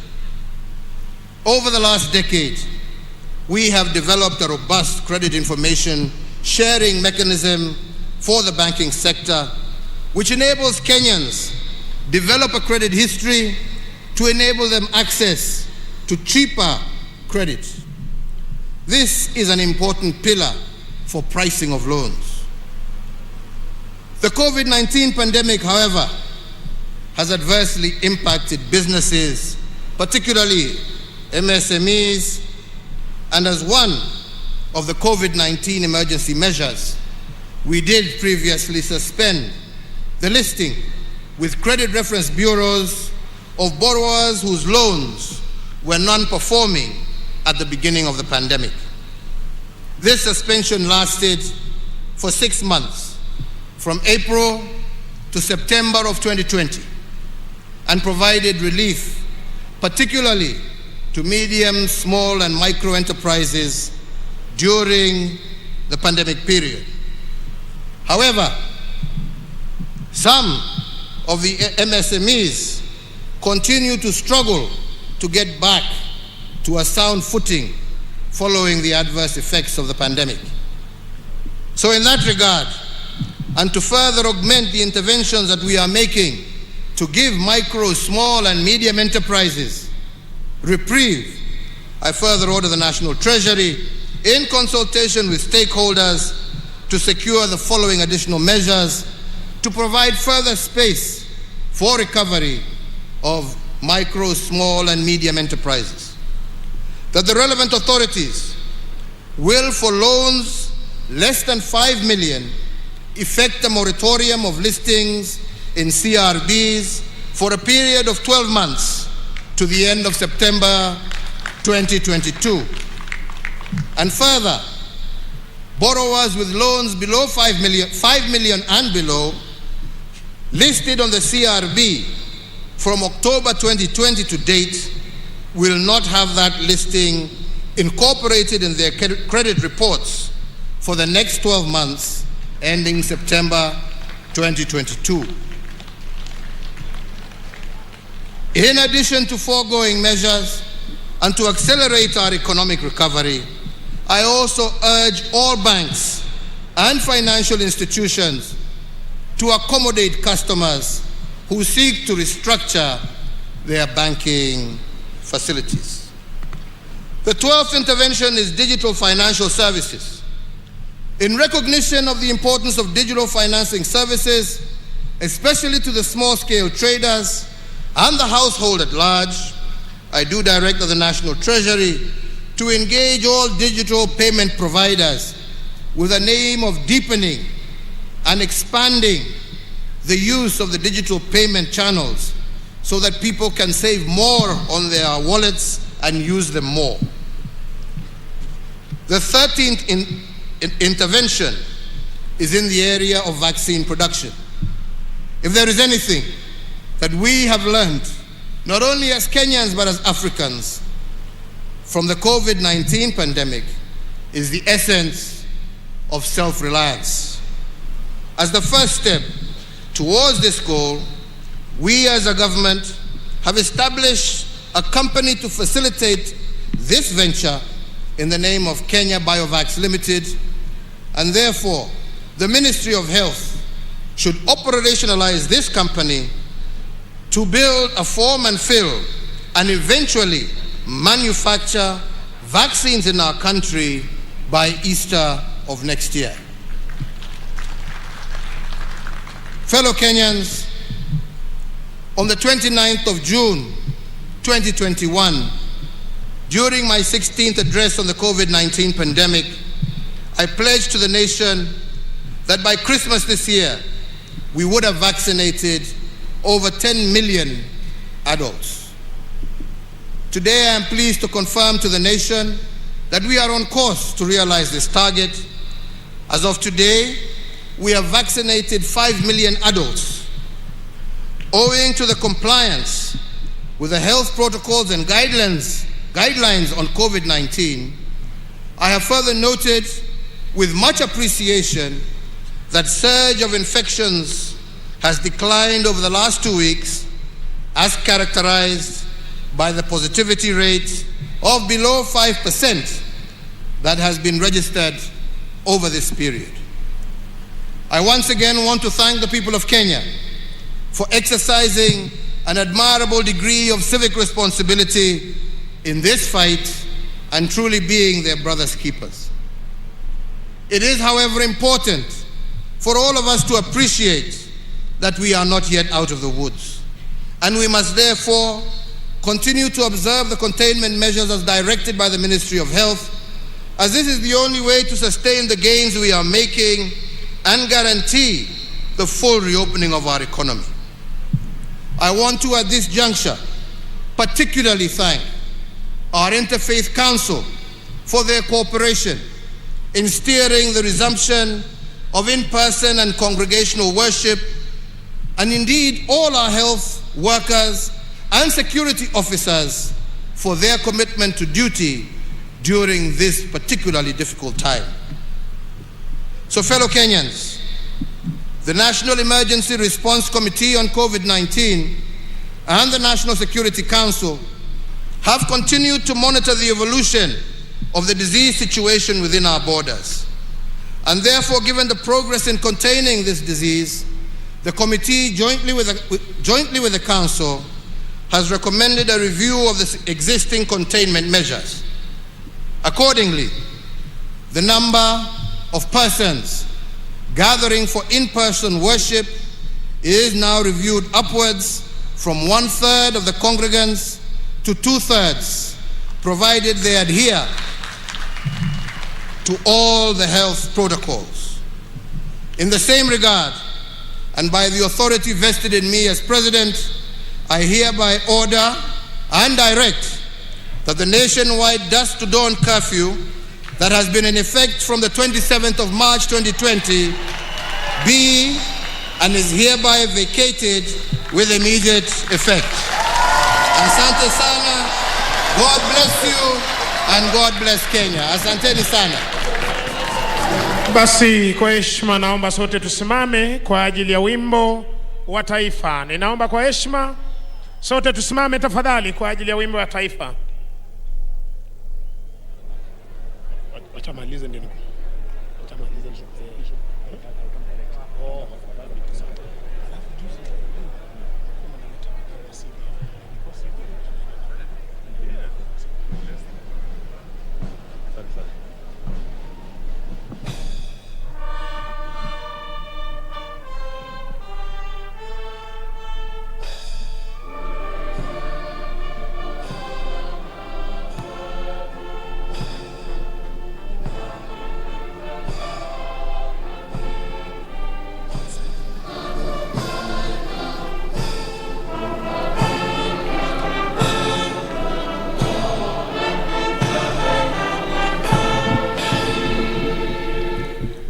Asanteni sana.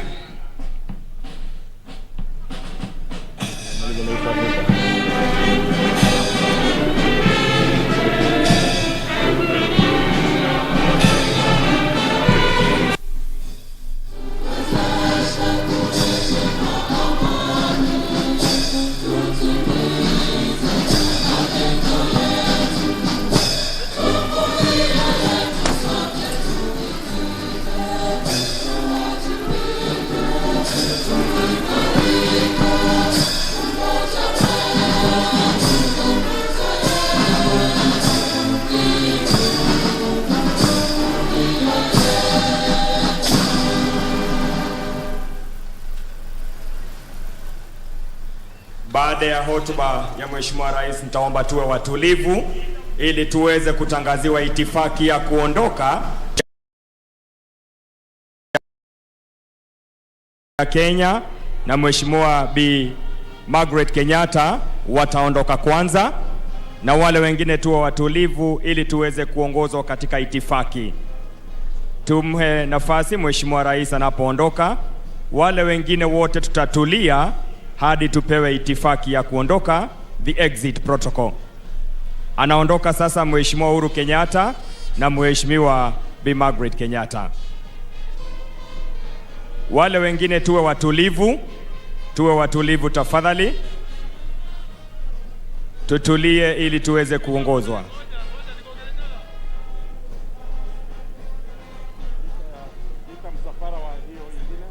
Atakayefuata ni Mheshimiwa Daktari Lazarus Chakwera, Rais wa Jamhuri ya Malawi, na Bi Monica Chakwera.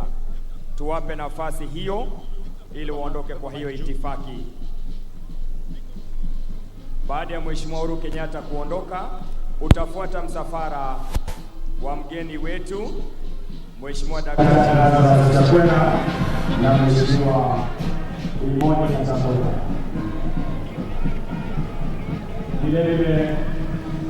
Kilele cha maadhimisho ya Mashujaa, Rais Uhuru Kenyatta akitoa curfew ambayo imewekwa na serikali kutoka wakati ambapo corona ilipoanza, na hivi sasa ni rasmi kwamba hamna curfew tena. Hii ni mojawapo ya ambayo Rais Uhuru Kenyatta ametangaza kama njia za kurudisha Kenya katika hali bora ya kiuchumi. Victor, all of this has been quite an interesting day. Absolutely, and I think that's what many Kenyans were waiting for. President Uhuru Kenyatta says that by powers vested on him as the President of the Republic of Kenya, that the curfew that has been in place since last year has now been lifted, and every Kenyan now is free to move at any given time. But I think it is also important to note that this is his last day Mashujaa Day celebration as the head of state, and as we have seen, his speech has been relatively longer as compared to the previous ones. So being his last Mashujaa Day celebration as the head of state come next year when you go to the election, perhaps he was just trying to lay the ground and try to reflect back on what has been happening in his administration, and now moving forward, what he expects now as the president for the remainder part of the term, what he expects to be done. One thing that I think is also important to note is that he's trying to make sure that the education system is well strengthened. Remember, he's also given that directive from the Ministry of Education and Parliament and Ministry of Treasury to make sure that they allocate almost 8 billion shillings. 8 billion shillings for the constructions of more classes and for more kids to go to school and for the transition of the 100% transition. Right. Lakini masuala ambayo rais ameangazia sana ni kuhusu uchumi, kwa sababu wakati ambapo corona ilipoingia hapa nchini ni kwamba uchumi wa Kenya umedorora kwa kiasi kikubwa. Na jambo ambalo ni la muhimu zaidi ni kwa vijana ambao wamekuwa hawana kazi. Kumbuka kwamba kulikuwa na ile program ya kazi mtaani ambayo ilisha mwaka huu, mapema mwaka huu. Rais ameagiza kwamba shilingi bilioni 10 kwamba zikapeanwa ili kazi kwa vijana ama kazi mtaani iweze kurudi, kwa sababu kuna vijana wengi ambao walikuwa wameudhika jinsi ambavyo mpango huu uliisha, na sasa umerudishwa tena, kumaanisha kwamba vijana wataendelea kupata kazi, curfew hamna tena, biashara zitafanyika, na zaidi ni kwamba iwapo uko na loan ambayo ni shilingi milioni 5 kurudi chini. Ni kwamba sasa benki zimekatazwa kukuweka katika ile orodha ya CRB ambayo inakataza kwamba huwezi kukopa tena. Na kwa hivyo ukifikiria kuhusu sikukuu hii ya Mashujaa Day, ni kwamba Mkenya wa kawaida hata kama amekuwa kiteseka na kiudhika sana kwa sababu pia ya bei ya mafuta, ni kwamba leo rais ameangazia mambo haya kwa kina, na ni kwamba labda basi wakati inafikia Disemba ni kwamba mambo mengi yatakuwa yamepungua, uchumi kidogo utakuwa umeimarika. Actually, when you look at the whole system, because the economy has been hurting, and he said that he's quite much aware that the curfew that was put in place, you know, the restrictions, the hotel industry, and many other sectors of the economy, because of the curfew and all the restrictions were put in place for the containment measures. But now moving forward, we hope that moving forward that the economy is going to widen up, it's going to open up, but it's also called upon the health sector to make sure that all the vaccination process continue as fast as possible so that the 10 million gap target that they were targeting by end of December is achieved. So even you as a Kenyan, make sure that before you go out there to start enjoying your freedom, so to speak, make sure you get vaccinated. That is important. But if you have been vaccinated, make sure that you still keep the distance, the social distance, so that the spread of the coronavirus is controlled once and for all. So I think it's going to be a very good moment for Kenya to celebrate moving forward. Absolutely. Na ukiguzia maneno ya chanjo, ni kwamba ifikiapo sasa ni kwamba Wakenya milioni 5 wamepokea chanjo. Rais alikuwa ameagiza kwamba ifikapo Disemba 25 Wakenya milioni 10 watakuwa wamepokea chanjo, na sasa milioni 5 wamepokea, kumaanisha basi Wakenya wakikubali kudungwa sindano, ni kwamba hata haya mengine ambayo tuna mambo ya kuvaa maski na mengine labda tutakuja kuyaondoa baadaye wakati Wakenya wote watakubali kupigwa chanjo. Lakini imekuwa siku ya muhimu zaidi kwa sababu tena pale ambapo isipokuwa mambo ambayo rais ameangazia, tuliona pia siasa za Mlima Kenya zikicheza ngoma pale kwenye jukwaa. Maana unakumbuka kwamba kiongozi wa ODM Raila Odinga ambaye pia amekuwa kizuru eneo hili akisema kwamba yeye ni msaidizi mkuu wa eneo hili, amekuwa rafiki, alisaidia Rais Mwai Kibaki, na kwa hivyo akasema yeye amejishajua kukwea mlima. Naye naibu wa rais akisema, unajua vipi, mimi nitaendeleza kazi ambayo Rais Uhuru Kenyatta amekuwa akifanya, ile kazi njema ambayo umefanya atakaiendeleza ni mimi. Kwa hivyo siasa za Mlima Kenya nazo zikijitokeza kabisa pale katika jukwaa. It's called the Battle of the Titans, and actually they got an opportunity. The two main contenders got that opportunity to make sure that they sell their agenda right in front of the president. And you see, the president was not able to go off cuff. Because as much as we've always seen the president, he's not gone off cuff today. He's read his speech, the official speech, which almost went for more than an hour or so, and he was done. He did not go off cuff, you know, wananchi, this and that. Perhaps he was just to play it very smart. But the Mount Kenya politics, if you ask me, he was trying to shy away from that completely. You go out there, you are big boys, you can battle it on your own. Go out there and fight for your position. If you can go and do voters, well and good. If you cannot, then so to it. But I think, Kioria, we also need to note that you know, the president, the visiting president of Malawi, Chakwera, who was the chief guest at this particular function, also spoke in some good Kiswahili. Actually, I was amazed. You know, speaking some fluent Kiswahili, trying to bring back the history of Kenya and Kenyatta and all that. To some people, Chakwera, you know, they thought Chakwera could not speak in fluent Kiswahili. I hope ulipewa a run for your money, if I'm not so sure. Clearly, Kiswahili chake kizuri na kizungu ni cha Marekani vile vile, Rais Chakwera, lakini akizungumzia mambo muhimu ya historia ya Malawi na Kenya, na ambapo nchi hizi mbili zimetoka kuanzia wakati ambapo walikuwa wanapewa ama wanapata uhuru. Ni kwamba nchi hizi zilipata uhuru miezi 7 in between, miezi 7. Lakini tunapomalizia, jambo la muhimu zaidi ni kwamba rais amerudia yale aliyosema wakati alikuwa kule New York, wakati alikuwa mwenyekiti wa Security Council. Wakati aliposema kwamba ile hukumu iliyotolewa na koti ya ICJ kuhusu mzozo wa mpaka kati ya Kenya na Somalia, na rais amerudia na tena kwa kizungu not even an inch ambayo nchi ya Kenya itapana ama will be ceded probably to the Republic of Somalia or any other republic. Na akasema kwamba sisi tumetosheka na mipaka yetu na yale yote yaliyo ndani tumetosheka nayo, na kwa hivyo hakuna nchi hata moja ambayo itaweza kuchukua even an inch ya sehemu ya Kenya. Actually, so I think that wraps it up for us. From us, it's been an amazing 2 days here from Uhuru Stadium. Back there, International Stadium per se, the guests have left, the president has left, and for us here from Uhuru Stadium, people of Kirinyaga, thank you so much for your host. We've been treated to Mukimo, we've had the Nguashes. Actually, I was given a name, Maina. So, the only thing you have not done is dancing to the music on the background, you know it? No, it can still go. Yeah, we can still go. We can dance to the Mugithi and all that. All right, thank you so much. It's been a real pleasure. Back to you in studio.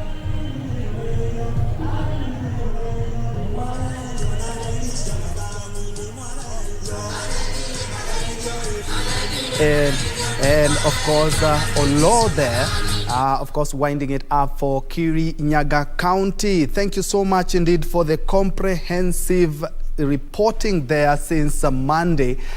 And of course, it's kudos for what you have been doing and actually highlighting the issues of Kirinyaga and of course the national issues that is Mashujaa Day. President Uhuru Kenyatta saved, if you ask me, saved the best for last when he has just said that the curfew, the dawn to dusk curfew that was put in place since the onset of coronavirus in the country has been lifted. Of course, that will generate a lot of discussion even in social media, and of course will shape up the conversation when it comes to economic recovery. Perhaps to just point out a few things that the head of state has just said, and perhaps that will also be factored into the economy. Of course, he has come up with a raft of measures to cushion Kenyans as well, just as he did when we had COVID-19 in March of last year. Perhaps in a nutshell, of course, the stimulus package in different sectors. If you're a farmer, there's something to smile about. 1 billion shillings for subsidies of fertilizers. That is something that, of course, is coming up, and especially during the planting season where farmers have complained of the high fertilizer prices in the country. And 1.5 billion also in the agriculture sector for aiding the sugar industry or the sugar sector that has been ailing for a while, with some of well-known companies and factories actually sinking because of huge debts and of course corruption that had been rampant. But there's something good for the sugar industry, 1.5 billion shillings. Not forget coffee and tea, that 1 billion for the coffee reforms that were initiated a while back. 1.5 billion for, of course, communities affected by the ongoing drought, which has ravaged some of the counties. Of over 11 counties are in dire need of support, and the government 1.5 billion shillings will be coming in handy to ensure that we mitigated some of the drought issues in the country. And of course 10 billion shillings for the youth. 10 billion shillings, quite some money if you ask me.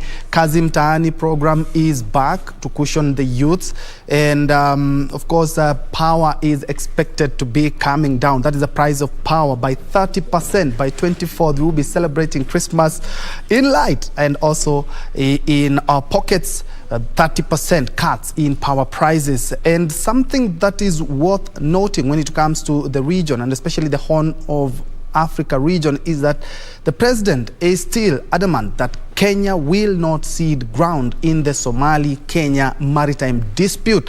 That, of course, started out as a dispute, then went all the way to The Hague, the ICJ, less than 2 weeks ago, talking about, of course, ruling largely in favor of Somalia. But the president has insisted that not an inch of the Kenyan territory will be ceded. So some good news, of course, that will also generate a lot of discussion right here. And of course, joining me now on set is a good friend of KBC, I should say, and also he's a constitutional lawyer and also a governance expert, Steve Mogaka. A pleasure having you.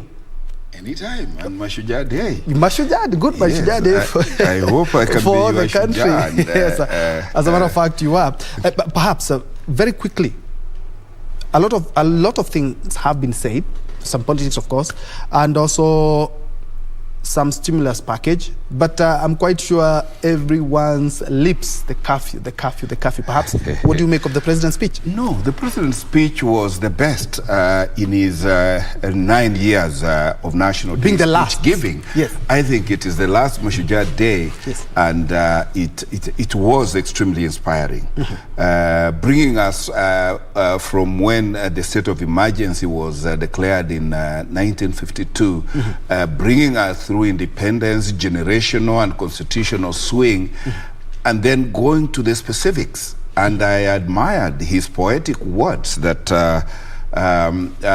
we Kenyans are people who see opportunities in obstacles rather than seeing obstacles in opportunities.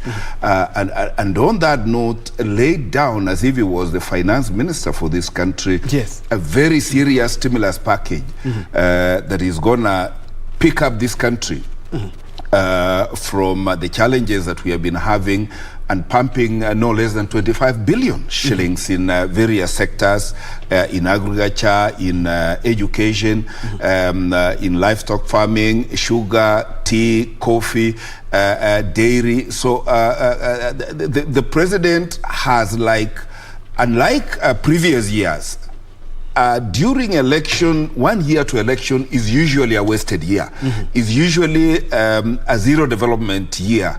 But you can see the president coming up with a stimulus package that is promising Kenyans a 6% growth in the economy. And at the same time, of course, lifting the curfew, which was long overdue, and giving hope to a country that was almost getting desperate, especially with the SMEs, the youth, and various sectors of this economy. The president has done more than the country was expecting, because the country was expecting that he would go and nominate his successor in Kirinyaga, because all eyes and ears were... Actually, that was my next question. The president, from what we always see after he's done with his speech, he usually addresses Kenyans, and perhaps Kenyans were waiting for perhaps something on politics. Why do you think the president steered clear of all that curfew, and then he finished the speech? He finished it at curfew and left Kenyans on applause. And he is the president, the genius president that this country has never known. And all along, everybody has been thinking the presidency is trying to baby somebody to succeed him.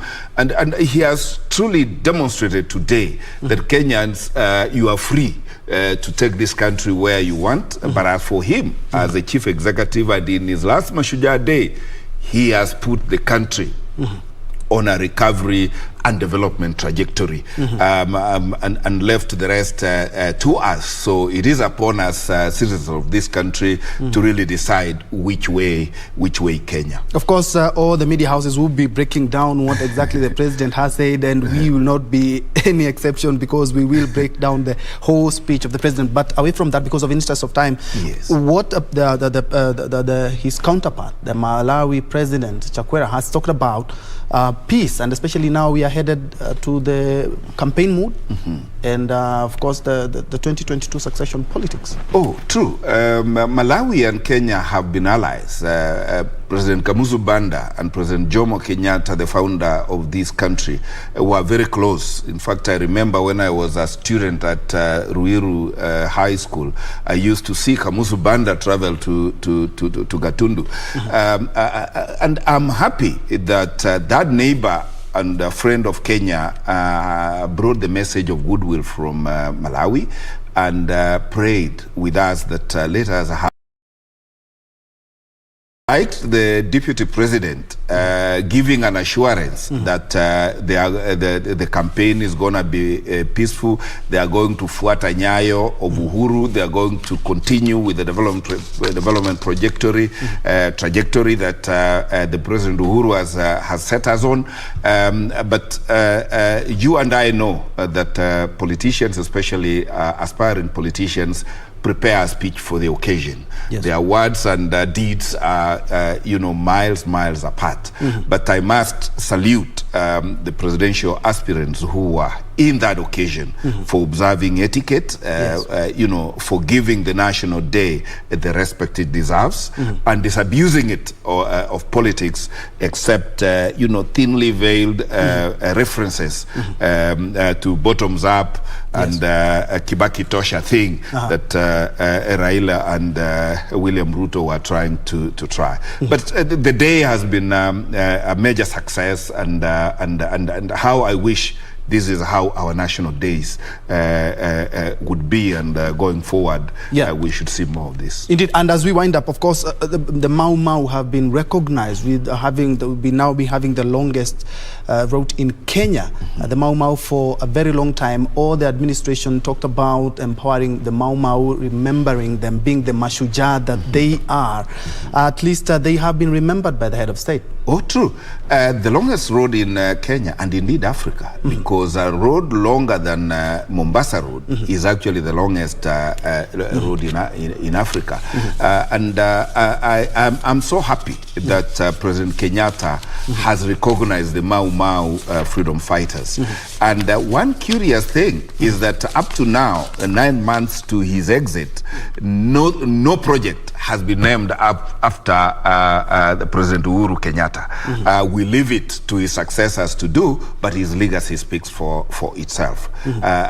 For the Mau Mau, it is hats off, and we are all babies and heirs of the Mau Mau generation. Yes. And a Mau Mau road is a Mau Mau for Kenya, and a Mau Mau for, rather a road for Kenya and its children. Indeed. Thank you so much, Steve Mogaka, who is a constitutional lawyer and also governance experts are there breaking down some of the issues that have come up in the president's speech and, of course, in his counterpart's speech, President of Malawi, who is visiting the country. Of course, we will be breaking down further what the head of state has said and looking at the sight and sounds of the day. The day is Mashujaa. I can tell you for a fact you are our Shujaa for keeping tuned till this moment. And now we're taking a short, quick break, but we'll be right back with the day's news. Thank you so much for watching.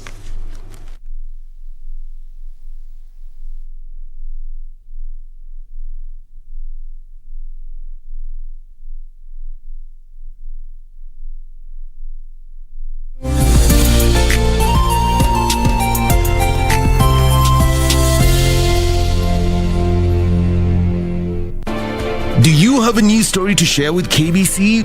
Get in touch swiftly on email newsroom@kbc.co.ke, call 0723 892 654 or 0734 780 124.